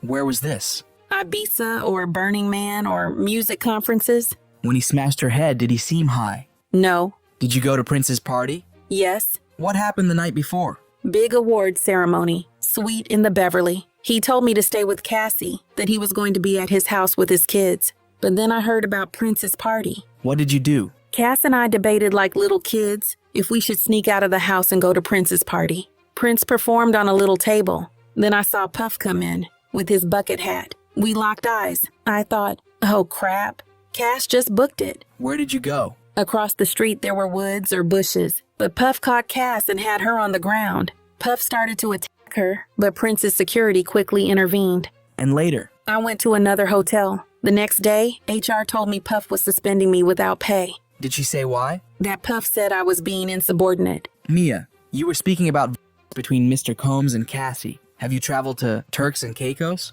Yes, to Parrot Key, twice. In 2012, me, Puff, and Cass. What happened? I was sleeping in my bedroom and I was woken up. Cass ran in saying, "You've got to help me. He's going to kill me." What did you do? We started pushing furniture in front of the door to try to block it. Puff was banging and screaming. I had a porch that went out to the beach. We ran. What do you remember about running? I remember being amazed that even while running fast, we could be attacked by bugs. Did you run another time? I have another visual of where we were hiding, of trying to escape like 2 separate times. We got onto paddle boards and went out on the water. Puff was on the beach screaming at us. It was flat and we went out far. Puff got smaller and smaller on the beach. The sky got dark and... At this moment, the defense objected but was overruled. We went back. Did you ever call police? No. Why not? I believed Puff's authority was above the police. This was before social media and the Near Me Too movement. There were no examples of people standing up. I thought it was under the confidentiality deal with Puff's business. What's this? A photo of Cass eating a hot dog at the premiere of her movie, The Perfect Match. She has bruising under her makeup. I took this photo. Any other injuries covered up on a red carpet? Yes, at Cannes Film Festival. What injuries did you see? A busted lip. She was injured. Where were you? In her hotel room with Larry Sims, her hairstylist. Did you learn how she got the injuries? Cass had an audio recording of Puff attacking her. How did Cassie sound on the audio recording? At this moment, the defense objected and it was overruled. Panicked. I heard the sound of someone getting hit. Did you go to events? The premiere of Brad Pitt's movie Killing Them Softly. What happened at the premiere? Puff was digging his nails into her arm and talking low. What would Mr. Combs ask you to do? Take care of her. I'd bring her arnica gel. For what? Bruises. Let's turn to December 22nd, 2011. At Puff's house, the mood was darker than normal. This was more of a, Puff was upset. What did he tell him? That Cass had been talking to somebody else. Who? Kid Cudi. How was he? He seemed heartbroken. It was ominous. I'd never witnessed Cass to do something to really cause him to be upset. I felt something bad would happen. Did you then see her? In a black car with Capricorn Clark. Did you reach out to anyone? Yes, to D-Rock. What is this? My emails with D-Rock. Only the redacted one into evidence. At this moment, the defense objected to it. But then the prosecution said, he was security. Then the judge said, with that foundation admitted. Read the messages. I wrote to D-Rock, I'm worried about P. This feels different. Hit this email when you get it. Love you. Were you romantically involved with D-Rock? Definitely not. That's just how we talked. Let's talk about the hotel nights. What was your role? I would, sometimes take them there, unpack, set up. I would have to just be like on call, essentially, and clean up before housekeeping. What would you bring? His lotions and potions, Astroglide and candles, some of them cheap Glade candles without the label on. They had to be white. What else would you bring to the hotel? Anything he forgot at the house. Food, money. How much? A lot, like thousands of dollars. Do you remember seeing Cassie? At the London Hotel in New York, I brought something to the room. Cass opened the door. She was wearing a bright blue wig. How did she appear? Like she was struggling. I asked, "Are you good?" She closed the door. How told you to clean the rooms? Puff and the office. It was standard to sweep the room so no housekeeper can sell something to TMZ. How were the rooms? Destroyed. Candle wax everywhere. I've seen broken glass, sometimes blood, oil on walls. What would Mr. Combs tell you about the blood? That it was period blood. What happened in Cassie's car in L.A.? Cass got a call, then told me, he wants to do a hotel night. I don't want to. She got sick. After the hotel night? Man down. What did that mean? They'd stay in the room sleeping, only up to eat. Did you do drugs before you worked for Mr. Combs? No. And after? Yes, MDMA. Puff gave it to me. He said that I was now part of the Breakfast Club. What did he mean? Like the cool club. He said his MDMA was pure. I felt like I was now a friend hanging out and I could enjoy myself. Did you take ketamine? Yes, at Burning Man. We were partying on a tour bus. We had the blackout shades down. He had the drugs on plates. I tried to say no. What happened? Puff wouldn't get it go. It turned a little more serious, that I was going to mess up the whole vibe. I tried to fake take it. He got close to my face and humiliated me. How? He separated out a dose and made me snort it.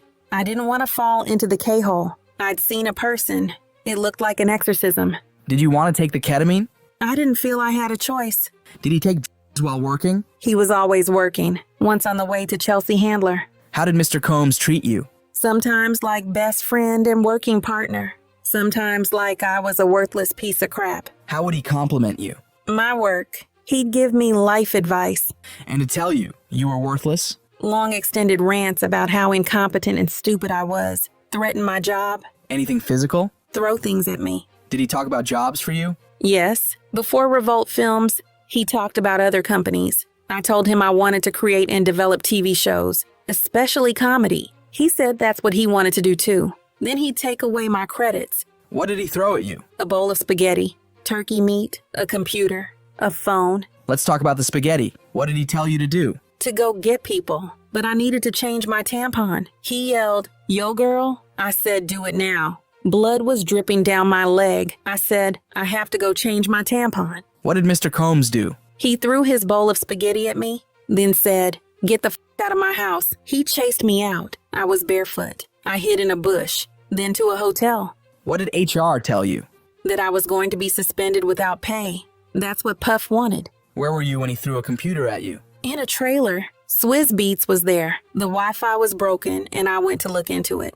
I came back and said they were working on it. What did Mr. Combs do? I said I should talk to Bill Gates if I had to. Then he threw his computer at my head. Hard. It just missed me. I ran and hid behind the luggage van. How did you feel? I wondered, what did I do to make him like this to me? Did he hurt you? Turks and Caicos, and at the Revolt offices. Where were you at Turks? A hammock by my room. Puff dumped a bucket of ice on me, screaming. Then Puff took my phone. I didn't want him to see it. The team, we'd message about his moods. I didn't want him to see it. So I jumped on his back. What did he do? He threw me back into the pool. And at Revolt TV? He was using my phone, and I didn't want him to see my message. Maybe I called him an asshole. I tried to get the phone back. He ran into the bathroom, then slammed the door on my arm, repeatedly. Injuries? Bruises. Did you see him later? At the studio. He told me he sent all my compromising photos to him phone, in case I had stuff on him. Kinda like a bullying joke. How did you take it? I had no photos, so I knew he was lying. What are these? My emails with Tony and Shannon, I said, Puff took my iPhone. I don't know when I'll get it back. Tony asked, what happened? I said, definitely an in-person story. Why? I I wouldn't put in writing. Who was Matt? Puff's engineer. At one point, we dated. I have more. At this moment, the judge interrupted the prosecution with a break. Then they continued. The assaults. When did they occur? When I was working for Puff. Where was the first time? The Plaza Hotel in New York for Puff's 40th birthday. Were you his personal assistant? Yes. I'd been there only a few months. What rooms did Mr. Combs rent out? The penthouse, party guests, and celebrities there. What did Mr. Combs do? He asked to speak to me in the kitchen. What did he do? He had everyone else clear the room. What did he say? That we were going to be working closer together. He poured us 2 shots of vodka each for his birthday. What did you do with the shot? I took them. They hit me hard. Usually I could take it easily. My eyes couldn't focus. His face was close. He put his arm up the side of my dress, and he kissed me. Did you want him to? No. Were you able to say no? I was shocked. I froze. I didn't process what was happening. Next thing I knew, it was morning, and I was in a chair in the penthouse. How had you looked at him? Like an older adult. He was the boss or the king. What were your expectations? I thought it would never happen again. A huge accident. And were there other times he made you feel uncomfortable sexually? Yes. I had to carry bags to his room. Downstairs was Uncle Paulie. What did he say to you? At this moment, the defense objected on the grounds of hearsay. Then the prosecution said, For the effect? And the judge overruled it. I brought the bags. He asked me to pull up something on his computer. He came and sat next to me, leaned over me as if to put his face in the computer, like in an uncomfortable way. How did you feel? I pretended I had to go to the bathroom. Where were you the next time Mr. Combs assaulted you? The Beverly Grove house. I was asleep on the bottom bunk. I wasn't allowed to lock the door. I woke up. There was the weight of a person on me. Who? Puff. It was so fast. He used one hand to get his pants undone. He put, himself inside of me. You mean his pants inside of you? I just froze. How did you feel? Terrified and confused and ashamed and scared. How long? Very quick. But it felt like forever. But he wouldn't leave a job unfinished. Is that when it would end? Yes. The next time? The Beverly Crest house. I was on his bedroom closet floor putting things in a bag. Then Puff was in the closet. He had his, out, and he grabbed my head and... At this moment, Mia began to cry. And put it in. Mr. Combs took his out and put it in your mouth. Yes. I was frozen. I didn't do anything. I just... At this moment, Mia began sobbing. How did you feel? Like trash. Scared and ashamed. How long did it last? It was very fast. Were there other sexual assaults? Yes. I have a dark feeling. One time we were flying on a private jet. Everyone was asleep. By the bathroom, there was a bed. I went by, and he was standing right there. I tried to make it about other people who might see or hear. It didn't work. How did you feel? Helpless. I had lost some layer of protection. I wasn't safe. Terrified. Do you remember what happened? No. Was Cassie ever there? No. Did you ever want these sexual acts with Mr. Combs? No. Did you ever tell him no? I couldn't tell him no about a sandwich or anything. Then he would know that I thought what he was doing was wrong. I didn't want to lose everything I'd worked so hard for. This was the only world I had anymore. What would happen to your job? I would never work in that industry again. And physically? That I'd be attacked. I don't want to die. He threatened that he would tell Cass that I had something to do with it. How did you feel? Desperate and trapped. Worst scary situation. I would have done anything. It was my fault. Did you tell anyone? No. I was going to die with this. I would be humiliated, never work again. And who would do these things? Puff and all his people. This was way before social media and the Me Too movement. There was this confidentiality. Did others speak up? Kayla Faulkner. How did you hear? I heard there was an urgent call among film people. What did you hear? At this moment, the judge asked the prosecution to lay out some context. Who was on the call? HRC suite executives. What were you told? If she sued, I'd have to testify. I was supposed to say she was drinking and punched me, and that's why she was fired. Was that why? No, it was because she complained. When else were you told you'd have to testify? After Capricorn Clark. Did you have to testify? No. Why didn't you go to the police about Mr. Combs harassing you? I didn't even consider it. Did you have experience with police? Yes, I was speeding. I hadn't had time to get my license renewed. It was the only time I name dropped. I told her who I worked for and she said, "Get him on the phone." I did, and she laughed. "Oh, Puff Daddy, I love you." Did you get a ticket? No. Why didn't you tell us at first about the sexual assaults? It's the most shameful thing of my life. Did you get a lawyer for this testimony? Yes. Did you speak about these sexual assaults before or after you got the lawyer? After. Do you want to be talking about these sexual assaults? No, it's traumatizing. Why are you here today? At this moment, the judge said, Mrs. Meiser, you've asked that. Did you call the other employees' family? Yes, I was surrounded by them, and everyone referred to each other that way. You dated an employee? Yes, Matt the sound engineer. Were you and Matt able to hang out together, normally? No, we had an apartment together in New York, but we were rarely there at the same time. Why did you go to South Africa? Puff told me to accompany Cassie. She was shooting a movie. What happened there? Cass had caught Puff cheating on her with Gina. She was devastated. What were her interactions with Mr. Combs? They were on the phone. He was in Miami. Then she stopped answering the calls. I'll read the blue messages. KK, Ms. Coram. And you read the gray. That's you. She wrote, PD wants to talk to you. Who's that? Puff. Audio call not completed? I wasn't answering the calls, but I spoke with Puff. He threatened to kill me. What else did he threaten you with? He said he was firing me. He said I had to leave and fly back. And he threatened to kill me. Ms. Coram wrote, I need to talk to her. Not sure what to do. He needs you to call him now, or you don't have a job. How did it make you feel? Desperate, terrified, and really, really sad. Did you answer KK's calls? No, I texted back that I had been asleep. It sucks to wake up to this every morning. I'm being shit on from all sides. I'm in a fucked up spot. And what was KK answer? She wrote, can you call me when you get a chance? I wrote, I'm having anxiety attacks and night fears. About who? Puff. Who are these WhatsApps with? Puff. I screenshot them. I've had other phones since. What did Mr. Combs write? If you don't call me in 2 minutes, I'm going to tell everything. You're fired. ABC and their lawyers. Let's go to war. What do you think he meant by tell everything? He'd tell Cassie about the assault. What do you think he meant by ABC? I had written a show based on my life as, an assist. It hit the press. The most I ever got. He was threatening to take that away. Did the show ever air? No. What did he write now? Call me now. Call me now. Now then. Don't ever call me again. I wrote back that I'd been asleep. Is that the end of the screenshots? Yes. What's this? My email to Puff, then to KK. What did you write? I'm really sorry, Puff. You know I love you, smiley face. I paid for my own flight. It will cost to change it. I'm sorry to ask for the money. I'm sorry. I want to make sure you are good. At the end of the day, regardless, I love you. Why did you send this? He told me to return. Then he told me to stay. I couldn't afford the change fees. I told him, Cece says she really need me right now, but of course I'll do whatever you want. I love you. Who is Double C? Cass. Why did you write that? Because I worked for him. To him, that's all that mattered. Why did you CC Ms. Coram? Because I needed an answer. I was in limbo. When you got back from South Africa, where did you work? The office in LA. Did you have less access to Mr. Combs? Much less. Did it make your jobs easier or harder? It made it almost impossible. I needed his okay for everything, but I couldn't get any responses from him. How did it make you feel?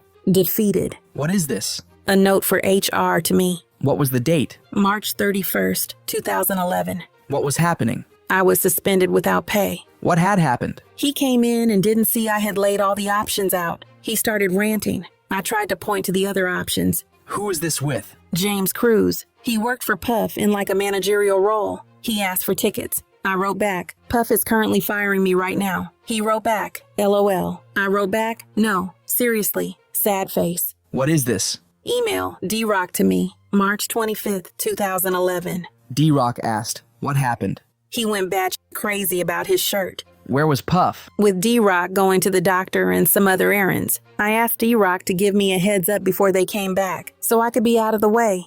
What did HR tell you? Puff wanted me suspended without pay, and I was. Mia, does this memo document the reasons you were suspended? No. HR told me Puff said I was being insubordinate. Did you get other documents like this from HR? Yes. How did they make you feel? So sad that I did something wrong. Did you continue working for Mr. Combs? Yes. Did you feel you could leave your job? That wasn't a thought. I had tried to run away before and it didn't work. Did you feel you could get other jobs? Oh no, he would have made sure. I was scared of him. When did you try to run away from your job? New Year's 2010 to 2011. Where were you? St. Bart's. Who was there? Me, Puff, Kim, the kids, some others. Where did you stay? a yacht that Puff chartered. What did Mr. Combs ask you to do? To count the money in the safe. He yelled I was counting too slow. He chased me out and told me, "You better learn to walk on water like Jesus, bitch. Get the f*** out of here." Whose job was it to count? Security. I asked the crew to take me to land,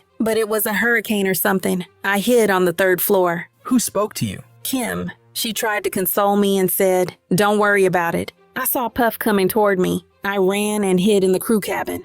Did the crew take you to land in a tender boat? Yes, but then they got a call. I had to come back. Were you able to leave the country? No, my passport was on the boat. Puff's staff had it. Did you go back to the boat? Yeah, I was told to get in the car, to go on the plane to Vegas with Puff. In the car? Could you hear Puff's call? He was telling his chief of staff I needed to be suspended, making up a story. I didn't get to finish. He yelled, "Shut the f*** up." You left Mr. Combs' companies in 2017? Yes, I spoke with Brian Offit. We were editing the Bad Boy documentary. I was producing that. What did Brian tell me? That Mr. Combs wanted to end Revolt Films. The company was going away. How did you feel? I think I saw snot coming out of my nose for a while. I was worried. I had been told Revolt Films was the only company that had made money that year. How did you feel? That I had done something wrong. What did Brian Offit say? That they would work out severance, but it was the holidays. Did you speak to anyone else? KK. I had a little bit of time to horrifically process what had happened. KK said, "You're still working on the documentary." Did you? Yes, until March or April. What did you do after it? Cried myself to sleep. I ignored all the calls. Did you have conversations with Cassie after? I could never tell who was with or without Puff, so I didn't respond. KK said Puff couldn't believe I would go against him. I had gotten an employment attorney. KK said Puff couldn't believe it. Did you get paid? After 9 months, my attorney proposed a mediation. They asked for, like, $10 million. Who came up with that figure? My lawyers. Did you bring up the incidents? A few of them. I feel that I was doing something horrible. I was breaking the idea of confidentiality, telling secrets. I felt wrong and shameful. Did you bring up the Oh no, I was going to die with that. How much did you receive? $200,000. My lawyers got that much too. What was it for? Bonuses I hadn't been paid and out of pocket. Would you return the money to have this never have happened? At this moment, the defense objected, but was overruled. Oh, absolutely. Do you have any other lawsuits against Mr. Combs? No. Did you contact Mr. Combs again? When Kim died, and when Andre Harrell died. Did you tell him you loved him in these messages? Yes, that's how I would speak to him. Are you aware of Cassie's lawsuit? Yes, November 2023. Have you spoken with Cassie since the suit? Yes, we talk a lot, then not. We both hide from our phones in the depression thing. Then a few days ago, just personal stuff and I love yous. Did you speak about your testimonies? Oh no. After the suit in November 2023, did anyone contact you? Yes. D-Rock, he was like my big brother. He said, "How are you?" What did you respond? D-Rock. Why all the exclamation points? 'Cause I love exclamation points. And D-Rock. I understood D-Rock was no longer with Puff. He and his wife had a restaurant in the Poconos. He wrote, "I'm about to call you." What date? November 30th, 2023. Did D-Rock call you? Yes. What happened on that call? At this moment, the defense objected, and the judge asked the prosecution to ask again. Then the prosecution said, What did he say? And then it was overruled. He started with personal stuff. Then he said, "The news is crazy." It wasn't like that. It was normal fighting. Was it? Absolutely not. D-Rock said, "Puff misses you." He implied everyone agreed. I immediately thought, oh my God. At this moment, the defense objected on the grounds of non-responsive. Then they went into a sidebar and continued after. Where did D-Rock say he was? That he just landed in Miami. He was going to be at Puff's. He was going to take care of Christian. D-Rock said, "Maybe you could say something." How did you respond? I pretended I'd talked to Puff. Did you want to? No, I was scared. He called me right after D-Rock. How did you react? I threw my phone behind the couch and ran out. Why? It was just so triggering. Did you hear from D-Rock again? Yes. What did D-Rock write? That your boy doesn't want you to do anything, just to talk. I didn't want to. I just wanted it to go away. What then did D-Rock write to you? He wrote, "I can't believe you're not hitting me back." It was February 22nd, 2024. I knew he wouldn't stop, so I wrote back. I was scuba diving all day and didn't have my phone on the boat. Was that true? No, I told D-Rock I called Puff, but there was no answer. I wanted to play neutral. D-Rock asked, "How can I send you something?" What did you think he meant? Money? I said no. I'm always ready to help y'all out. He wrote, "I'm allowed to send my sister a gift." Did he? No. What did you think D-Rock was trying to do? Find out for Puff if I was a threat. Did Mr. Combs text you in February 2024? Yes. He said, "Call me when you have 10 minutes, love." And this one, February 7th, 2024? He said, "I need my memory jogged." Did you respond? No. I didn't want anything to do with him. He was the person I was traumatized by. I knew that this was a front. Was this the last message? I think so. I got some... At this moment, the defense objected, and it was sustained. Do you work now? No, I suffer from complex PTSD. At this moment, the judge asked for a sidebar and then continued. What are your symptoms? Misinterpreting emails. Someone calls my name from across the room. All the feelings of getting in trouble come flooding back. I triple guess myself. Who caused it? Puff. At this moment, the judge took a break. Then they came back and the cross-examination started. Because of Sean Combs, you suffer a great deal, right? Right. Just seeing him call your number made you throw your phone, true? True.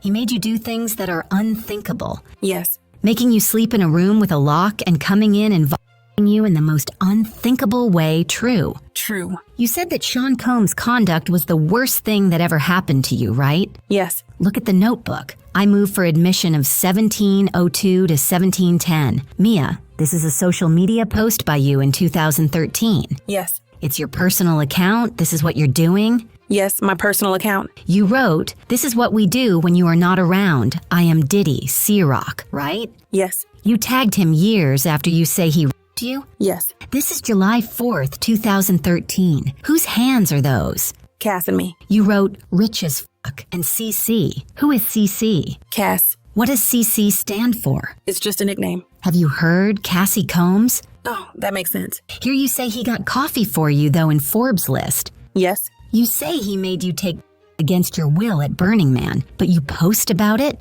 Right. You posted a picture with him? A man terrorizing you? Yes. And this video depicting Mr. Combs as doctor delivering your baby? It was a funny video. I was proud to be in it. Mr. Combs' birthday is significant to you, too. You did 2 shots with him, right? Yes. Alcohol overcame you, right? Yes. You believe you were drugged? I didn't say that. A person you really don't know put his mouth on your mouth without your permission, right? Yes. His hands up your dress and onto your person. Remember that? It was paralyzing? Yes. You wake up in a chair. You told the jury that. I did. But this message, and this one, another same-day posting, the anniversary of you being sexually assaulted by Sean Combs, according to your testimony. I don't celebrate it as the anniversary of that, but his birthday. What did you write? "Thank you for giving me an extended family for life. You're funny. I love you." You're in a tutu next to Mr. Combs, right? Yes. He's holding his private part in his hand. I guess so. You were proud of Mr. Sean Combs. Of course you'd post the great times. You wrote, "Extended family for life. You are forever one of my great fans." This about the man who traumatized you. I wrote that. Who is your mentor and brother you are writing about? Puff. You did a collage. A lot of them are you and Mr. Combs. You picked out the thumbnails, right? Right. What did you write? Who let me have my hair like that? You are with Mr. Combs, right? Yes. Here you say, "Look, Ma, I'm in a billboard in Times Square," right? It's a play on "My Name is in Lights." And this photo, Me and Cass going to Istanbul. did Mr. Combs have to approve both of you going on that trip? Absolutely. This photo, We are in the Sprinter van on the way to Cass's club appearance. where are you in this one? The W Hotel in Istanbul. What did you write here? About Muhammad Ali's birthday. With Puff, I took the photo. You took one photo? I'm sure I took multiple, but this was the best one. This is November 4th, 5 years after you were sexually assaulted. Yes. What did you write? "Thank you for being my friend. Hashtag happy birthday, Diddy. Hashtag I'm so hot I'm throwing at myself." And you have Mr. Combs shirtless in 2 of the pictures. He's always shirtless. Mia, you have said you were sexually assaulted so many times you can't remember. At this moment, the prosecution objected, saying, misstates the testimony, and it was sustained. Have you met with the prosecutors? Yes. More than 27 times. I don't know the number. Do you remember telling them you don't remember how many times you were sexually assaulted? I don't know if I phrased it that way. This has ruined you, right? You are broken. Yes. The sexual was part of the way he ruined me. Yes. You wrote, "Thank you for being the good kind of crazy, inspiring me every day." I don't think people wrote bad stuff about their life on Instagram back then. Why'd you promote it? It was my job to promote. It was a cycle of ups and downs. When he was calling me his best friend, I wasn't afraid of him. You weren't afraid of the man who stole your innocence. At this moment, the prosecution objected, but it was overruled. You have family. Parents, a sister. And friends? At this moment, the prosecution said, "Time frame? We aren't sure what that means." But they continued after that. When you posted this, you still had friends? I had no sounding board. I had to get permission to go to my grandfather's funeral. The jury was shown an email with D-Rock. You could express yourself, right? I reached out to him. What's this? My friends at Funny or Die. I'm in the video. What did you write? You know you are a celebrity when you are spraying champagne at Funny or Die. What is this? My birthday post for Justin, Puff's son. And this one? C-Rock promo, hashtag. You are in it with Mr. Combs? Yes. Do you ever say anything that Mr. Combs hated you? Never. Here? Puff and Jimmy Iovine, legends. He's traumatized you? Yes. You wrote? Watch Puff tonight on Fuse today. I convinced him to make a door on his TV set and call it the Diddy door.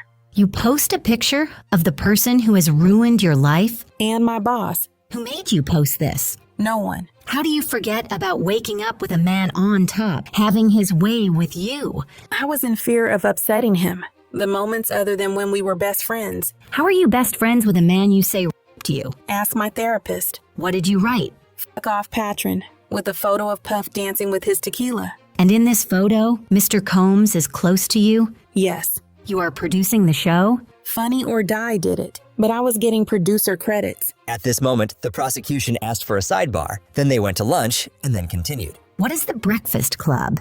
The name of our camp, Puff's friends group still partying at breakfast. I was invited in once. This message from South Africa, you hashtag this Diddy fan club? Yes, it was run by a girl who shamelessly promoted Puff. She was so sweet. He supposedly drugged and raped you on his birthday, November 4th. How did you not mark that? I wanted to forget it. I pushed it down. Are you finished? Yes. You put aside, you say you saw Mr. Combs as your sister, your best friend, Cassie. You put it aside and post this. Yes. You wrote this.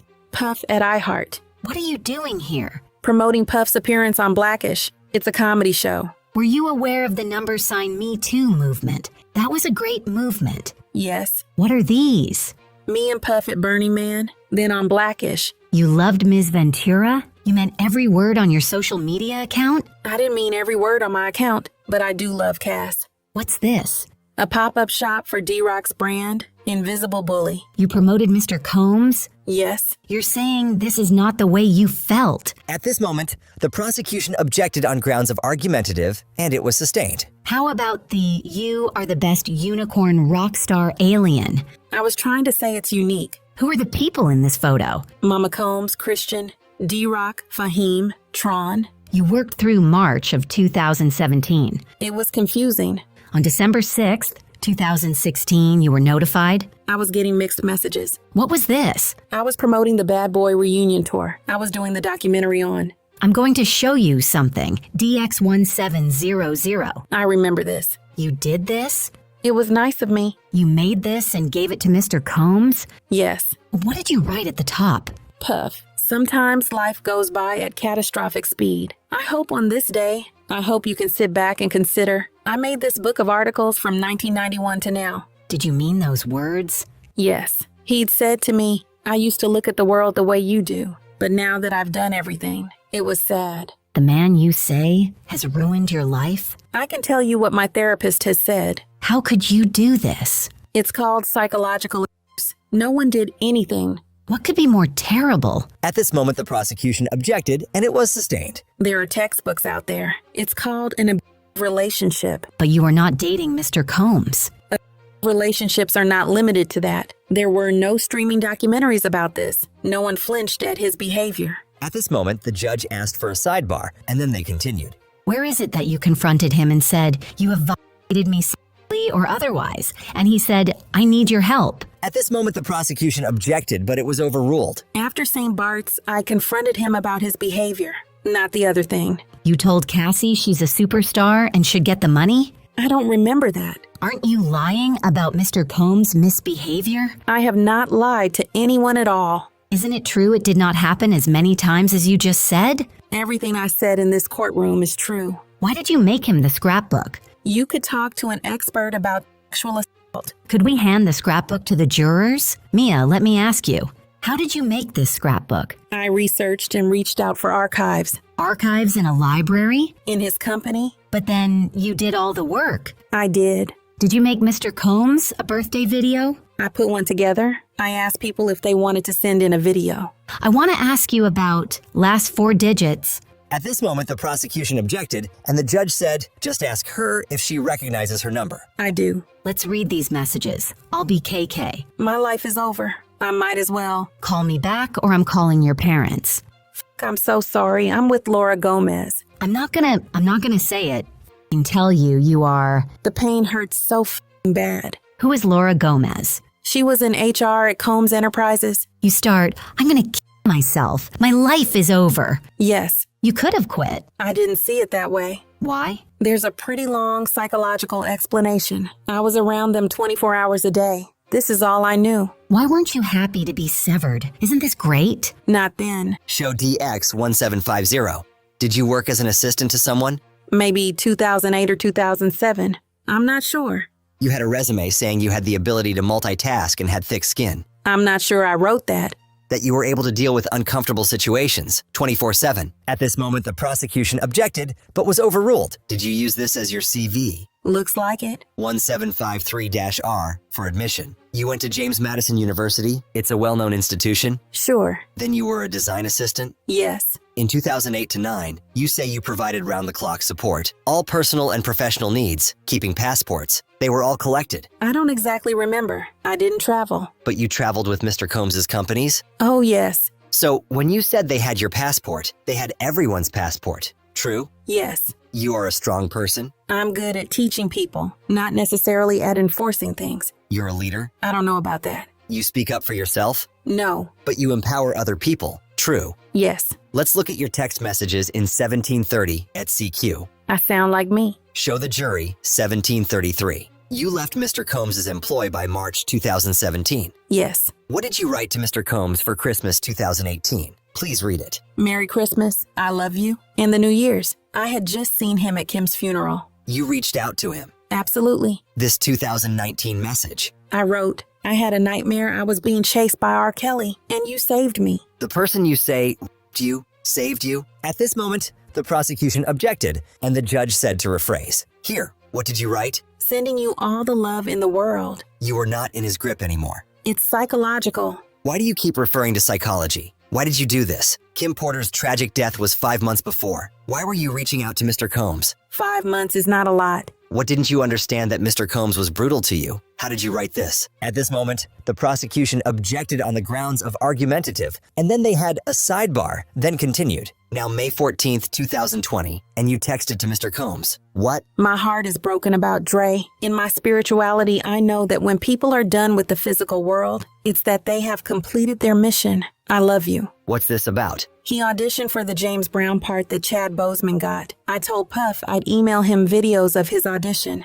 You carried about a video camera. He required me to do it. Pre-iPhone, I was required. Do you have any footage of Mr. Combs berating you? At this moment, the prosecution objected, but was overruled. I would not have been allowed to record that. Do you have anything about Mr. Combs berating you? It would have violated confidentiality. You have no text messages. They showed me one on direct. Showing what? Puff saying, "F it, let's go to war." Nothing else? Only reaching out to other people in the office, things others had seen. What did you write here? I wrote, we had so many funny memories. OMG. Anything in your phone about being brutalized by Mr. Combs? I don't think so. How would we find out? At this moment, the prosecution objected, and it was sustained. Mia, didn't you have time away from Mr. Combs to write? Today he assaulted me? I did not have time and would not have written that. August 29th, 2020, he wrote to you. Glad you're well, love. Please send me the footage for the doc. Mr. Combs let you go from your employment? I don't know why. It was confusing. I was called back. Here he says, he'll only remember the good times. Yes.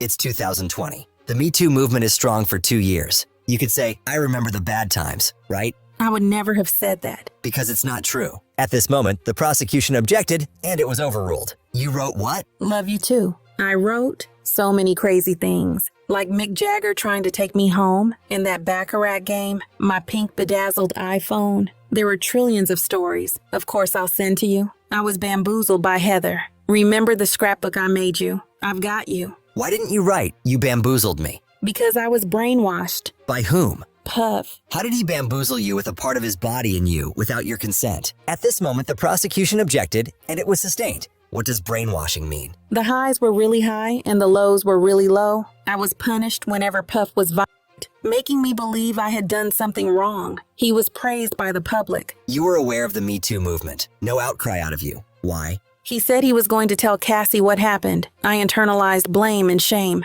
Who threatened to tell Ms. Ventura about Mr. Combs supposedly assaulting you? Puff. Why didn't you respond? Great. Let's tell everyone what you did to me. At this moment, the prosecution objected, and it was sustained. You said you have a moral obligation to speak up? Now I do. Why not in 2017? I was brainwashed. When did you first say, "Me too"? When I first saw him being held responsible. Now I have therapy. Mr. Combs wrote, "I gotta find that." You got a copy. What does it refer to? I think he means the James Brown video. Scrapbook. I wrote, I think I have PDFs. I think I gave it to you for a B-day in your house on Mapleton. I customized that purple leather suit so you could walk not giving an F. If y'all can't find it, I will. But I didn't. You had a PDF? I thought so. What did you write here? My grandmom went into hospice, so I have to fly out. I have to miss your event here in my hometown. C'est la vie.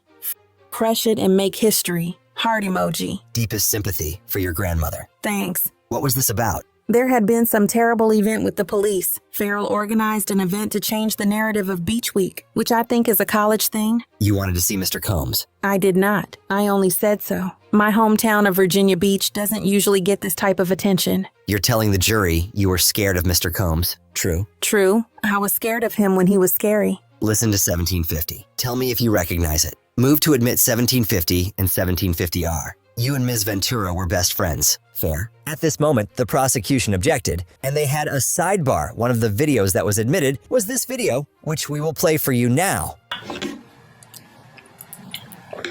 Shameless plug. Gotta put my lip gloss on. Poppin'! Puff Daddy, the living legend himself. You have not only revolutionized the game, but the entire world. I'm so blessed to call you my friend. Thank you for truly being one of the biggest inspirations in my life. To another 44 years of brilliance. Let's cheat up. I love you. Happy birthday. Revolt. And they had a whole argument about evidence, but then continued. You and Ms. Ventura were best friends. Fair? Yes. You said she was your sister? Yes. You loved her? Absolutely. And you feel the same way today? Yes. You would never lie to her? Puff didn't allow me to tell her things, like where he was, anything he said. Was Ms. Ventura in love with Mr. Combs? I thought so. Did you ever tell her the person she loved raped you? No. Do you remember telling her Mr. Combs' brain need to be rewired? At this moment, the prosecution asked for a sidebar, then continued. Why would you cover up for Mr. Combs to Ms. Ventura? Why writing that Mr. Combs is just misunderstood? At this moment, the prosecution objected, and the judge said to rephrase. Did you tell Ms. Ventura she needs to stay with Mr. Combs? I don't remember that. He could find out what I was telling her. How? He had stolen my phone and Cassie's phone many times. He's put tracking devices on her car. But you were alone with Ms. Ventura. Yes. You sued Mr. Combs for $10 million?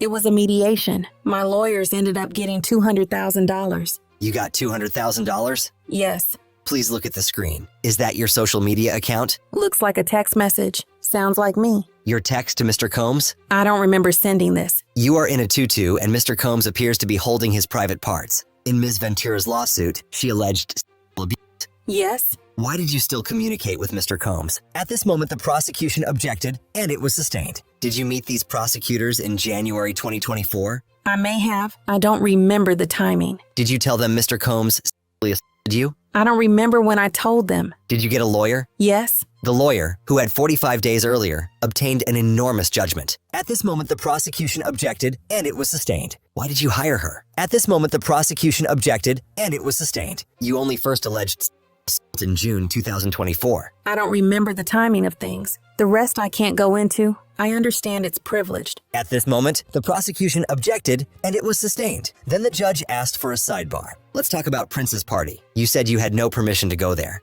but you knew many people who knew Mr. Combs would be there. At this moment, the judge asked the defense to rephrase. Did you wear a disguise? No. Any photo of a chase? No. You say you and Ms. Ventura got on a paddleboard into a storm. Yes. Any recording of that? No. Any note or text message to prove it happened? I don't think so. We were on a paddleboard. Did you make it up? No. You said you had no time with family. Did you ever go to events with your family and friends? Sporadically, over 8 years, but few and far between. Weddings? Sister and best friends, I believe. Halloween? I don't remember. You had times with others, right? I had to be in communication 24/7. I was never outside his grip. Outside of the work environment, why couldn't you explain the abuse you say you were experiencing? It's more complicated than that. Isn't it true that other than the few times Mr. Combs was with Ms. Ventura, which is never okay, you were comfortable with Mr. Combs? At this moment, the judge asked the defense to rephrase. You never advised Ms. Ventura to leave him. No. Until 2024, you never told anyone you were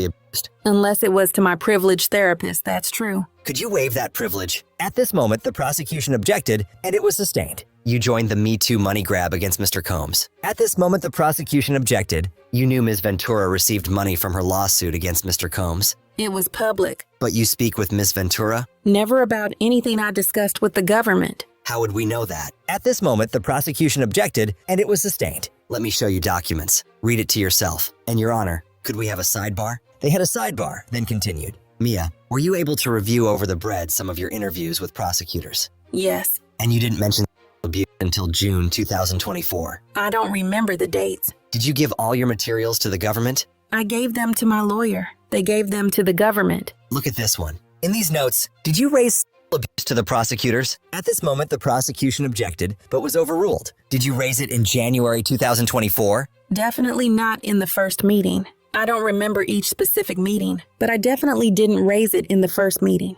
And in this next document that you just reviewed? No, not to the specifics. You never mentioned abuse until you hired lawyer Sean Crowley. I have no idea when I first mentioned it, except that it was after I had representation. You intend to sue Mr. Combs for compensation. You want money. No. Who have you worked for since? Madonna. For how long? 8 months, from April 2019. When you did that, did Mr. Combs assist you in getting that job? Absolutely not. So you were not blacklisted? No. No retribution? He took away the TV show, the credit I was promised. You told the jury you were surprised you were let go, right? I did. You were let go for drinking. No. You remember Ms. Ventura's video called Official Girl? Yes. And King of Hearts, and her song with Nicki Minaj, The Boys. Yes. And Nicki Minaj is well known. Yes. And Ms. Ventura did the song Numb with Rick Ross. She did. And I Love It with Fabulous. Yes. And do you remember Ms. Ventura being in Studio Kid Cudi? I don't remember the specifics. And Mr. Combs himself? Yes.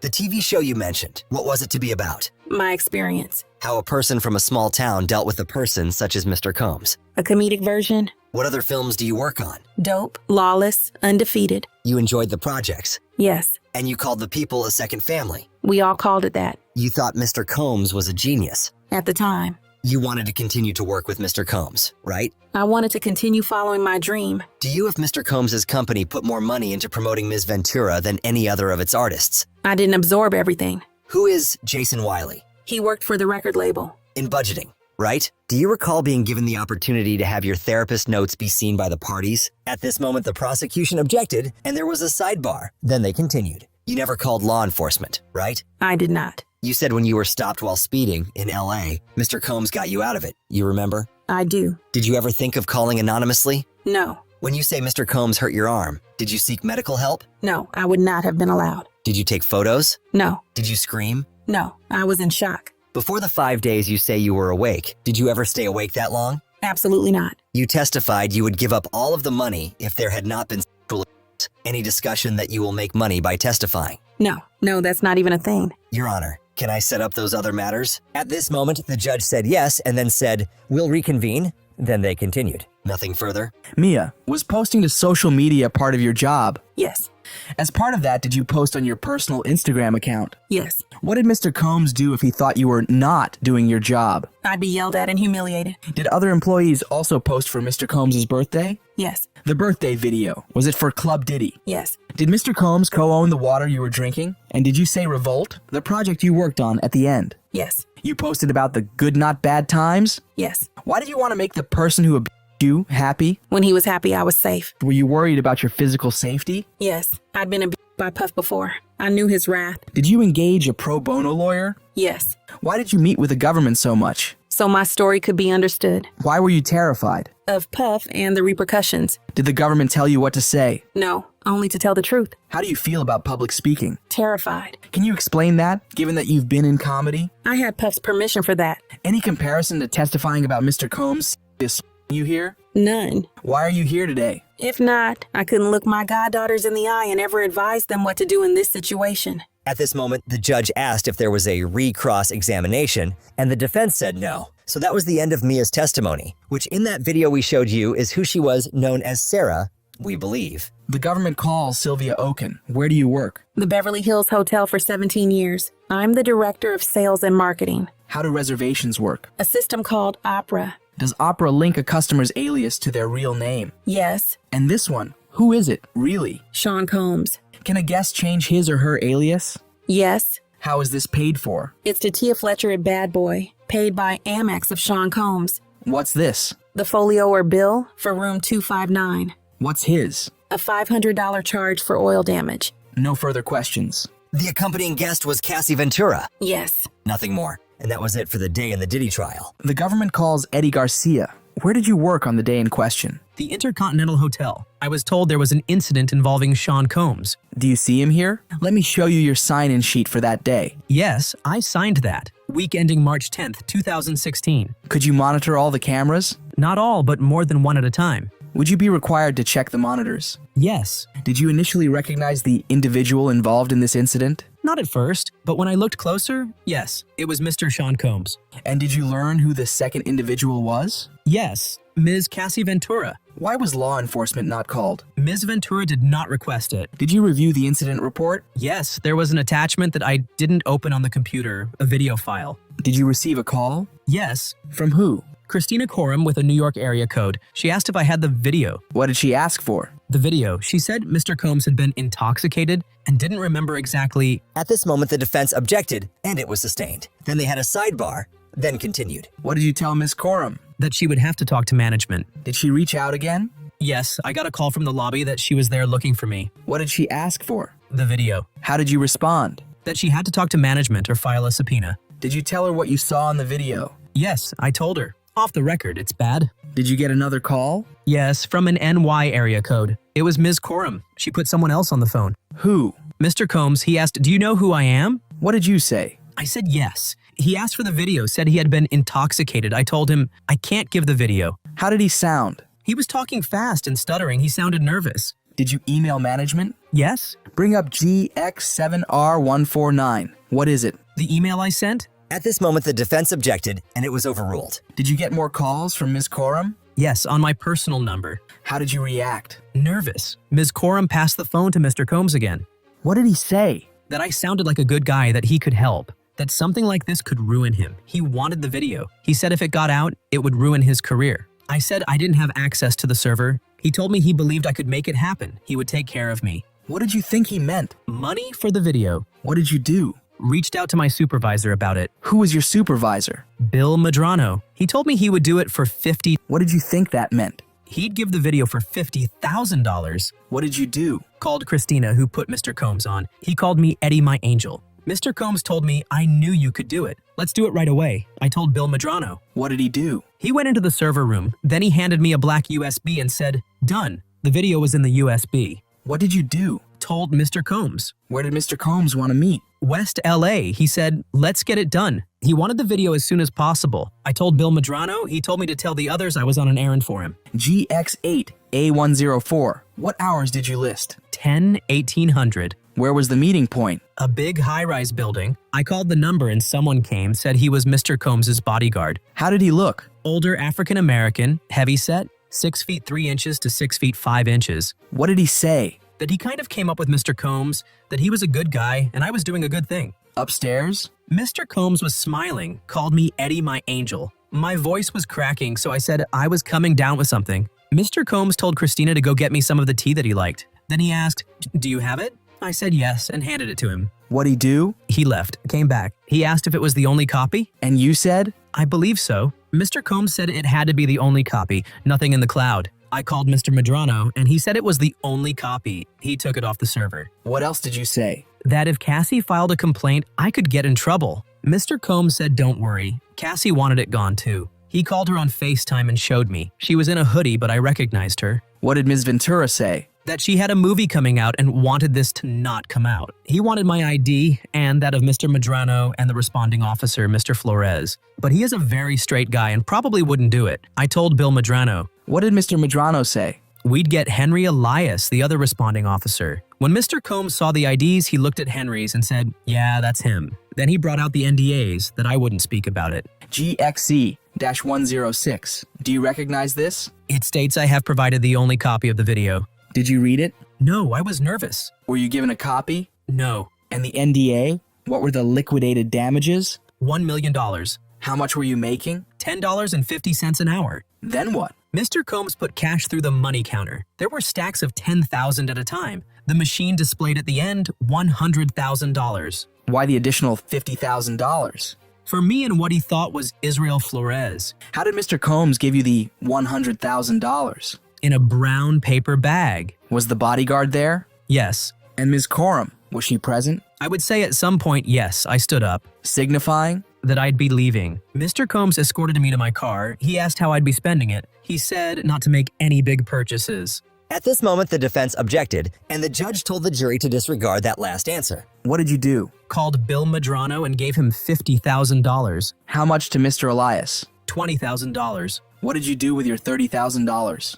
Bought a used car with cash. Did you hear from Mr. Combs again? Yes, he called and told me, Happy Easter if I ever needed anything. And did you reach out to him later? A few years later via Instagram, asking if there was work in LA. I never heard back. Mr. Flores, did you see this video again? Yes, on a news outlet. Also, Mr. Flores messaged me a screenshot. Did you keep these messages? No, I wanted nothing to do with it. Were you contacted by law enforcement? Yes. Did you tell the truth? No, I wanted nothing to do with it. Did you get your own lawyer and then told the truth? Yes. No further questions. At this moment, the cross-examination began. Sir, you were in the condominium unit with Mr. Combs and others and received double what your boss was requesting. Fair? Yes. You told your boss because you are honest, right? Yes. You asked Mr. Combs for work? Yes. Let me show you the NDA. This part says exclusions, right? Under NDA, you can't speak, is my understanding. It says nothing prohibits truthful statement in a legal proceeding. I see that. You weren't law enforcement? No. I have nothing further. At this moment, the redirect started. NDA, paragraph 4. Can you read it after however? Notify company to allow company to prevent disclosure. So you'd have to notify them first? Yes. Nothing further. With that, the government calls Derek Ferguson. How do you know Mr. Combs? Worked for him 1998 to 2017. What was your role? CFO. How were your bonuses determined? Company results and my performance. Were you responsible for managing Mr. Combs' personal finances? Yes, at times during my tenure. Who was your supervisor? Sometimes to Mr. Combs himself. How often did you interact with Mr. Combs? A couple of times a week. Later, he became more of a chairman. How did you communicate with him? Back then, pagers. Who is this? Paul. And these individuals? Roger Bonds and D-Rock. They were security. Was Mr. Combs the sole owner? Yes, 100% of Bad Boy Productions and Films. What was his role? Creative and marketing. Did some ventures have partners? Bad Boy Records with Arista, also with Warner. Sean Jean Clothing had a partner. What were the profits? Very profitable. How was Mr. Combs paid? Sometimes salary, sometimes distributions from the companies. What is a distribution? If solely owned or passed through like S-Corp, the owner determines to draw down. Did each have a bank account? Yes. Could you sign on the accounts? Yes. Which banks did the Combs companies use? Citibank, HSBC, and Signature Bank. What is this one? Janice Combs Music Incorporated. It furnished his name and likeness. Mr. Ferguson, are these your initials in Section 4? Yes, it was September 29th, 2009. Is this also a business checking account? Yes. And this one? With Diageo, about Ciroc. How was this account funded? Inflows. What about credit cards? Primarily American Express, expense reimbursements. Did Mr. Combs have an American Express? Yes. Did he use it for personal as well as professional? Yes. And the companies paid? Yes. How was outgoing cash handled? We had a petty cash account and cash advances, for example, for those traveling who didn't have American Express cards. When Mr. Combs was paid in cash, how did it work? We'd match it if a contract... Were you aware of Mr. Combs' security staff carrying cash for him? I was not aware of that. And when you were responsible for his personal finances, what did you do? Budget for the year. Properties? Inflows and outflows. What properties did he own? The Hamptons, New York, Miami, they were held in LLCs for anonymity and liability reduction and tax benefits. Did you oversee other personal accounts of Mr. Combs? Yes. Were you aware of him supporting other people? Yes, from his personal earnings. Your Honor, this might be a good place for us to take our break. Mr. Ferguson, before the break we were discussing these bank records. What is 207 Anderson LLC? Mr. Combs' property in Alpine, New Jersey. What is the mailing address? 1710 Broadway. What are these internal transfers? $190,000 and $575,000 and $100,000 in December 2011. Who decided whether to initiate an internal transfer? Usually the comptroller. Do you remember these? No. And this outward transfer, to whom did it go? Cassandra Ventura. For how much? $20,000. And this one coming in? Roderick Ventura for $20,000. When did you leave the CFO position? End of 2012, then Chief Growth Officer, The Revolt Media and TV. After you left, how often did you communicate with Mr. Combs? He texted me in 2024. I don't remember the day. Let me show you. I see. Nothing further. You grew up in the Bronx? Where did you go to high school? Stuyvesant. Where did you go to business school? Harvard MBA 1990. Then BMG Music Group?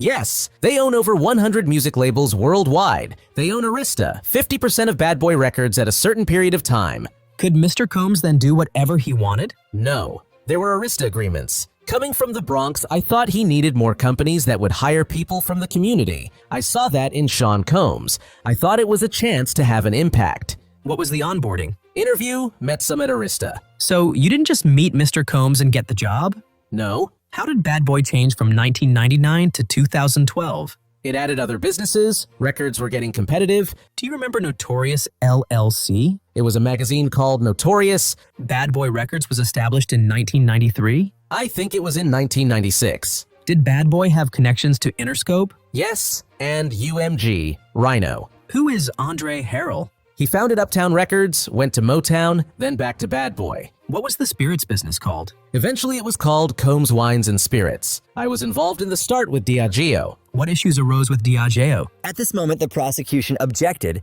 and it was unclear if it was sustained or overruled. Were there differences about how to market? There are always differences of opinion. We had conversations. How do we drive it more? Was the brand everywhere like competitors? At this moment, the prosecution asked for a sidebar. Then they continued. Were you concerned that Diageo was marketing Ciroc primarily in certain areas to certain people? My opinion? On your personal knowledge. The distribution was highly concentrated. The question was why. Diageo was marketing it more in urban areas than more broadly. Okay, what about Revolt? It was owned by Highbridge Capital Management, which was purchased by JP Morgan Chase. I think so. Highbridge had 2 seats? Yes, 2 of 5 seats on Revolt. What were you at Revolt? Chief Operating Officer. What did that entail? Finance, production. And Sean Combs wasn't in the management, right? He was not. Let's look at DX 1901 about Combs Enterprises. Let's put up the redacted version. Here you have James Cruz and the HR officer after Vashta Wilson, Andre Harrell, and yourself. This is the team. What is digital? Your pause says enough. Personal versus business expenses. What's your accounting background? I was a CPA for a time. You never saw Mr. Combs sitting reviewing his American Express bill? No. When there was a partnership with another company, they would look at the books as well, right? Yes. Many high-profile people have personal assistants, yes? They do? Security was part of the business? Yes. Security's job was to be in close proximity with Mr. Combs so that no one would do something dangerous to him, right? Right. Let's talk about cash. What was the cash receipt form? When is it used? For example, touring. At this moment, the defense asked for a sidebar, then continued. Did you see anyone help Sean Combs commit crimes? No. Did you see anyone make the company stronger through coercion? Can you explain that one? What did you mean by coercion? Through, or anything like that? No. You were there 19 years. How hard was it? Building from scratch, long hours. Did you send Mr. Combs a text in November 2017? No. I'll show you. Did you tell Mr. Combs you learned so much from him? Yes. He pushed the entire team. He had passion. You're a religious man? At this moment, the prosecution objected, and it was sustained. You're on the board of his charter school? Yes. The school tries to work with at-risk children? At this moment, the prosecution objected, and it was sustained. Do you think highly of Mr. Combs? I don't know how to respond to that. Nothing further. At this moment, the redirect began. Was Revolt Films entirely separate from Revolt TV? Yes. Who was the head of Revolt Films? I don't know. Did you ever stay in a hotel room with Mr. Combs? No. On this org chart, who is the chairman? Sean Combs? And you see Christina Coram here. Yes. Do you see the name Mia? Development and acquisitions. Nothing further. At this moment, the recross began. You didn't go to his home or hotel because that's his personal life, right? At this moment, the prosecution objected, and it was sustained. Nothing further. The government calls Frank Piazza. Where do you work? Legal audio and video. Have you testified before? Mostly criminal matters. I've also done some civil and depositions. Have you been qualified as an expert? 50 times. We moved to qualify Mr. Piazza as an expert. How many times have you worked for SDNY? 50 or 100 times. Does that impact your testimony? No. I do 75% defense work. Are you being paid? What is your hourly rate? $295. You analyzed cell phone videos and surveillance videos. Yes. Let me show you. What is a frame rate? Frame per second. It can cause a video to have more info per second. This cell phone video of a video, was shot on an iPhone 6, 30 frames a second. It was not edited or tampered with, I found. Did you reach a conclusion? They are accurate. And the surveillance videos? There were issues. The clock was set to play 30 frames a second, but this was 22 frames, so it played faster. We had to account for that. How? We counted the frames and used software to correct the timing. Were the surveillance videos altered? No. Here, the video stream was corrupted. This has caused a distortion. The whole file or just these small pieces? The corruption exists in the video stream. There is a structure called a GOP, a group of pictures. We have predictive frames. You don't know this, but a static camera does not re-record a wall that doesn't move each second. It is repeated. Only what moves is recorded. Thank you. Play 55 seconds. Did you see pixelation? Yes. Does it represent manipulation? No. You can choose motion activity. The camera only turns on when there is motion, but it causes timestamp issues. Go back frame by frame. I want to point something out. This seems to be a collision of two issues. Look at the male sitting down. There appears to be a ghost of a person. The motion activity begins to sense that we have motion. Now there is a full figure in the frame. That file is corrupted. Did you make a compilation? Yes, your office requested it. They are edited to track the movement of individuals inside the events. Does it have different camera angles in it? Yes. How did you show the changes? Black screen. Is this the compilation? Yes. Play the first 30 seconds. What is happening? The male is running down the hallway. He throws her down. What did the man just do? Dragging the woman, holding a bag. How? What is he holding? It appears to be a cell phone, glowing. Let's focus on what happens in the mirror. Play it. What happened? The male picked up a small object, what appears to be a vase, and threw it across the room at the woman. Continue playing. Who is emerging now? The female, with a duffel, her luggage. Now who? The security person. Now the man walks away. Holding what? Appears to be a cell phone. He puts it to his ear. You find these accurate? Yes, and this was all the footage I had. Let's turn to the videos labeled P, X201 to 210. Let me clarify. These are under seal. These were recovered from the Frank Black user on a device provided to the US by Ms. Ventura. These are enhanced versions of original videos created in 2012, 2014. Mr. Piazza, what were you asked to do with the content? Enhance the audio component. We admitted these videos into evidence, and no further questions. What is your understanding of the source of those surveillance videos? The native system. How did they come to your possession? They were exported and transcoded. Who gave the surveillance video to you? The U.S. Attorney's Office. Who gave it to them? I don't know. Did you say it was from a cheap system? I don't think I said that. Let me show you notes. So you called it cheap? I don't know when this document was created. But you thought the system was cheap? In a way. Let me play you 10C103. There are 2 minutes not shown. This is my corrected version, but there are a few issues that we cannot correct. The system is buffering some of that time, and some portions were motion activated. Let's again play the mail coming into the elevator bank at 11:02, and then the timestamps are jumping around. It's constantly playing catch up. Play ahead. We're at 11:11:28. The female picks up the house phone. There's some sort of cut. Can you explain? Can you back up and go frame by frame? Sure, but is the mail separated from her? Yes, the bag drop triggered it. A 10-second difference. Let's watch it again. Did we just jump about 10 seconds on the timestamp? Yes, there is a 5-second offset between the two cameras. That's what you just showed. Okay, the female picks up the phone and the male walks away. Start again, please. Is this his walking away? Yes. Play more. Did you see this translucent or ghost-like figure in the cell phone video as in the surveillance video? The cell phone video was not high quality enough to capture it. But it's not there. It is not. Mr. Piazza, thank you so much for coming. We have no further questions for you. At this moment, the redirect began. So they are 5 minutes off? My notes told me there was a 5-minute, 55-second difference and another offset of 5 seconds. Do these videos reliably and accurately depict what happened? Yes. No further questions. The government calls Bryana Bongolan. What else are you called? Bana.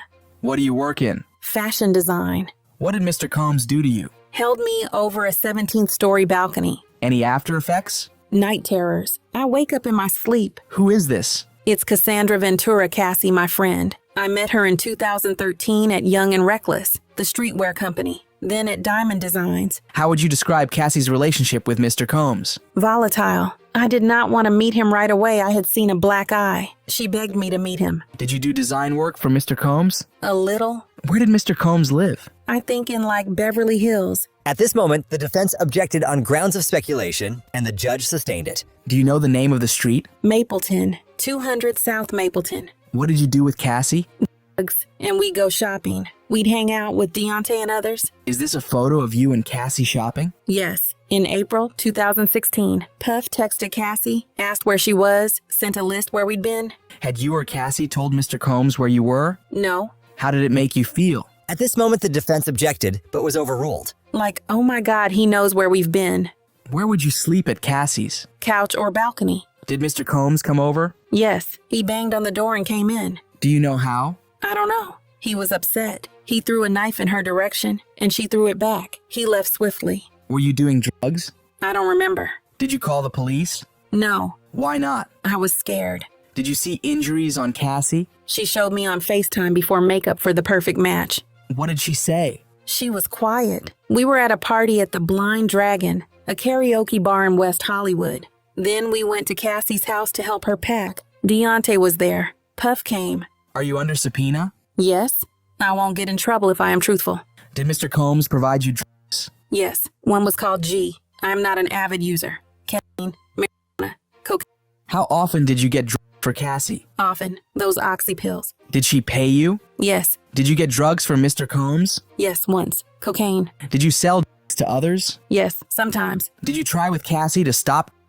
Yes, we'd try to cook, but there were a lot of drugs around. Has Mr. Combs ever threatened you? Yes. Let me show you a photo from April 2016. Who is in it? This photographer who goes by the name Bad Boy, with an eye. We thought it was cool that was his name. We thought we'd made some art. Puff came up close to my face and said, I am the devil, and I could kill you. Were you taking drugs that day? Probably cocaine. Did you continue to see Mr. Combs after that? Yes. Why? I don't know. Did you tell the government about this threat in your first meeting? No. Why? At this moment, the defense objected and was sustained. What happened on the balcony? I was there. Who was there? Cassie and my ex-girlfriend at the time. What were you doing? Sleeping on the couch with my ex. Doing drugs? I don't recall. What did you do when Mr. Combs arrived? I took my ex-girlfriend to the bathroom. I went shh. Why? I didn't want to expose her to what I saw. Then? Went out on the balcony and either lit the blunt or was about to.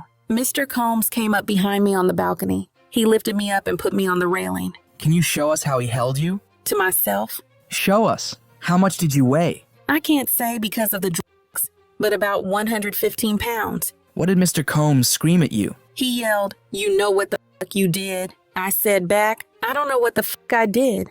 How long did he hold you there? How long it takes to say that multiple times? You know what the fuck you did. What next? He threw me on the balcony furniture. Were you injured? I didn't know at first. What did Cassie say? Along the lines of, "Did you just hang her over the balcony?" Then I heard, "Her girlfriend is in the house." He left, and I left. I wanted to take a shower. I felt disgusted.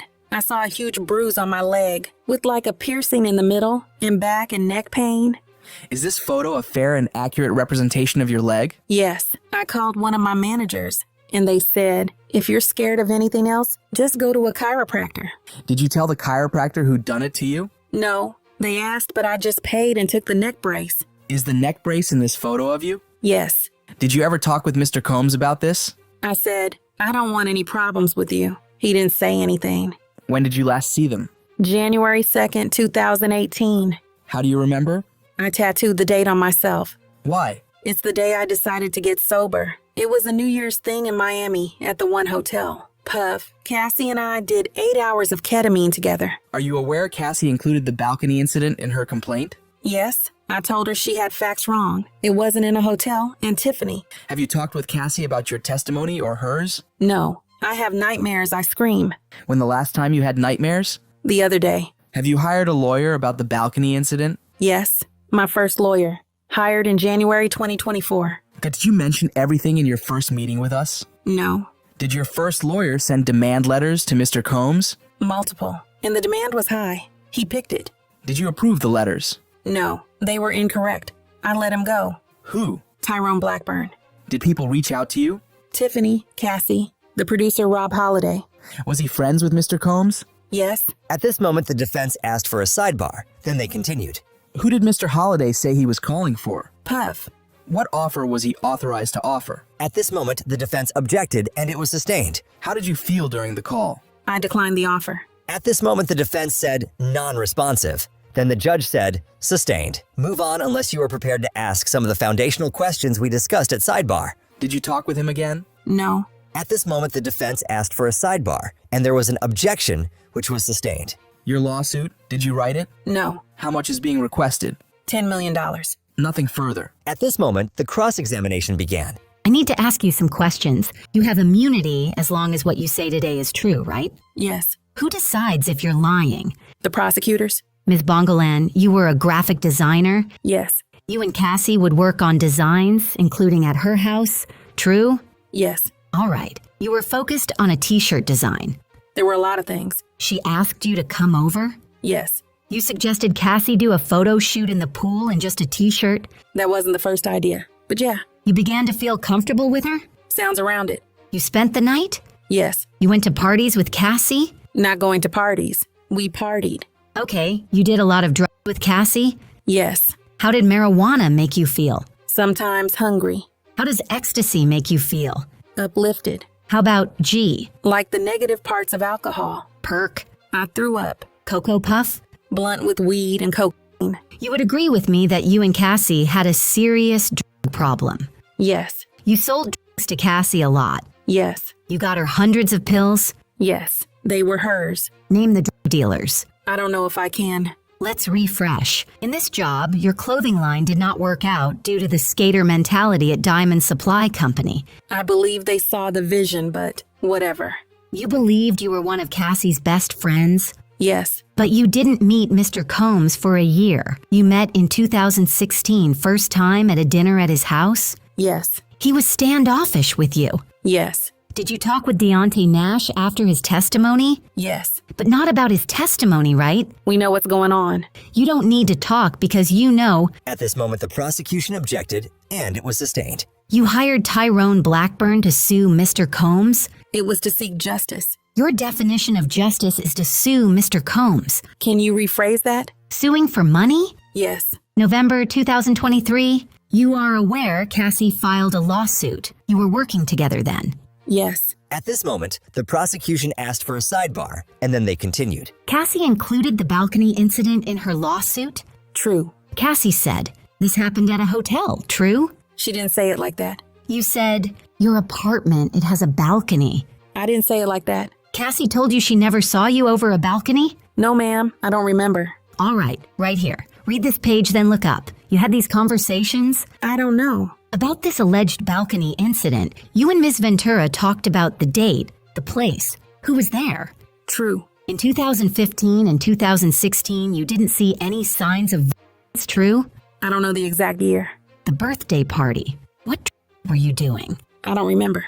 Alleged knife throwing incident. He just walked in and threw a knife. I'm not sure. Are you telling the truth? At this moment, the prosecution objected, and it was sustained. Didn't you tell the government they would get in knife fights? Plural? I don't remember. Let me show you. I was suggesting where the knife came from. Because it makes no sense. You're saying you don't know how he got in to throw the knife, but once he's left, you're no longer worried. I don't remember how I felt. You say at a photo shoot, Mr. Combs said, "I could kill you?" Yes. But at first, you told the government it was at a party. I don't know. Your first demand letter said Mr. Combs said I could kill you while he hung you over the balcony? He did both, just not at the same time. At this moment, they had a sidebar, then continued. You met the government January 18th, 2024, didn't mention the "I could kill you," but put it in your subsequent demand letter? Yes, in a demand letter. I don't know when. Read this. The whole thing. This paragraph. Then the judge said, "As much as you want." Thanks. Okay. You didn't tell the government about "I could kill you," and Tyrone was there? Yes, I let him go. Drugs were expensive, right? They are expensive? Now, I don't know. did you run out of money for drugs? I don't remember that. You and Cassie had a drug partnership? Yes. Cassie would pay for the drugs? You'd go buy them? Yes. Did you meet the government on May 25th, 2025, and June 2nd, 3rd, and 4th? Yeah, that's not long ago. That's today. I'm not good with dates. The balcony incident. Didn't you tell the government there was a party in the apartment? I don't remember that. You told the government your girlfriend was in the bathroom, not that you took her in there. My ex. Your complaint says you were smoking a cigarette on the balcony, not weed. I don't remember. Different things. Yes. You told the government you recalled he was charging at you? Don't remember. Didn't you first say Mr. Combs sexually assaulted you on the balcony? I showed them where his hands were. You said he gripped your breasts, or your lawyers said it. My lawyers said that. Didn't you tell these prosecutors 2 days ago that you couldn't remember what happened out on that balcony? I don't remember. Do you remember what drugs you were on? No. Didn't you tell the government you took Molly, G, and cocaine? That's a lot of drugs. Didn't you take them all? Not all on that night. What is this a photo of? Drugs. You sent this photo to Cassie? Yes. Now DX1287. What's this? Some type of drugs. How many types? I can't tell. You're still doing drugs with Cassie on May 31st, 2016, right? Yes. Just before this, Mr. Combs threatened your life? Yes. You weren't scared to continue dealing with Cassie? I guess not. Okay. You said Mr. Combs gripped your breast? At this moment, the prosecution objected, and the judge told the defense to ask again. Mr. Tyrone said Mr. Combs gripped your breast. True? Some of the things he wrote were not true. You fired him and hired new civil lawyers and they drafted a lawsuit. You reviewed it? To the best of my ability. Look at this document. Only for the parties. Ma'am, isn't it true that your lawyer, Mr. Tyrone, alleged for the first time a certain kind of misconduct, and although you knew it was untrue, you began repeating it? Can you rephrase that? Mr. Tyrone alleged that Mr. Combs engaged in misconduct, right? I can't speak for him. You speak for you. You kept repeating the lie about the gripping your breast? Can you restate it? Okay. You continued accusing Mr. Combs of misconduct, even though you knew it was not true. It's really hard to commit to the whole sentence. You knew that was the only way you could sue? I don't recall. You say you were screaming. Are you aware of anyone else calling the police? I don't think so. You didn't go to an urgent care? I didn't. You didn't tell the chiropractor what happened? No. Why not? I was scared. Okay, the girlfriend, what's her name? Sarah or Friday. Full name, please. I think Sarah Siddell, SP. Something like that. It was a while ago. You told the government she was Friday and that she wouldn't know anything? I'm not sure. On October 4th, 2016, didn't you attend Mr. Combs' concert? I don't remember the date, but yes, I went. May we read the texts? You read Bana and I'll read Cass. I don't know what I wrote. Coolio, what time? Luvia, thank you for yesterday. You're asking Cass if Puff would like a sweatshirt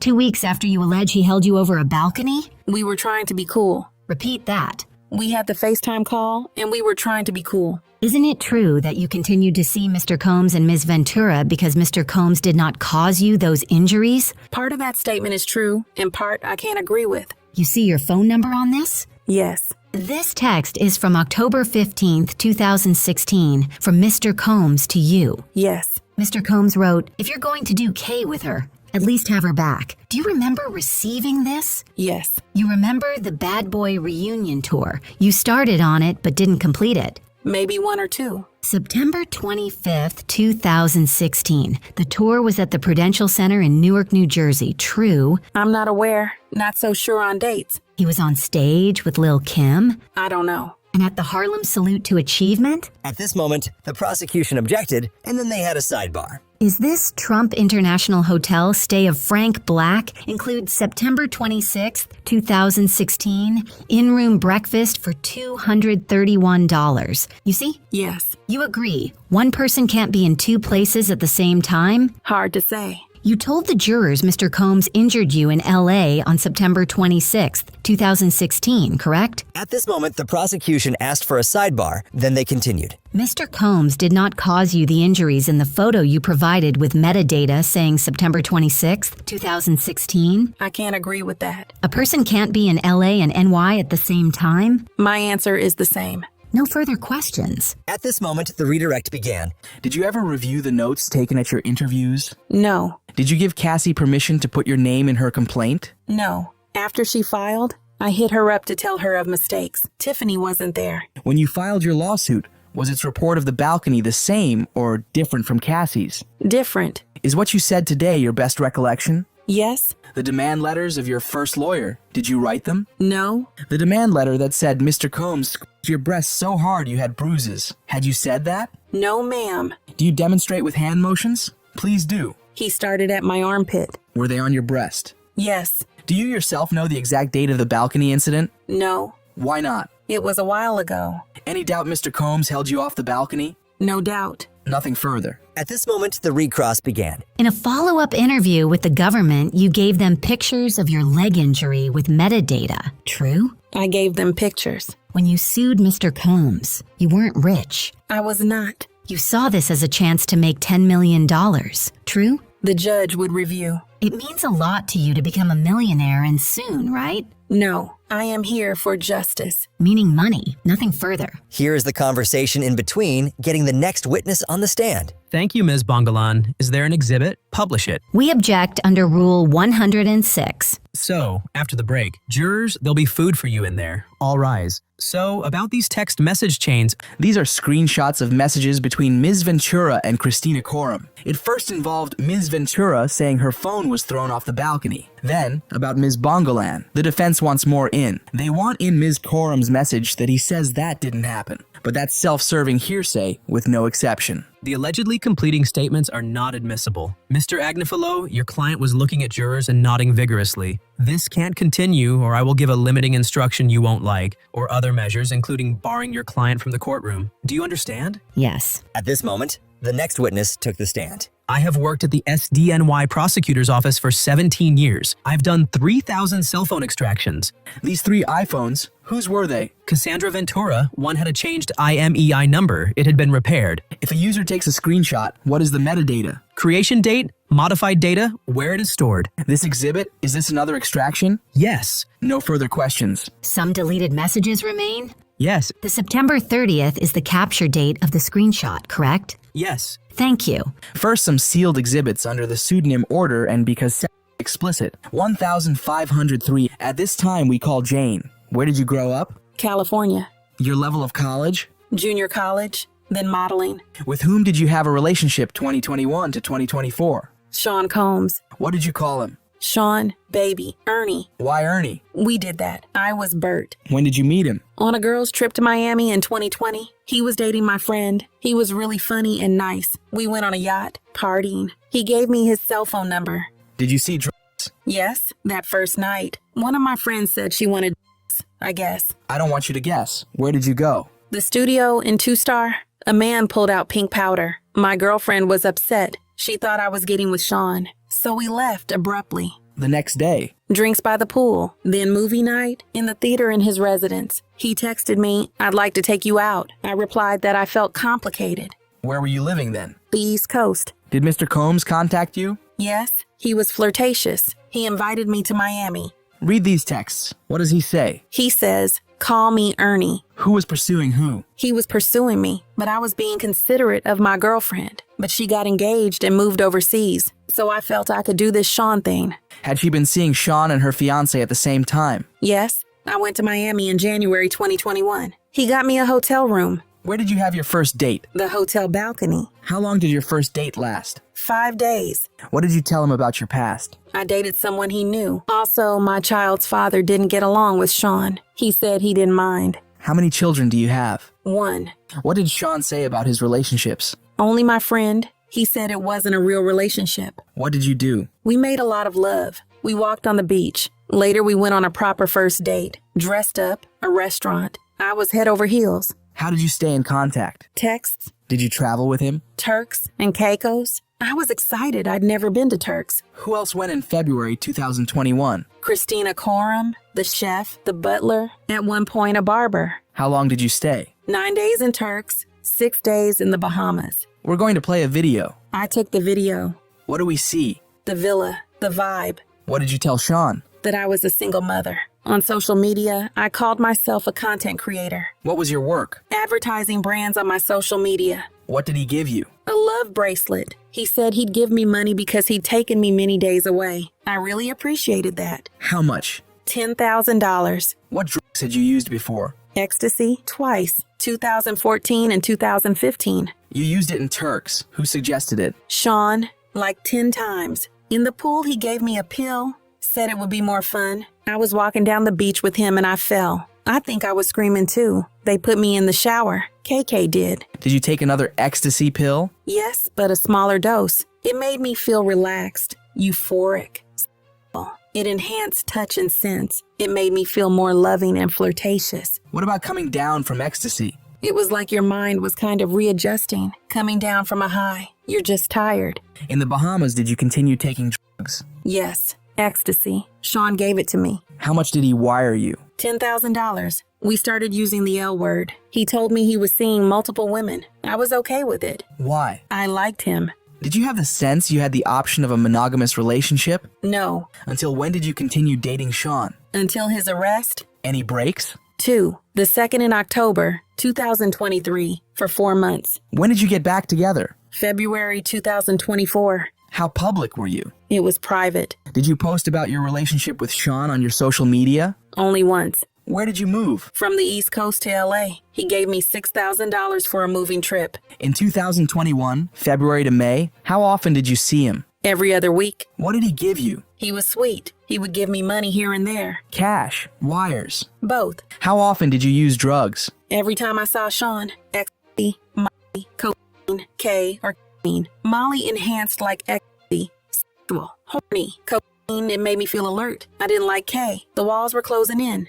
In what context did Sean give you drugs? When we were having sex. What did you learn? So many things. How he liked to have be playing. He liked me in lingerie and with high-end shoes. I was to put baby oil all over my body and his. What type of rooms? In his bedroom. How was it lit? We'd have red lights on. How did you feel? I loved them. May of 2021. What happened? I remember that when we would watch we would have a lot more fantasy conversation. Do you need a break, Jane? No. We would search things on these websites. He wanted me to fantasize. In May of 2025, was there? At this moment, the defense objected. Oh, May of 2021. I am so sorry. Where were you watching the Mia. I had been awake for 15 hours, or 24. What drugs? Ecstasy and Molly. He said, I can make it happen. Why did you say okay? I thought I was playing into the fantasy. But when I came out of the bathroom, he was staring into his phone, really serious. He said, it can happen tonight. How did you react? I was like, tonight? Then, okay. Then we were in a hotel. I saw the assistant setting up the room. The lights were already red. Do you remember which assistants? I don't. He said, there's someone coming. He knows the guy. I was super nervous listening in. Who did you think this guy was? The fantasy guy. What did you think would start happening? Sexual things between me and the fantasy guy. He arrives and they are talking.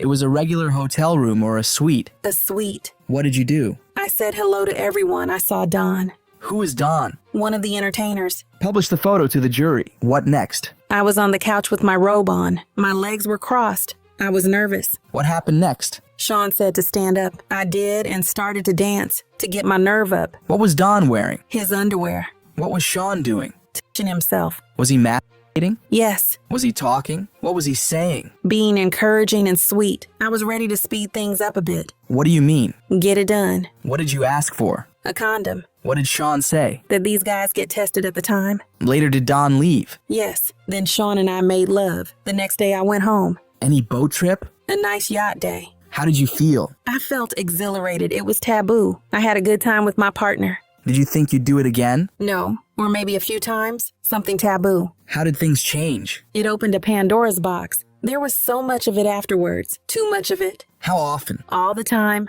I went along. Later, did you tell him you did not want it? Yes. In writing or verbally? Both. Many times. What did Sean tell you about your rent when you said you did not want to have sex with other men? That he'd give me maybe 3 more months. How did you feel? Frustrated. Obligated. Obligated to do what? At this moment, the defense objected, and then they had a sidebar. Between 2023 to the time of his arrest, did he pay your rent and make you feel obligated to have sex with other men? Yes. What did you two call this night? Debaucheries or hotel nights. How often did you see him? Often. Every time you'd see him, did you have hotel nights? Yes. Even though we'd spend a day or two together after, it all felt like a hotel night. Who decided when? Sean, on short notice. I always had childcare ready. I was always put together. What do you mean? My hair, my nails, my tan. He wanted me beautiful. Did you go out with friends? Not after a trip in summer of 2022. He was dismissive. In the summer of 2021? To France. I went to the south of France with my friends. He was angry in the voice notes. Who did he want you to look? Straight hair. Ponytail when we had sex. He wanted me to pierce. Where? My nipples. We'll talk about that. Between 2021 and the break in 2023, how much money did you make and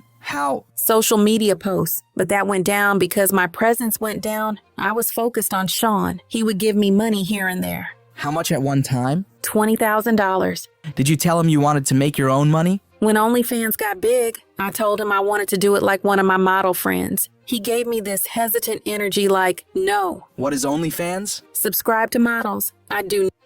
But no sex acts? Right, but he didn't approve. Why did you feel you needed his approval? I felt he was my boyfriend. Sealed exhibit. What is this? My lease, April 4th, 2023. How much was the rent each month? $10,000. Sean said, let's do a love contract. It was a flirty thing. He asked, how much allowance did I want going forward? I said 15. He said 10. 1,000. Yes, I wanted a beautiful home for balance. What's this? A wire transfer. To pay your rent? Yes. Who got you plane tickets to fly to the hotel nights? His travel agent Jess, or KK. What were the hotel suites like? Red lights, sheets everywhere for the excessive use of baby oil. How many bottles? At this moment, the defense objected, and it was sustained. Per hotel night? 24 bottles or more. This night, where was the hotel night? In my apartment. What did you wear during these hotel nights? Lingerie, high shoes. What would you and the other man do first? At this moment, the defense objected, and the judge said to rephrase. Who would you greet? The entertainer. I was on drugs. Sean told me to touch myself. Then the sex. Forgive me for asking, but oral or intercourse? Oral. Later, I would be with Sean. Would you clean up the ejaculate? No. How long were the hotel nights? 20 or 30 hours. We could break here. Good morning. How many times did you travel to Las Vegas? Once on Sean's plane. He was hosting an event. Then he wanted entertainment for the night. We had that. What do you mean? An entertainer. We had sex. What did going off the grid mean? Getting free. Did Sean call you a freak? Yes. He wanted me to be wild and sexual. Did you ask Sean if the entertainers could wear condoms? Yes. That first time with Dawn and another. Sean guilty tripped me out of it. It was not something he wanted to see. What was his tone? Condescending. Did he say why he did not want the entertainer to wear a condom? He did not want to see a rubber. Did you raise it ever when sober and not in a hotel room? Yes. Was this ever recorded? Yes. One that I am aware of. I am trying to ask the entertainer if he can wear a condom. He's looking for it. I'd like to call up this exhibit with an aide. Did you listen to this? Yes. And did you read the transcript that's up on the screen? Yes. Let's start at 8 minutes and 20 seconds. When you said, I think they're in the chair, what were you referring to? Condoms. What did you understand Sean to mean when he said, you were just taking that dick? That we already had intercourse. And when he said, if you don't touch yourself right now, what was he saying? To just move on. Why did you think you needed permission from Sean for the man having sex with your body to wear a condom? At this moment, the defense objected, but it was overruled, and then they had a sidebar, then continued. Why did you not say no? He'd get agitated. How would intercourse with an entertainer end? He'd finish on me. Then what with Sean? We'd have sex. Would you clean up the toilet? No. Why not? Sean liked it, to play around with it. Then what? I'd take a shower and get ready for the next one. Typically, how many rounds? At this moment, the defense objected, but it was overruled. Every entertainer was different. Some 3. Who decided if you could stop when you were tired? Sean. Do you need a moment? I'm sorry, what was your question? How did you say you wanted to stop? I'd say like, I'm hungry, make little faces. I'd send him subtle cues. What would he say? He'd say, you're not getting tired on me, are you? Let's go out on a high note. Let's finish strong. What would Sean give you to keep you awake and having sex with the entertainers? Ecstasy. Did you ever cry after one of these hotel nights? Twice. Tell us about the first. I thought it was a date night, one-on-one. But he said there would be an entertainer, but just a quick one. I hung on to that, but 18 hours. And after 18 hours and 3 rounds with the entertainer, Sean said he had to leave. I started crying. Were you with someone else? I was with Sean. It was in the Waldorf in Beverly Hills, early in our relationship. What did Sean say? He said, "Are you crying?" Like looking disgusted. Then he just sat there listening to music. I was clinging to him. He said he could move things around with him, family, and I could go home with him. I just wanted to be in his arms after all that. And the second time? I was in the shower after one of these nights. Is your memory spotty? What do you remember? I was so high. I was having sex with Paul. Then I was in the shower with Sean. He said, "Stop it, I'm too high. Stop." Paul? One of the entertainers. Were these hotel nights work for you? At this moment, the defense objected, but it was overruled. It was work from start to finish. What did you do to try to get them to end sooner? I'd try to have sex with the entertainers fast. What did you do to try to speed things up? I'd do foreplay and bring them into the room. Sean would say, "Slow it down, more foreplay." What words would he use? At this moment, the defense objected, and it was sustained. May of 2021 to October of 2023. What would Sean say? He'd say, "I'm not ready to see that yet." How would you feel? At this moment, the defense asked for a sidebar. Then they continued. How did you feel? I'd want to be with Sean at the end. Where would you go? To his residence. Was there any part of these hotel nights you enjoyed? Being with Sean. Would he text you? To say I love you. Did you text that you wanted to have sex? Yes, with him. Did you text him you wanted to have sex with others? Yes, it was his fantasy. Did you tell you want to text? Yes. Did he tell you what to text? Yes. He'd ask, "What do you want?" Be explicit. Why did you write these things? I wanted to make my lover happy. Look at this one, from November 9th, 2021. What did you write? I wrote, "I'm horny for you." You don't have to read this, but did you write, "I want to suck Paul's dick"? Why did you write that? I knew it would turn Sean on. Who is Paul? An entertainer. You texted him you wanted to stop having hotel nights? Yes. What did you write here? I'm so much more than being left in the dark of a hotel room. My heart is breaking. I don't want to play this role in your life anymore. I feel it's the only reason you pay for the house. We need to talk like adults. How long had Sean been paying your rent? 5 months or so. Did you see drugs in the hotel rooms? At this moment, the defense objected, but it was overruled. Ecstasy, Molly, cocaine, pink powder, which I believe is called Tusi. Who gave them to you? Sean. Did you ever see any of the entertainers taking drugs? No, that was my one rule. I told them they couldn't take drugs. I didn't want them to be out of control while they were with me. How did ecstasy make you feel? Energy. Why did you feel you had to take these drugs? Otherwise, it would be too real. I wanted to, feel like it would make things easier. Did you ever do hotel nights without drugs? Twice. Once with Paul. Why didn't you take drugs that time? I didn't want to do that to my body, but it felt too real. So I asked Sean for a pill. Did Sean give it to you? Yes, I felt better. The second time? My partner was taking too many pills. He said, "I'll do 30 days without drugs, but let's have one last sobriety party at the L'Ermitage." How long did it last? Too long. 18 hours. What happened? The first guy, the second guy. I was not feeling well. I threw up. I told Sean I'd just thrown up. What did you say? He said, "That's good. Now you'll be ready for the third guy. He's here." How did you feel? I was just disgusted. I was just repulsed. I was just too mad at myself. I was mad I had let myself get into this. At this moment, they took a break, then continued. Did Sean ever run out of drugs during a hotel night? Yes. What happened? He would call one of the assistants or butlers to bring more drugs. Sometimes his security. What assistants? Brendan, Frank, John. Let me show you a photo of Brendan. That's him. He would bring pill bottles. Then there would be cocaine, weed. Who from security did he call for drugs? Fahim? Sean called him Fa. Who else brought drugs? Guido. He brought mostly ecstasy, Molly and Xanax, and coke. Did you take Xanax? Yes, after I put Sean to sleep. Did you ever carry drugs for Sean? Yes, from LA to Miami. KK told me, I'll have security come out and give you the package. I asked, is it safe and okay? What did KK tell you? She said, it's fine, I do it all the time. Where did you give Sean the package? In the bathroom of 2-Star. He opened it and then I saw colorful pills. I assumed... I don't want you to assume. Did you take the pills? Yes, for a hotel night. It was ecstasy. Did you move drugs for Sean another time? Yes, in my luggage from LA to Miami. There, Sean and I used them. They were ecstasy. Before May and October 2021, who reached out to the entertainers? Sean. Then who? Me. Why did you start choosing? I didn't want it to just be a stranger. I assessed the dynamic of our relationship. We were walking porn, and I saw a performer and said, that one. Why did you want to choose? I couldn't get away from this.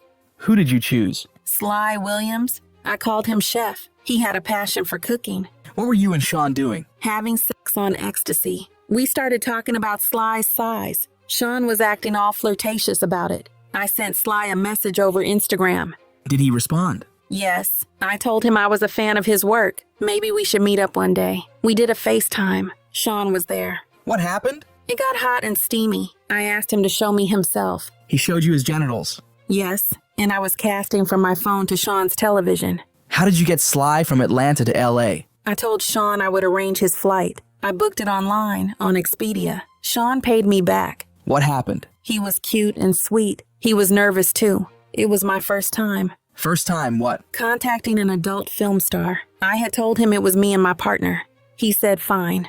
What hotel? L'Hermitage, I believe. It was the routine. The oils would come out. I'd be in a uniform. I'd dance. Then sex. What was Sean doing? Masturbating. Then who invited him the next times? I did. I would suggest Sly. He was familiar to me. Where else did you meet Sly? The Trump Hotel. The Trump Hotel in New York? Yes. I would book his flights from Atlanta. And you paid him afterward? Yes. $2,000 to $4,000. Where from? At this moment, the defense objected, and they rephrased the question. Where did the cash to pay Sly come from? Sean. From the drawer. Sometimes we used Cash App. Was there a second adult entertainer you reached out to? Yes, Anton. I think Anton Harris. It was his stage name. I don't know his real name. We were watching Anton's films and I was really into him. I messaged him on Instagram. He was in LA. I invited him over. How did Anton respond? Positively. We were in my first residence. What happened? The same. Sean watched. Happy. Did you see Anton again? Yes. Sometimes at hotels in LA, sometimes in my apartment. Did you FaceTime with Anton and Sly? Yes, when Sean and I were alone having sexy times. Why would Sean call them? He wanted something live. I was doing like sexting, FaceTime, and screen sharing to Sean's TV. I told Sly and Anton I was alone so they would feel comfortable. Did you ask Sly and Anton to send you pictures of their genitals? Yes, Sean wanted them. He would say, get it. Did Anton or Sly ever send you photos of their genitals when you were not with Sean? Yes, I was polite and flirtatious, but not as flirtatious as when I was with Sean. Did you ever see Anton or Sly in person without Sean? No. Are these your texts with Sly? Let me show you. I was asking for explicit photos or videos from him. That's what my partner wanted. What did Sly say? He said, I'm down. What did you say? I wrote, I'm touching myself. Then, what's your full name and DOB? Why that? To book his travel. What did you write? She's booking. Jen was. November 9th, 2021. The flight. When you received these explicit images, were you alone? Yes. I sent a blander message. Then he texted me in April 2022. Hello, beautiful. How was your day? Why did Jess book the flight? I was too high to type. He'd be the entertainer. Other entertainers? Paul and Don. Sean coordinated others. Between May 2021 and October 2023, how often were the hotel nights? Often. Every week, every other week. After February 2024, where did this happen? 2-Star and LA. In the LA residence you're still living in? Yes. After February 2024? Maybe 5 times. How many different men? I don't know. Let's talk about some. Who's this? Don. Last time? August 2024 at 2-Star. I only saw Don in Miami. Who's this? Paul. When was the last time? End of July 2024. Before that, very often. What did you think Paul did? A personal trainer for Sean in LA, Miami, Turks. How did Paul get there? He'd book his own travel, or he'd already be there. Who's this? A man named Leo. I met him through Sean for one of these nights. I met him on my birthday. Last time? 2023. Where did you see Leo? LA. What else did you call him? Italian. Who's this? A guy Sean brought into a night in 2021. What happened? Sean said he had someone coming over. I was repulsed. In L'Hermitage. He looked sweaty. He didn't look nice. He kind of smelled. What did you do? I tried to make it work. I tried to seduce him with my body. He just kept sweating so much. I looked at my partner. I'm not feeling this. I was in lingerie and heels. What was he wearing? Nothing. Sean said, "Do you want to taste it?" I said, "I'm not feeling this." What did Sean do? He laid me down and started having sex with me. Where was the man? Hovering over me. He was sweating on me. Then what? Sean told me to look at the man's private part, but it wasn't happening. Sean told him, "No worries," and the man left. Then what? Sean told me he had someone else coming. Paul. I was blindfolded. Sean wanted me to touch him. I took a liking to Paul. I was more comfortable. I thought he was handsome and nice, and he had a warm energy. Did you want to have sex with him? No. But if I had to have sex with someone, I guess it was not so bad with Paul. What's this? Photo of a man named Michael. I saw him twice, in 2022 or 2023. In the Edition, Los Angeles. Sean said something new was coming. Then, just a bit later, Sean was having small talk with this guy on the balcony. He invited me out. What happened? I thought Michael was attractive. He was from a website. Who's this? I don't know his name. I met him on my birthday in 2023, one of these nights. What happened? Sean told me to come to Miami. We would be alone. He was so sweet. We were eating sushi at Nobu in the hotel. Sean said, "We have entertainment." I gulped and said, "Entertainer." What did he say? "It's your birthday." I just accepted it. Why? I don't know. Upstairs, this man comes in. It was routine. I am like a robot. I am getting the guy comfortable. Do you need a break, Jane? You said you were robotic. What do you mean? I have done so many of these. I can just tune out. My partner likes to see. I just turn on this person. What do you mean you turn into another person? A person who can just do this. What happened? I was much quicker with this person. He felt more like a stranger to me than anyone. I don't want to do this on my birthday. I asked Sean for a condom. Where was he? He was behind this man. He gave me these dirty looks like, "You better not ask for a f***ing condom." I could just hear that. What else did you hear him say? At this moment, the defense objected, but it was overruled. I didn't want to sour the mood. Why didn't you want to sour the mood? I just didn't want my partner unhappy with me. Do you need a break, Jane? No, I'm okay.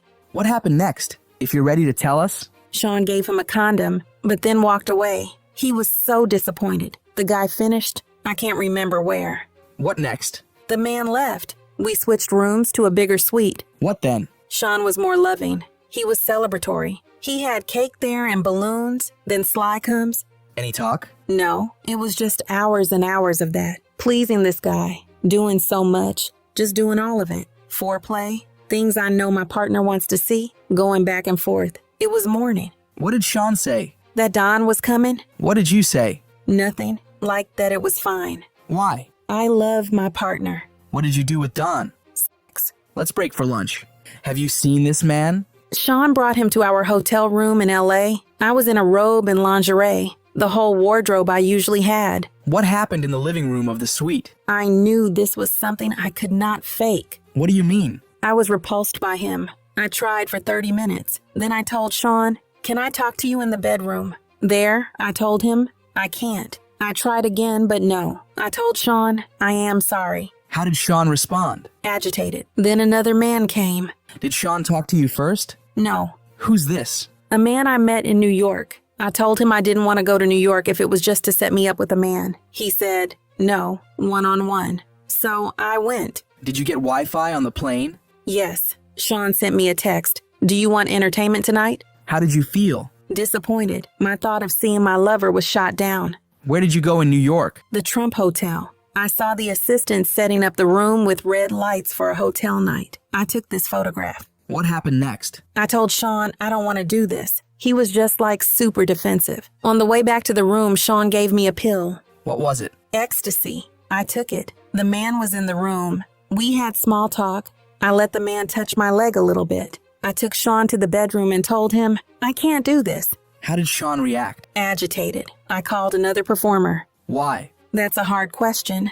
At that point in the relationship, I knew that's what my partner would want. Was Sean paying your rent? Yes. Did he mention it? At this moment, the defense objected, and the judge said, time frame? Then they continued. Was this after Sean started paying your rent? Yes. I called Sly. He was excited. He flew to New York that night from Atlanta. What happened? It was nice. We had sex in front of Sean at the Trump Hotel. Me and Sean had to go our separate ways, but I didn't want Sly to feel we were just leaving him. So cash was brought to the front desk for him by an assistant. Which one? Joey. And this man? I had sex with him in front of Sean. And another? A Spanish buff man. He was a bit odd, I felt. He was pulling out this scent to smell during sex. I don't know. In front of Sean? Yes. Another? A man who looked more European.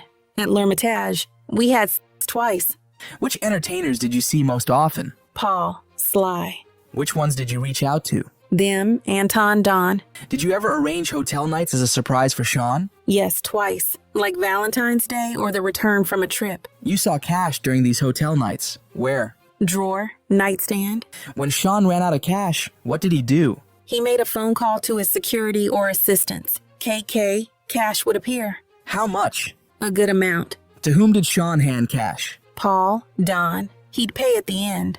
What would Sean say before he brought out his iPhone to record? Nothing. Or, it's just for me. Did Sean sometimes act different? Sometimes happy, sometimes not. What directions would Sean give? To put the baby oil on the man, to touch myself. When you knew the camera was on you, how did you react? It was just a part of it. Did Sean ever record you while not on drugs? No. Did you act like you enjoyed it? Yes. Why? I wanted to put on a good show. What fantasy talk did you engage in? So much. Role play, a fantasy. I'm sorry, there are just so many memories. He would create characters. How is this? Me and Don. The next one is me and Sly. This? Me and Paul. Then me and Leo, Anton and myself. Was Sean present for all of these?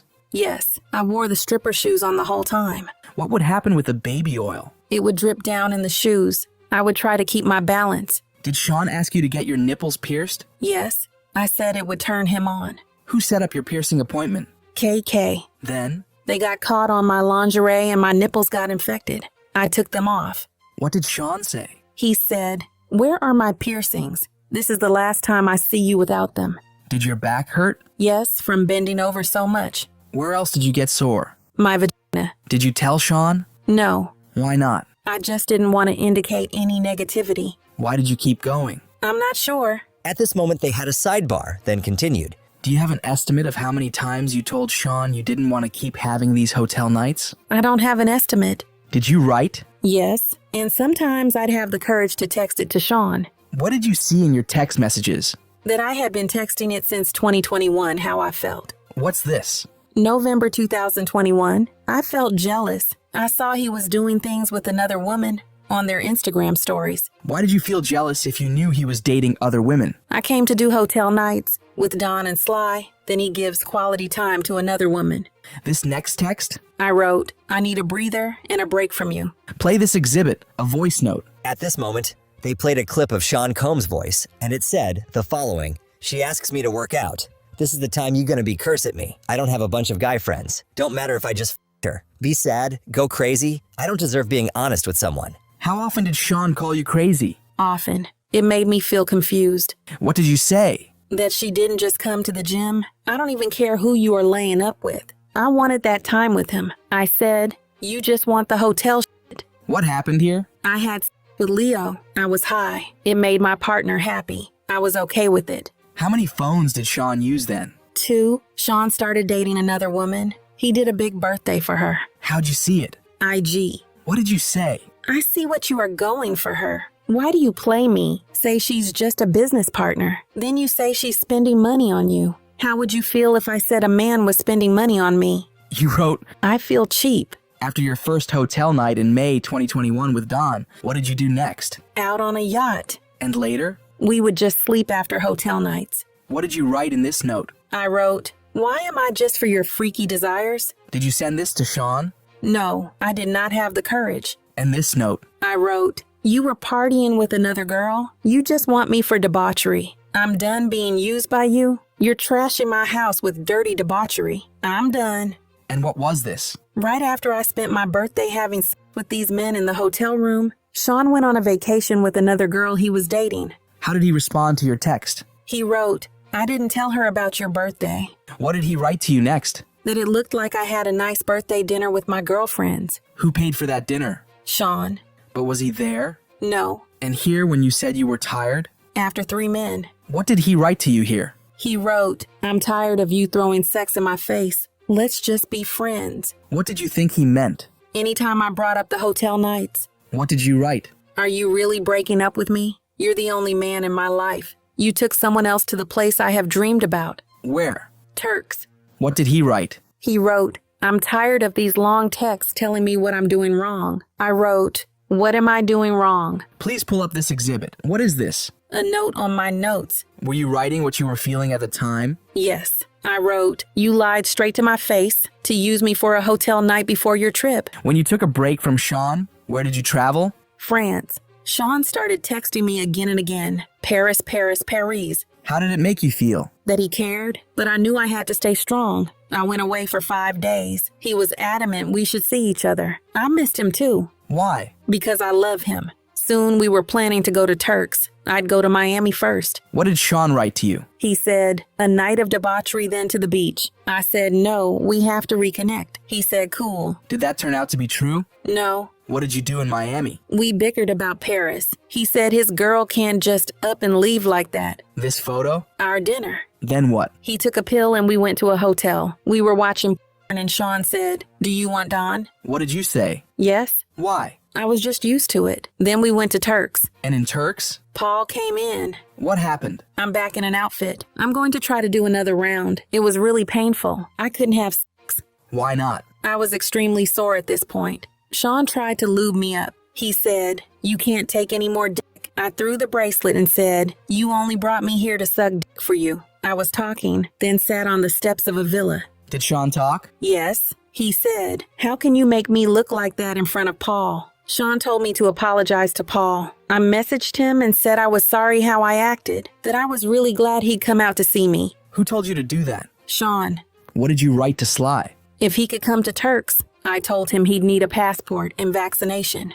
What did Sly respond? I'm willing, but I don't have a vaccination card. Why did you do this? To make it up to Sean. Why did you write this way to Sly and Paul? I wanted them to feel good, like they were not being used. Why? I just do. What was the love contract in March of 2023? He asked, how much did I want per month? I said 15 and he said 10. He started paying your rent? Yes. Who is paying your rent now? Sean. What else did Sean pay for? My teeth. What do you mean? Sean didn't like my teeth. I got new veneers. He also paid to furnish the house. My allowance just didn't do it. I used 3 credit cards. I had promised him an all-star party. What's that? I'd bring the top 3 guys all in the same night. Why? I was with my lover and he liked that. I told him, I have to be awake at 8 a.m. Sunday. I said the last time I got sick. This first text? He felt hesitation from me about the all-star party. He asked, does your hurt? You're not being straight with me. The second, a minute later. He quoted my text asking for help with more furniture for the house. Here Sean writes, Rico is ready. Who was that? Maybe the man named Michael. Or wait, maybe it was a role play and Sean was Rico. You don't know? I don't. Why did you send Sean a photo of pink toilet paper? To show that my period was about to come down, that I needed the night off. Let's postpone. What did he write back? You're getting your hair done for nothing. I'm done. What did you mean movie night was not on my mind? What was that? We would not have an entertainer. We just watch our own movies of the hotel nights. We called it movie night. What did you write? I wrote, why do you talk about the father of my child? All because you don't get your way one night and bust a nut? What did he say back in this voice message? At this moment, they played a clip of Sean Combs' voice, and it said, I don't have time, baby girl. How did you interpret that? Making sure he's happy, including these nights. How did you respond? That he always brought up paying for the house. It felt like, I don't know, this guilt trip. I think this is a good time to break for the day and week. And those are all the testimonies so far in the Diddy trial. Now hearing them all together, what do you think the trial so far? Do you think the defense is winning or is the prosecution winning? Let me know in the comments down below, and I'll see you tomorrow.